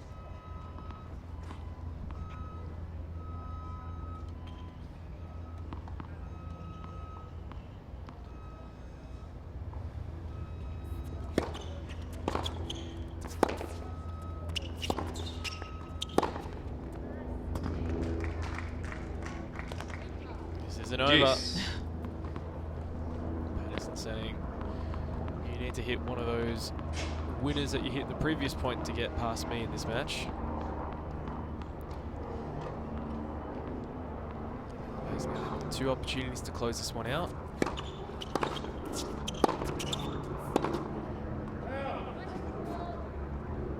Advantage Patterson. So Dubodge had 2 opportunities to close it out. Abby hasn't lost the points off her own racket. Tammy's actually gone out and won the point herself, so wouldn't be too discouraged if I was Abby just yet.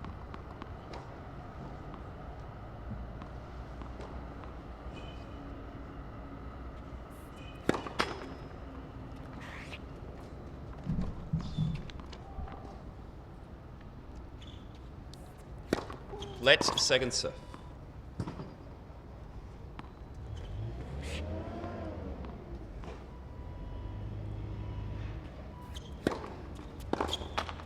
Game Patterson. The fist pump there from Patterson. 5 games on. Yeah, 2 match points against. Roll the balls down, please. But now it is 5-all. She puts the ball well and truly in Abby Myers' court as the ball girl tried to give Patterson some balls to serve, and Patterson says, hey, I won the game. Send them over there, please. I'm still here.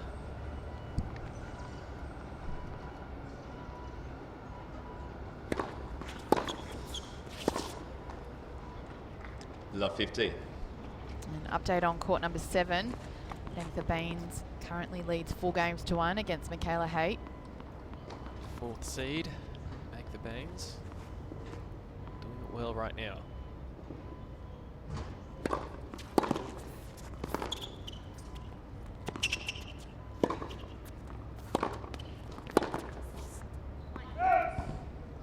$15 all.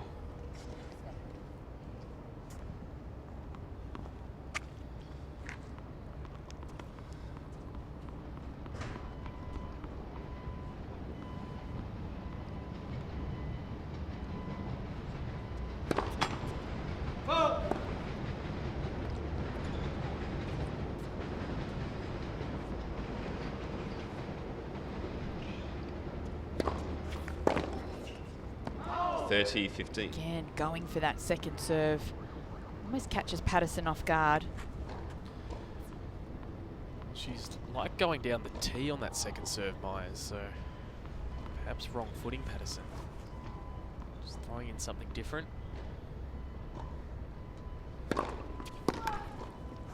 40-15. It's right in the corner. Again, just the right amount of pace. This has been a very impressive serving display from Abby Myers. Losing the first point, but has now got back on top.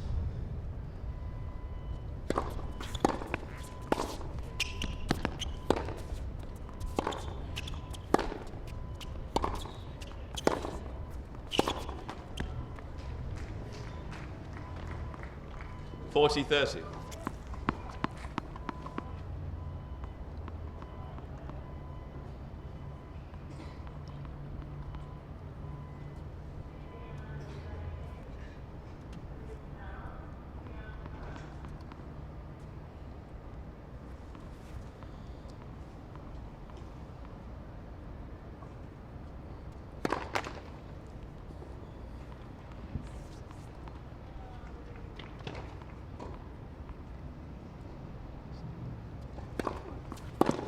Game, Myers. Abby hangs in there. Again, another solid Myers serving leads by game. 6 games to 5. And continues that lead. Won the first set, 6-2, and now leads 6 games to 5. I think it was on the last change of ends. He had an issue with A B? I don't know, a bee or an ant. Let's just hope that she's got the insect repellent, or Marinka Batosevic just at the back there, telling the flies to go away.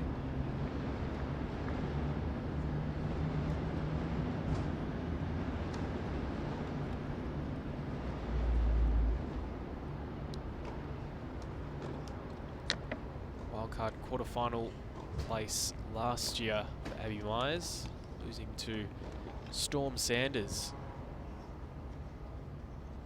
It was 8-6 in the third, so an extremely close affair. Time. We see on the left Nicole Kriz, the coach of Abby Myers, and on the right Betty Sekulovsky, Jamie Fullis's coach. Both ladies been working hard throughout the year with their players.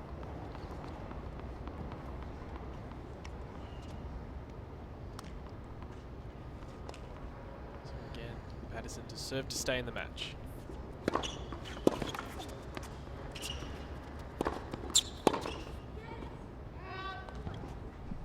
That's the third 15 time left. Abby's picked the side that Patterson's hitting to. However, she just hasn't been able to execute that ball back. A bit frustrated there.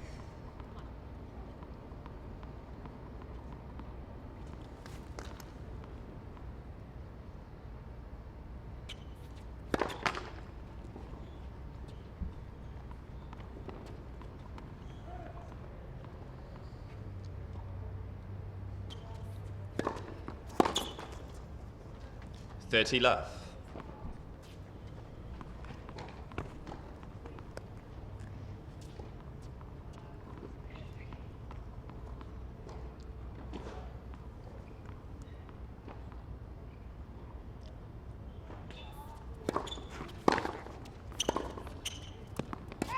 $30-50.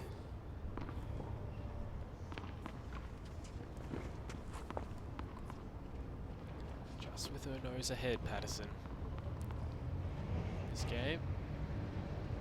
She's had to save 2 match points in her previous service game.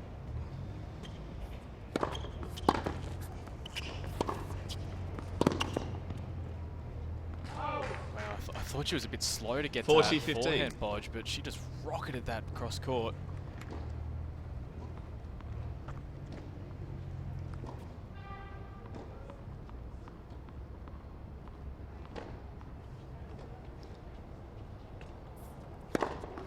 Game, Patterson. 6 games We're off old, to a tie tiebreak. break. I think our first tie break that we've seen on the coverage. Had a couple on the outdoor courts. Agatha Baines has taken the first set against Michaela Haight, 6-1, out on court 7.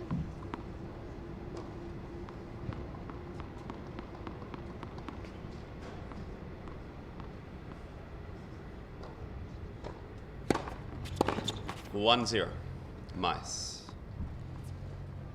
Every point counts here in the tie break. No time for unforced errors or Couple free down, please. Thank points. you.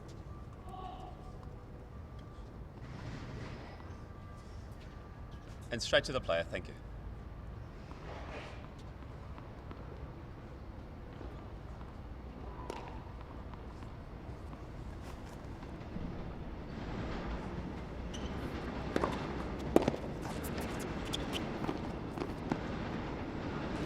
One all. It was great execution in the end, but it looked as if it popped up a lot higher. Yeah. It was going to bounce enough for Myers to get a hold of it. But Patterson looking cool, calm and collected right now. 1-all.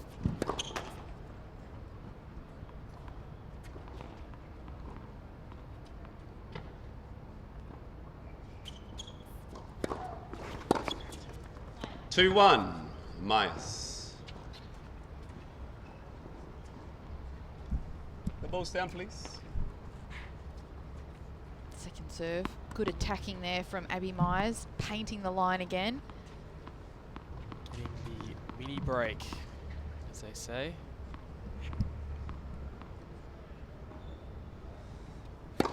Let first serve.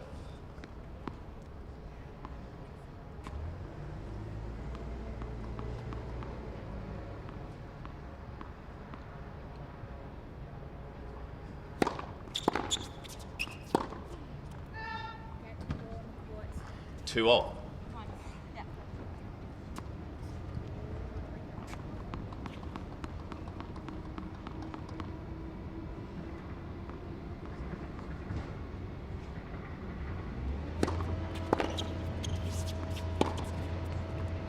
Three, 2 Myers. As if Tammy thought that one was going to float long, but it caught the line again. And one ball in the middle of the court. Maintains the lead.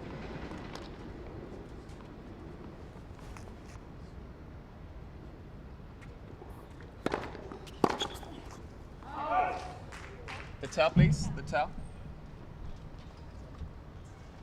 3 all. Oops, I need the balls to my left, please. It's really hard to pick this tie break because the momentum has shifted so much throughout this set. It's funny, sometimes you favour the big hitters in a tie break, but they're both big hitters, so very evenly matched.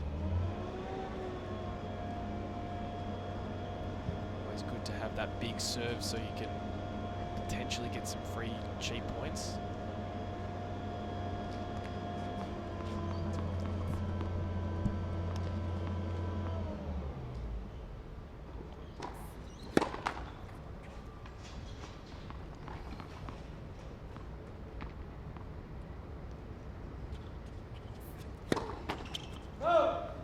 That won't help. 4-3 Myers. There's no room for double faults in a tie break at all.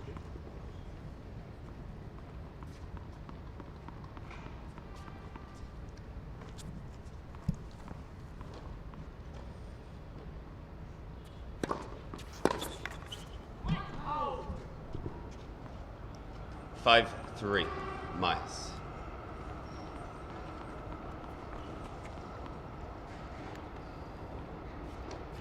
Really needs this point, otherwise she'll be facing 3 match points against. 6-3 That's what happens. Myers. They change ends at 3 all, and it's now 6-3 in favour of Myers.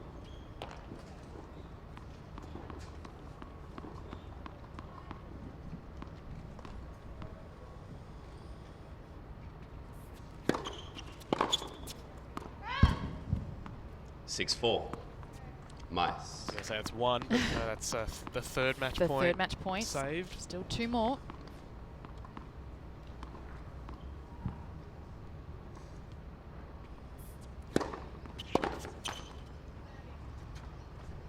Six, 5 Yet another one. Myers. This could now start to be playing on the mind of Myers if she can't convert this one. Well, you know how this will, if Abby does win this point, it'll be with a big shot. So it's a big serve or a winner painting the line. She will definitely go for it. There's no holding back.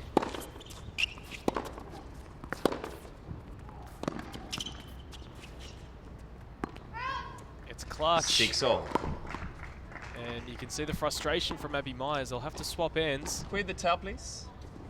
She'll still have a point, though, on her serve. So, as you said, Bodge, a big serve, and she could have another match point that will force Patterson to save on her serve, at least. But that's impressive hitting.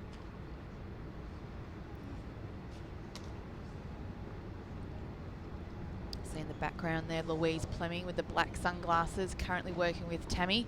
And on the left, in the red shirt, Ellen Perez, who lost in her opening round today.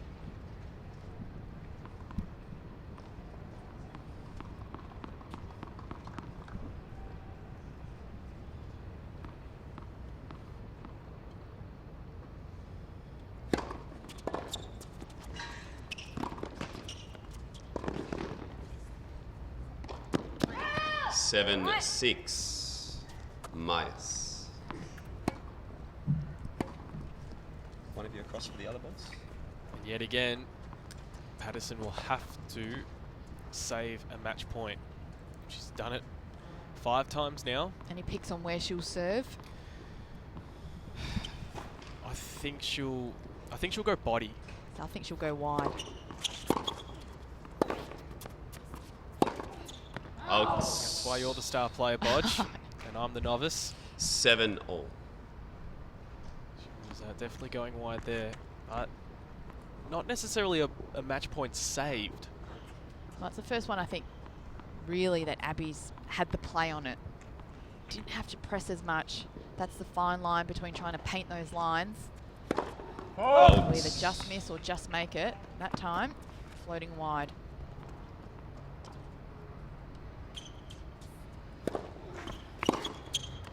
And this is what I love about this sport. 8-7. I mean, Patterson. at 7-all, either 2 points Roll the from balls, the please. match or 2 points from sending this into a decider. It'll just be level pegging. So, I mean, Patterson has done so good to dig deep. We're at 8-7 Patterson.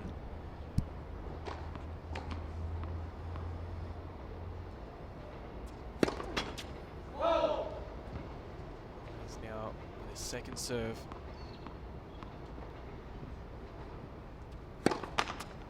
And on her Game and first second set opportunity, pass. she drops the racket.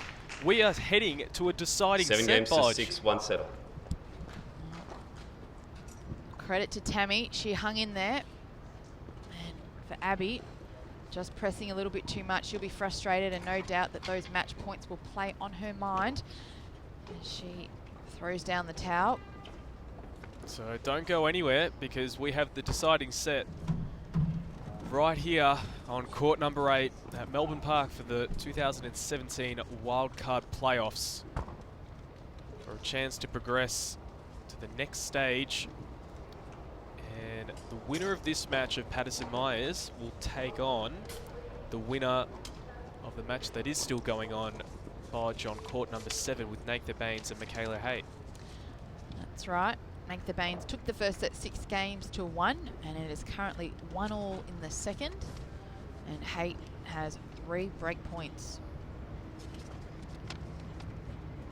You have to mark that down if you're a coach or if you're just a keen observer. 6 match points. 4 in that tie break for Abby Myers. And I think what's more impressive, Bodge, is 6 match points. 5 of them were basically saved by Patterson with good shot making, and 1 of them was an error on Myers, off the Myers racket. Well, I did say that as well as Abby does hit the ball and she hits some unbelievable winners that just touch the line, it's moments like those where she does go for it and it'll just miss because she's just aiming too close to the lines. So for Abby, her job now is to regroup and find that form that she did have earlier on. So at around about, I want to say 3-2, I was saying I want to notice the subtle changes that a player makes. Sometimes they can be really obvious, but sometimes it is subtle. With Tammy in this game, is it naive of me to think that her plan A is starting to work? Or do you feel that was there something subtle that she was changing? Not Final particularly. sets. I think Abby Patterson to obviously had the match points. The match was almost done. Tabby stepped up to the plate when she really needed to. And I think it might just help Tammy just to relax a little bit and start making a few more balls. She knows that Abby almost won that match, so she knows that that'll play on Abby's mind. 15 left. Myers really standing on top of that baseline.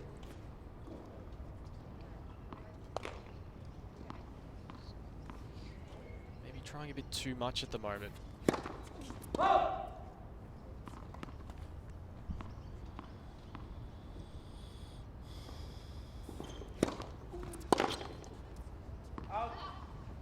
30 love.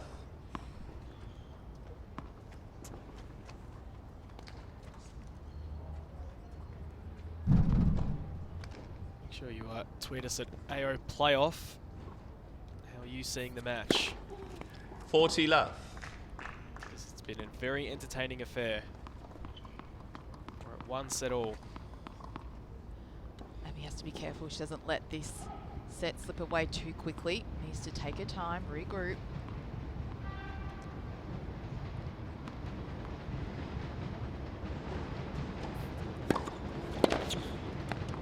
40-15. Bit of a miss hit, but sometimes you need the luck.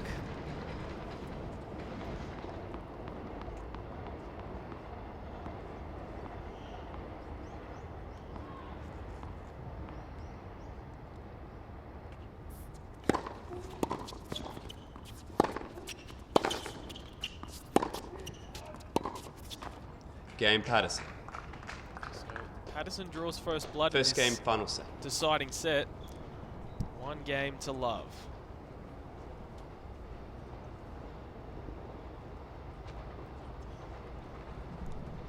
Kayla Haight out on court 7 has broken Nate Baines and is serving at 2-1, 30 all. May have 2 deciding sets on our hands. Early break though. Louise and Tammy's mother.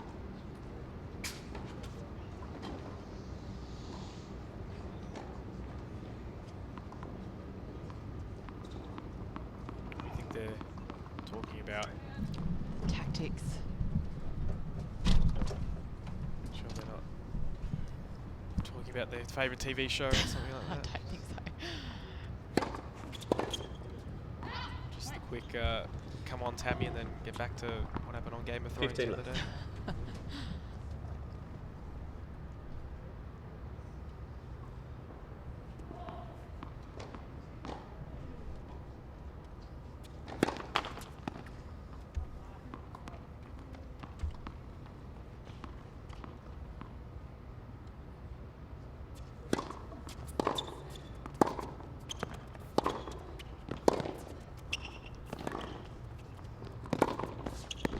Oh, wow. How's that backhand? That 30 is love. Super. I mean, I was just about to say that Tammy's working so well, working Myers around, but hats off to Myers. That was just great digging, great hustle. Holds.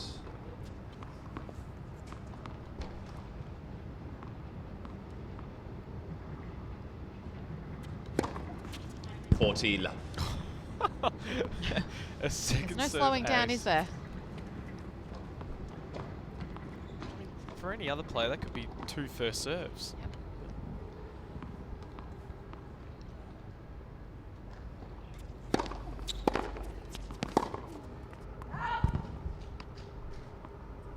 40-15.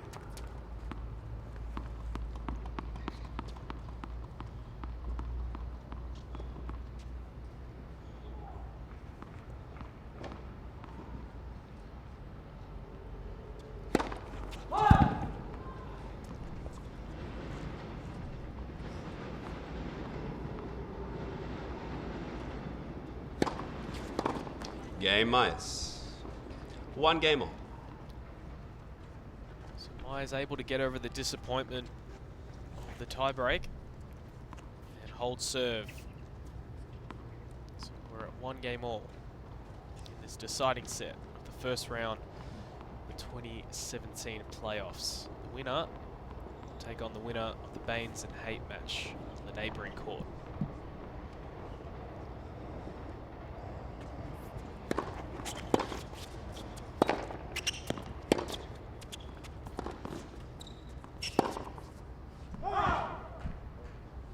$15 left. It's a poor miss.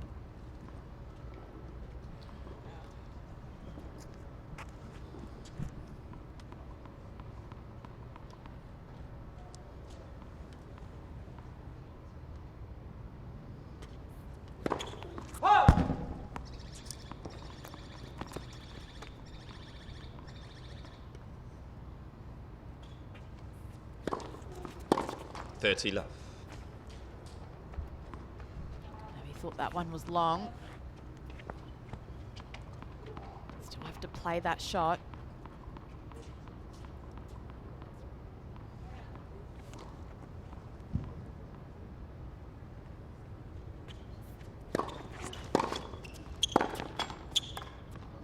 Oh, 40 love. luck seems to be going Tammy Patterson's way at the moment. Much as you put your hand up to say sorry, you're thankful that didn't bounce back on your side.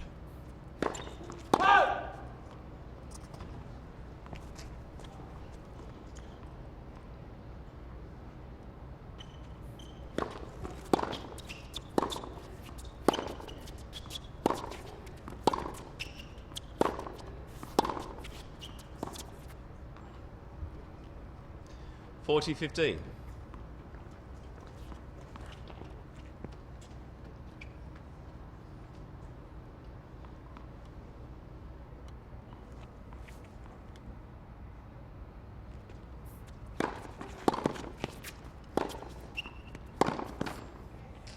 Game Patterson. Patterson leads by 2 games to 1. Tammy holds serve. Ball boy. Game still Ball on serve in Ball this boy. final set. 2-1 Patterson.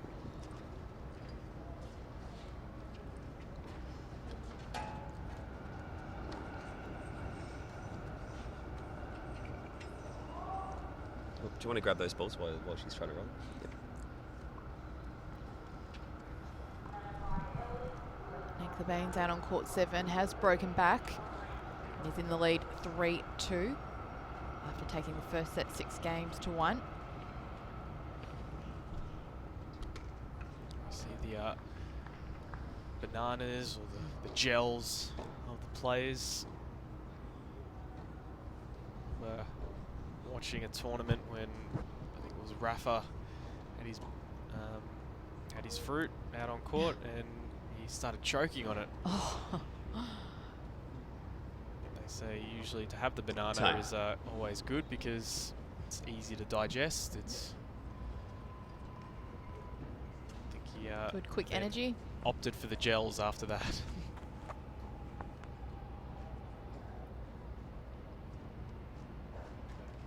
So crowd's starting to file in here, and why not? This has been a very entertaining affair. Lots of hard hitting, big winners, big aces. Abby Myers serving now. Oh.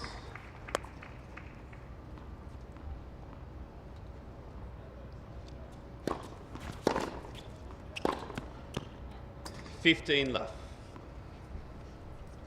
Abby has hit a lot of those forehand winners down the line off the return. So for Tammy, instead of going cross court, maybe she should try play a few more through the middle, deep, hard. It's a lot harder to change direction off the ball down the middle.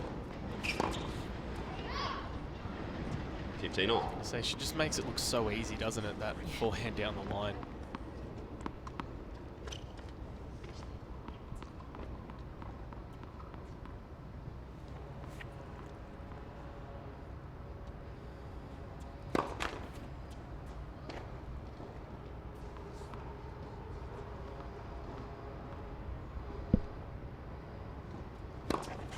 $30-50.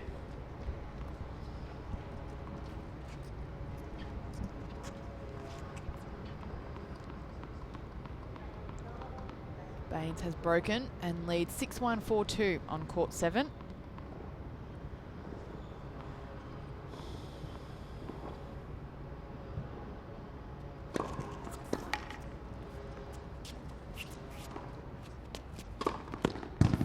$40-15.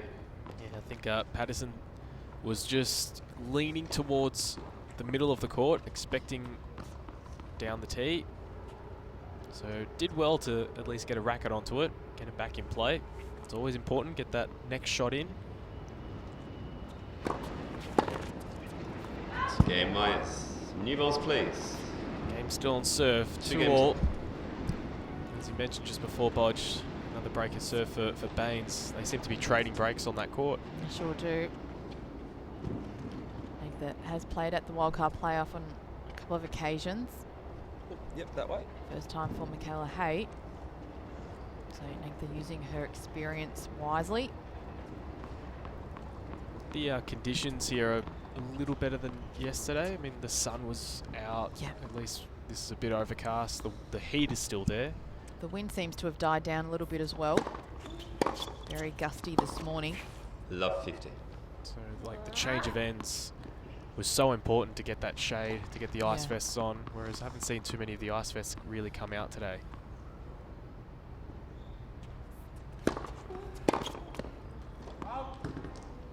$15 all. Maya's just telling herself to wake up. Feeling she's giving Patterson maybe too many free points.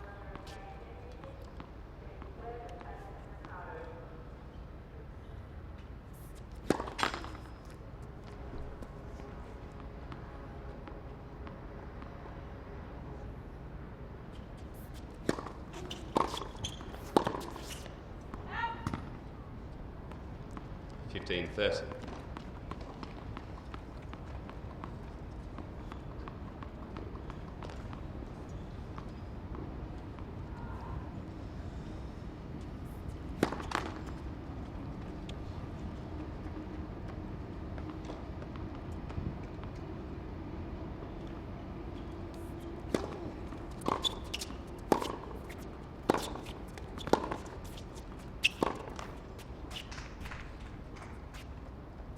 $30 all. So the first couple of points, it's just almost 1-2 punches, a couple of errors. That was the longest rally in this game. Still ending on an error. So they're trading gifts.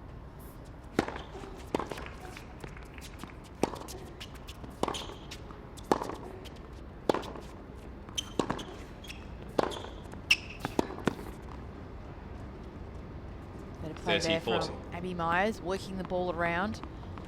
Going back to the last backhand, she missed in the net, just didn't get her feet out of the way. Just the pattern of play, the ball from Patterson kept landing towards the service box, whereas more of Myers' balls were at the baseline. Juice. Lost opportunity. I mean, so crucial, a break in the deciding set, Bodge, to go you'll have to be along with the fast. 6 match points Yep. that she had. So this is now starting to become a trend.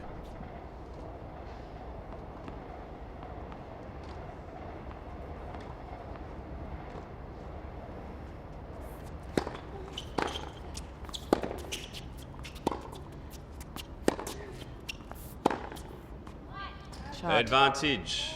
Myers. See, I like that. That was pretty much the same forehand that Abby had on her last match point, that 5th match point, where she went for the inside-out forehand and missed it wide, whereas that one would still had plenty of margin. Juice. She hits the ball hard enough that she doesn't have to make it look pretty. But Tammy responding nicely with an ace down the tee. It's 2 breaks, and 2 break points, sorry, and 2 saves for Patterson. Fault.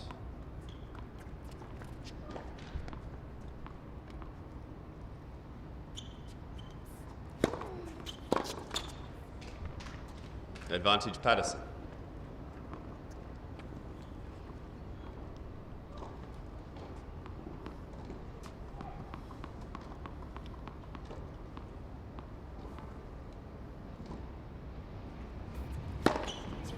Game Patterson. And that has to be deflating for Myers. 2 break points. Patterson leads by 3 and games. to Patterson 2. with the opportunity to win that game on her first game point. Second game point, I should say, but she goes to the chair 3 games to 2.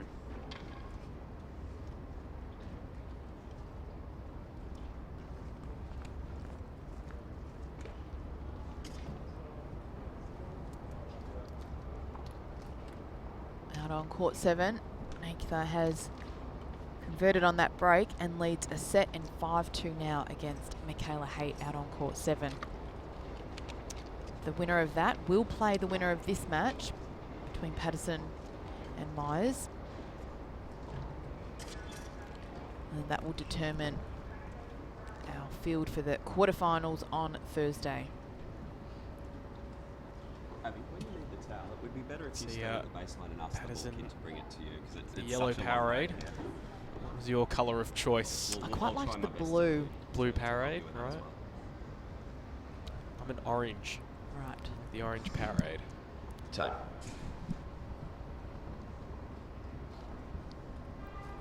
Or should I say Gatorade? Is it? Gatorade, Powerade. Yeah, Gatorade. Gotta be careful, just in case sponsors want to be saying the competitors.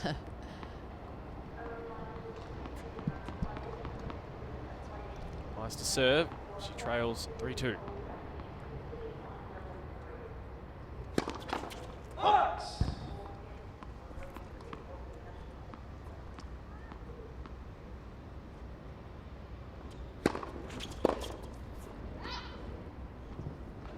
$15 left.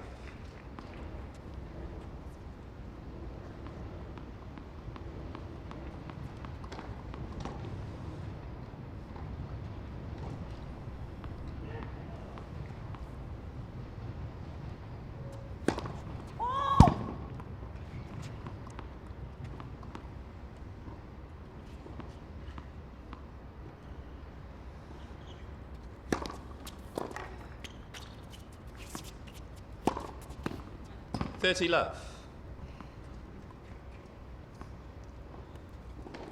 Picked the wrong side, Patterson. Myers just doing well to see where her opponent was leaning.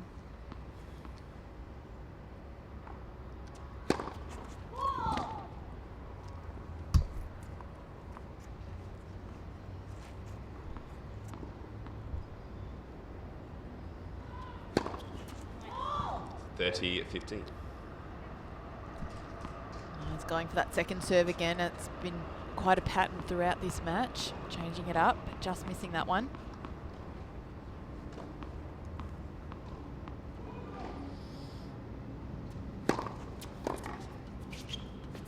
Out.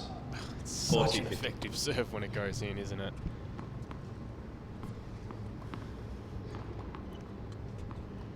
Talking to Jamie Fullis before about just the power of the women's game. Let's first serve. These two girls are just clobbering the ball every chance that they get.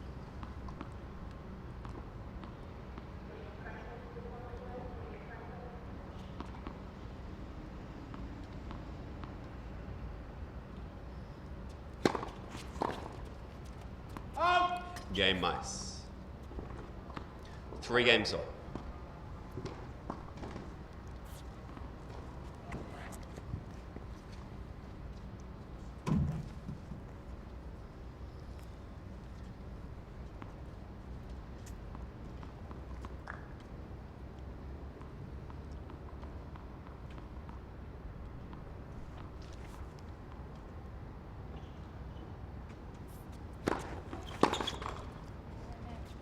$15 left.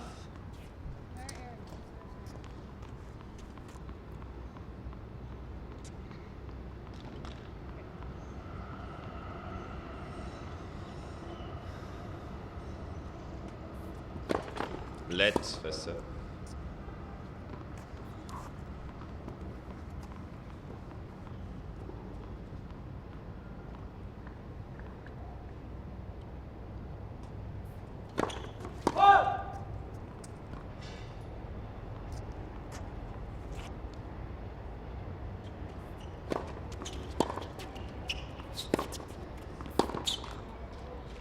$30 left.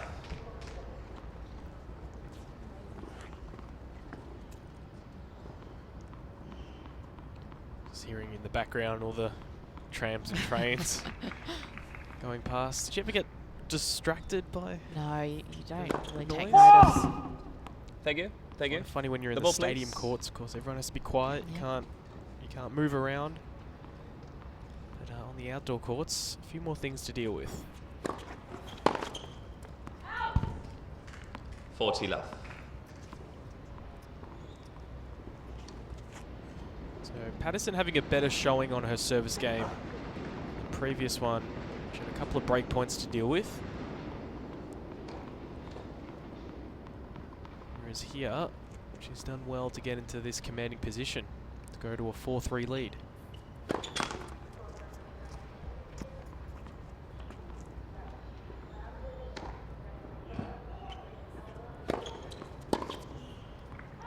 Game Patterson. Wild Patterson backhand. leads by 4 games to 3. Patterson hanging in there and doing more, in fact, than hanging in there. She's ahead in this match, 4 games to 3.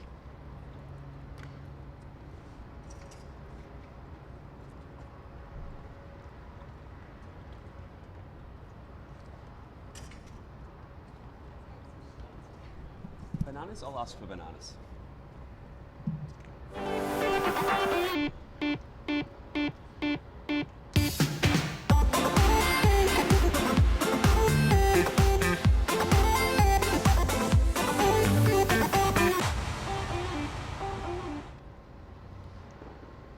Well, the summer is here, and it's not summer without the Australian Open. Bodge, the Australian Open for 2017. Tickets on sale now. So make sure you plan your summer at ausopen.com. Bodge has already got her tickets. So do you, Sean? I do. That's right. Before I started working here, actually, back in 2012, my first Australian Open. The year before, 2011, I bought a ticket to the final. Went to go watch. Was in the last row of seats up in Rod Laver Arena. But as much as they're referred to as the nosebleeds, brilliant views. So if you get a ticket inside Rod Laver Arena, wherever you're sitting, going to get a great view of the action.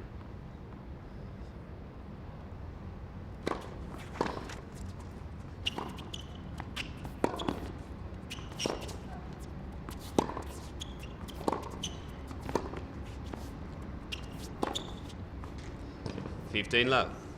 One question I get asked by a lot of people is, oh, geez, I really want to see Federer, Nadal, or Williams, Kerber. Like, when should I buy? And unless it's the first round, you can't really tell. So I thought I'd be smart. I picked a day, and I said I'll buy both sessions. 15 as a birthday present for a friend. Yep. And I bought 2 tickets. Morning session, night session. Chose the wrong day. Oh no, I thought you were going to say you got to see Williams during the day and Federer at night. Well, I saw Federer. Yeah. I was planning on seeing Nadal, but I chose the wrong day. But it was awesome tennis nonetheless. In fact, I think we saw Juan Martín Del Potro as well. Yep. He'll be making his comeback in 2017.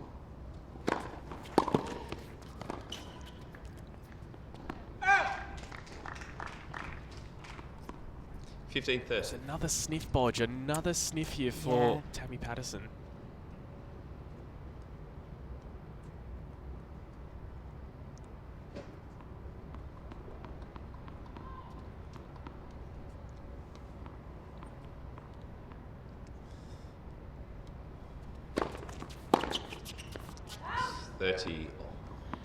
She has that opportunity and then lets it go again with an unforced error off the return. The way she's been playing the match points and the break points, you almost should have thought, pretend it's one of those.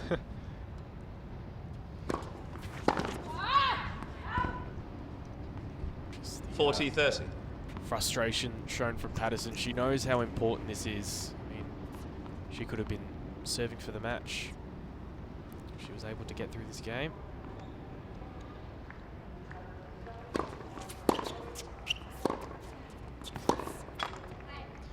Game.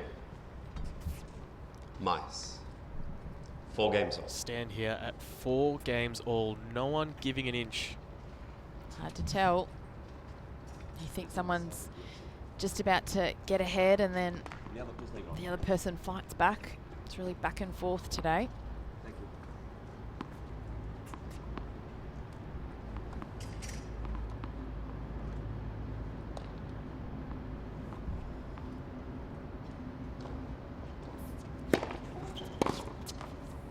$15 left.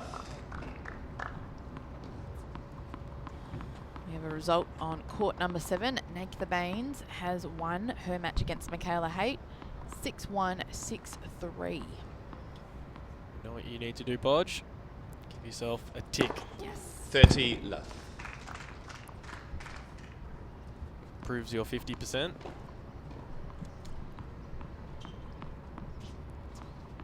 This could be the decider between who wins out of me and you today, Sean. This match right here. Oh, well. You've gone for Tammy Patterson. She's looking 40 quite love. good at the moment.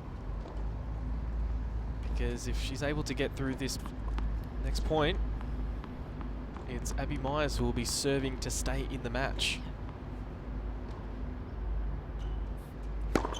Out.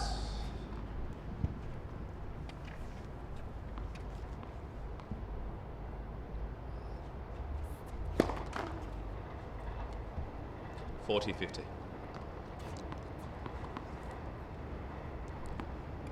This is what Tammy Patterson can do, though, isn't it? She can just play some sublime tennis, hit someone off the court. She can hang in there. She can go missing. But in this instance, she sort of went missing early on and has been able to fight her way back.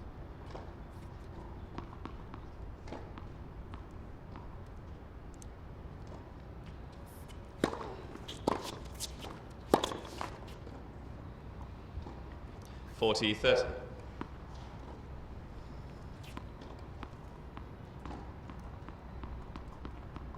May have also been thinking too far ahead. Now just needs to win this point.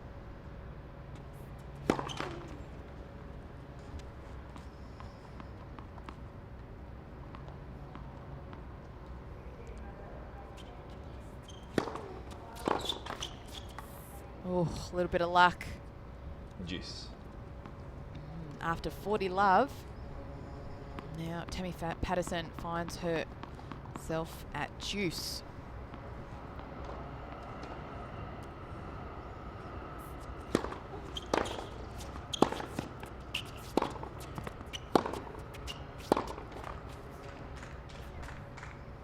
Advantage Patterson.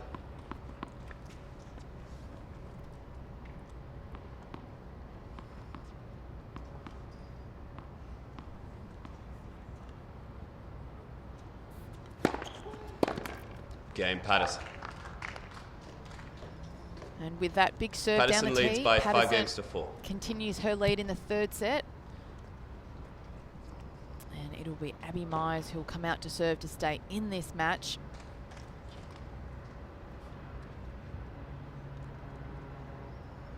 Serving to stay in the match. I mean, it's a fair effort. She'll definitely have those thoughts of those 5 match points she had in that second set going through her head, no Six, doubt. Bodge. 6. 6. As well as the 2 break points in this set. She wasn't able to take any advantage on.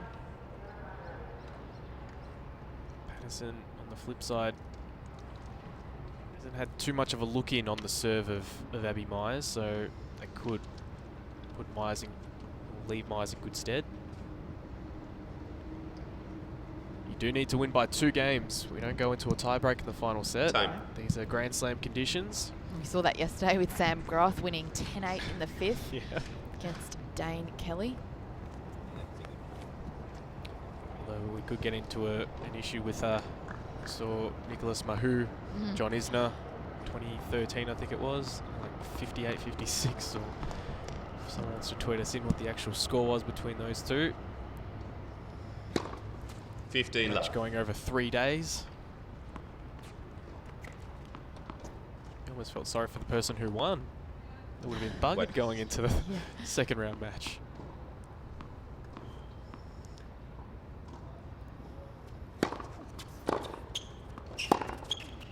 Out 15 all. We got Matthew Keenan, who's tweeted in, on my way to a meeting in the city, so I took a detour via the tennis, hashtag AO playoff, and there's a picture of him on his bike. Nice way to detour. That's right. I'd be texting in saying I won't be able to make the meeting. I've got a flat tyre. Just stay here and watch the tennis. 30-15. Well, you're always got to be careful when you're posting things on social media, don't This you? is true. Thank Thanks, Matt. Hope you're enjoying your time.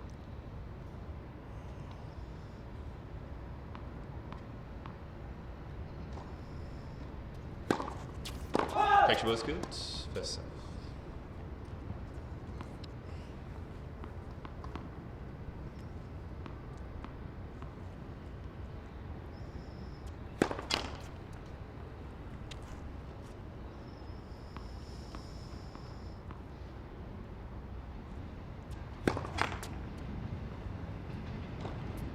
Well, here's the 30 all. sniff. Even more so. 2 points from the match for Patterson.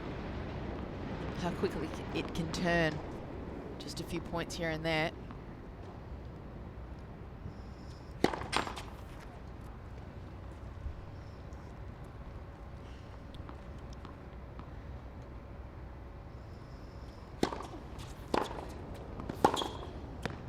Forty 30. Forehand down the line again. Great stuff, Abby Myers. 30 all, 4-5 down in the third. Produces that type of shot. Game. Wow. Minus. 5 games all. I mean, under pressure, both these players, to their credit, have done very well. Patterson saving those match points. Now, Myers probably the only point where she's really been down in this match and taking control. It's been very impressive. 5 all. 15 love.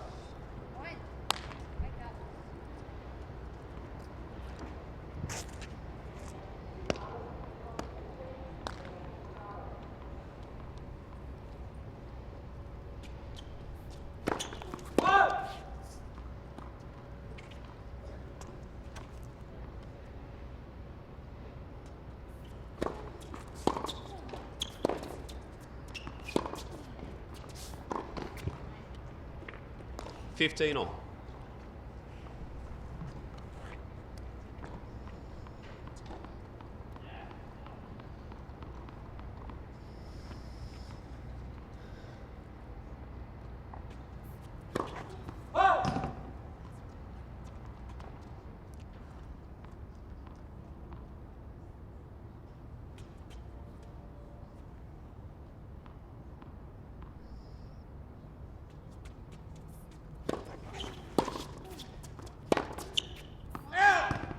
$15.30.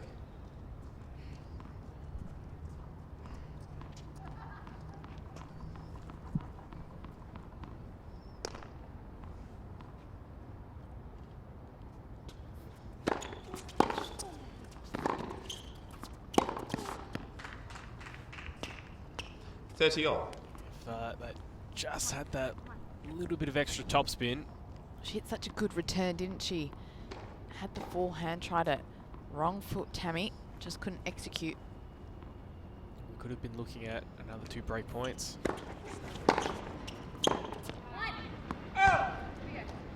30 Saying 40. that though, we've got yet another break point in this set for Abby Myers.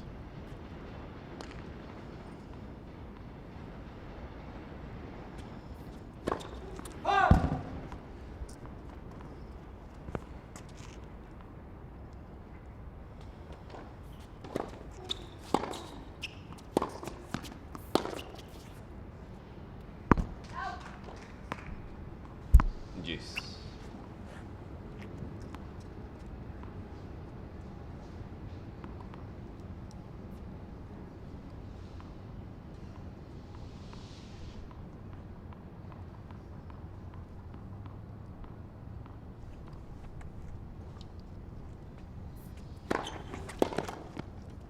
Advantage Patterson.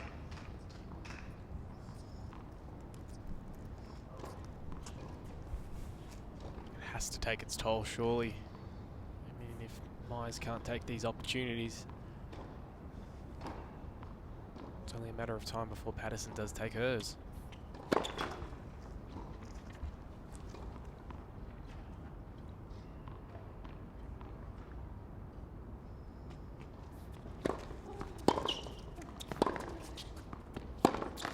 Game Patterson.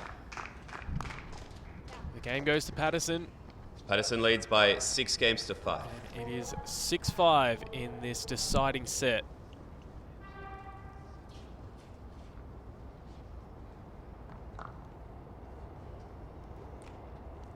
Of course, if Abby Mize is able to win this next game, we're not going to a tie break. We'll be going to advantage, so you have to win by 2 games. The trees have definitely calmed down. Not as Yep. gusty as they were earlier today.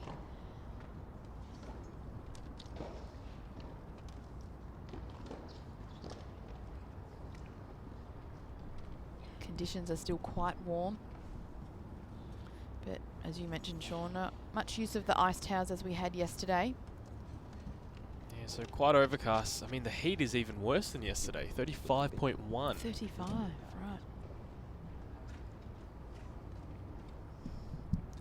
Time.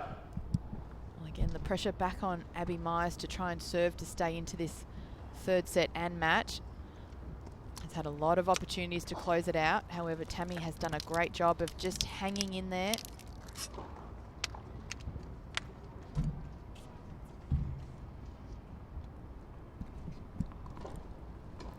So the winner of this will go on to play Nathan Baines. And of course, as you said before, Bodge, claim victory, court 7. 15 left. So it looks like we've got Marathon Court 8 back in action because we're well and truly going the distance here. What?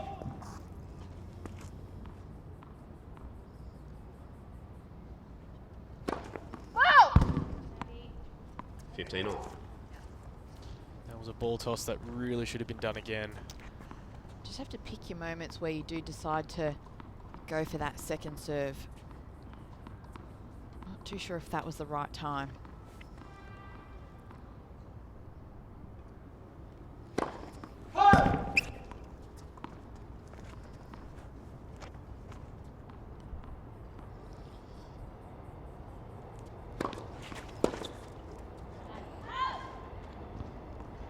Thirty 15.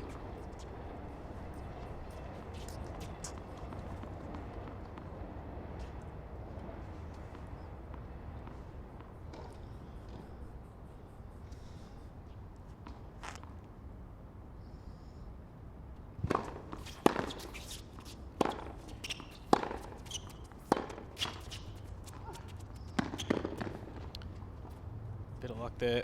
40 As 15. We've said a couple of times, Tammy and Abby have been the beneficiary of let chords. But I like what I just saw before. Ball toss in the air. It's not the right one, not the one I wanted. Yep. Just stop, start again.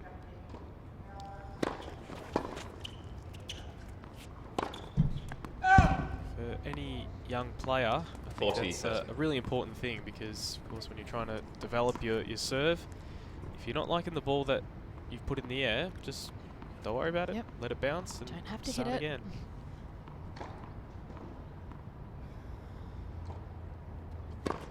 Bolts. Still the game point, Myers.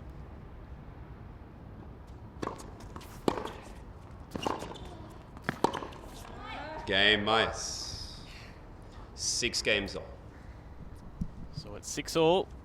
As we said, it's advantage. Still Do we have plenty in this balls here as match. Do you like the advantage, Bodge? Yeah, it makes things exciting, especially if it goes a lot longer than 6-all. It comes down to physicality, mentality. A lot of, I mean, there is one Grand Slam, I want to say the US Open, that does the tiebreak at Yep. the deciding set. And then that's exciting as well because it's only first to 7 points and then the match is over. So they're both good in different ways. Do you almost feel it's like the, Love I guess the 15. penalty shootout Yeah. in a the other football or way. soccer match? Absolutely. Yep. Whether or not you just keep doing the extra time. But then you look at the Isna Mahout match, and that was just ridiculous, wasn't it? Over 3 days. So in that respect, do you think, I mean, we're not going to really see that too many times, No, are we? no. Highly unlikely, but you never know. But yeah, John would have been physically exhausted in every way for his next round, next match in that and at Wimbledon. And in terms of the women, I can't remember the other player, but I know it involves Svetlana Kuznetsova. And Francesca Schiavone. 2011. Was it Aussie Open? Yes, or the year after the French Open win. Yep. I think it was. That was an unbelievable match. Yeah, or could have even been the year of the French Open. Maybe, but yeah. And that went, what was it, 11-9? Could have even been more. Could have been more. 15-30.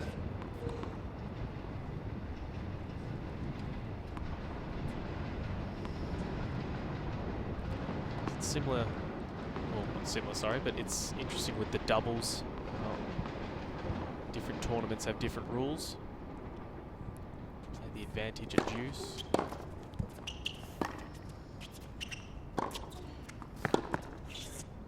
Some play best of 5 sets, best of 3 sets, depending at which Grand Slam, which tournament you're at. And a couple of breakpoint opportunities.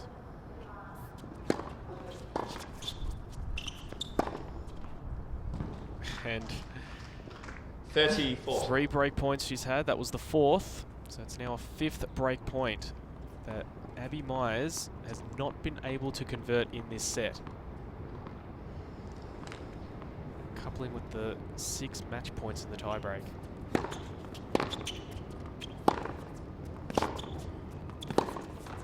Game. And there we have it. Myers. It is finally New balls, please. a break. Myers leads by 7 games Myers, to 6. she'll skip over to her chair with a chance to serve it out.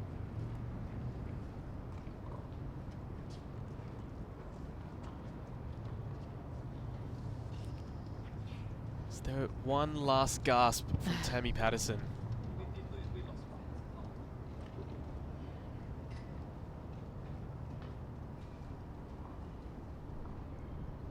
Doesn't look very phased, does she?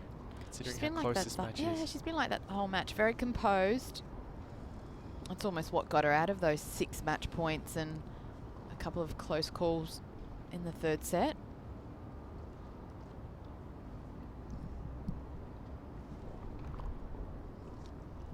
Brilliant backdrop there of Melbourne. Of course, our 2 main courts here, Rod Laver and Margaret Court Arena. Time.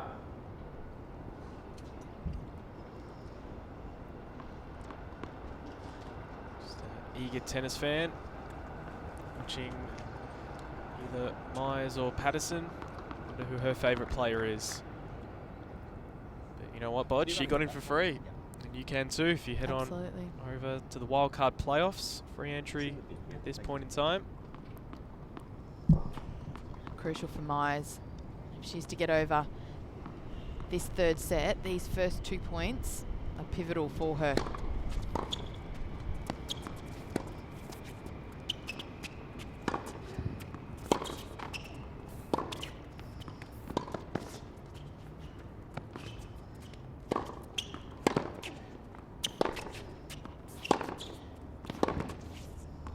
Out. 15 left. Well, there's one. There's the first point. But a strong rally from both players. And it is Myers that comes out on top, but again, credit to Patterson. She hasn't got into too many long rallies.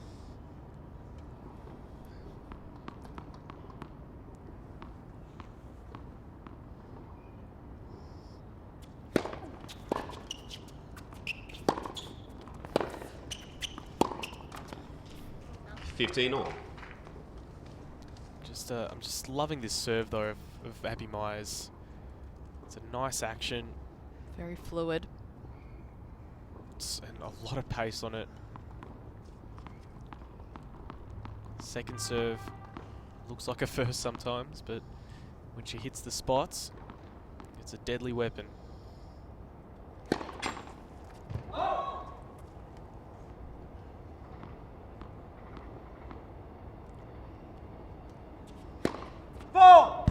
30.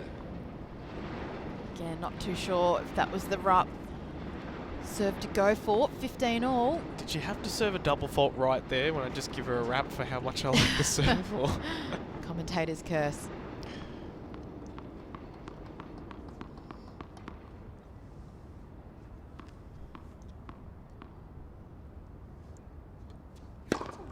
$30 all. I Nice should have said it looking serve. after. That's a very nice looking serve. That's right.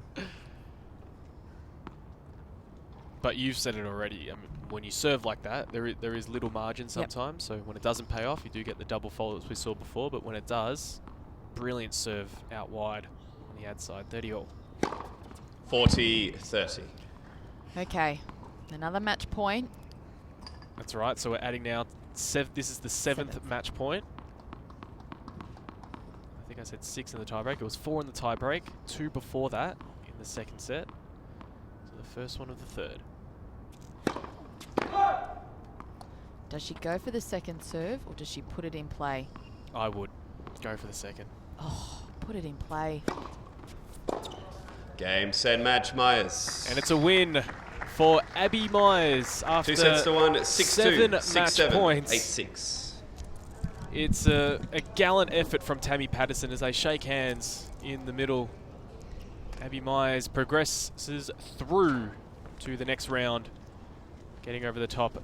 6-2, 6-7, 8-6. Well, momentum shift in many ways for Abby Myers, but look, she put herself in a winning position, won the first set, had a lot of opportunities in the second, couldn't convert, but to her credit, she didn't get down on herself. She kept bouncing around, kept encouraging herself, and managed to finish it there in the third set, allowing her to progress through to the quarterfinals on Thursday.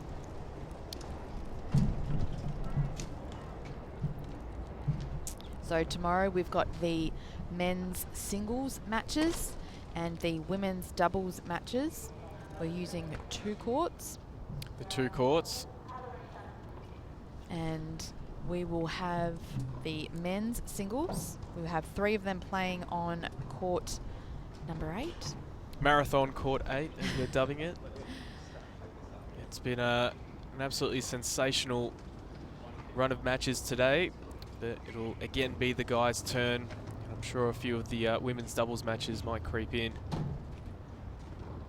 So on court number 8, we'll have Andrew Whittington, the number 1 seed, up against the number 5 seed, John Patrick Smith. Okay, so you've run through. Let's do our tips as well with that. So Okay. Andrew Whittington, JP Smith. I'm going to go JP. I'll go with Andrew. Followed by Chris O'Connell, the number 6 seed, up against Sam Groff. Whoosh. It's tough. The edge goes to Sam, doesn't it? Yep, I agree.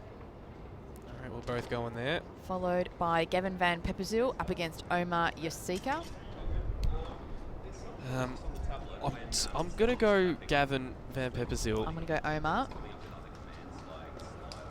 Although, because I wouldn't mind speaking again to Omar if he's able to get out of a tight match, but Gavin had a good showing against Luke Saville. And then on court 7, we've got a women's double starting the day at 10 a.m. Destiny Ava and Alicia Smith up against Ellen Perez and Olivia Tranjamulia, followed by the last men's quarterfinal singles, Mark Polmans and Blake Mott. I'll go Polmans. Yeah, I'm going to go Polmans too. And then we'll just Impressive have youngster. And then we'll just have the last women's double semi-final between Natha Baines and Abby Myers up against Tammy Patterson and Sally Pearce. So a great day of action here. Day 2 of the Australian Open 2017 wildcard playoff. Seen some super matches on our broadcast court here on court 8. And hope that you have enjoyed the coverage. Sean Manawira and Boyana Babusic taking you through the matches for today. Thank you very much for your time, Bodge. Thank you, Sean. See you tomorrow. We look forward to it. Under largely sunny skies, clouds, nothing to complain about.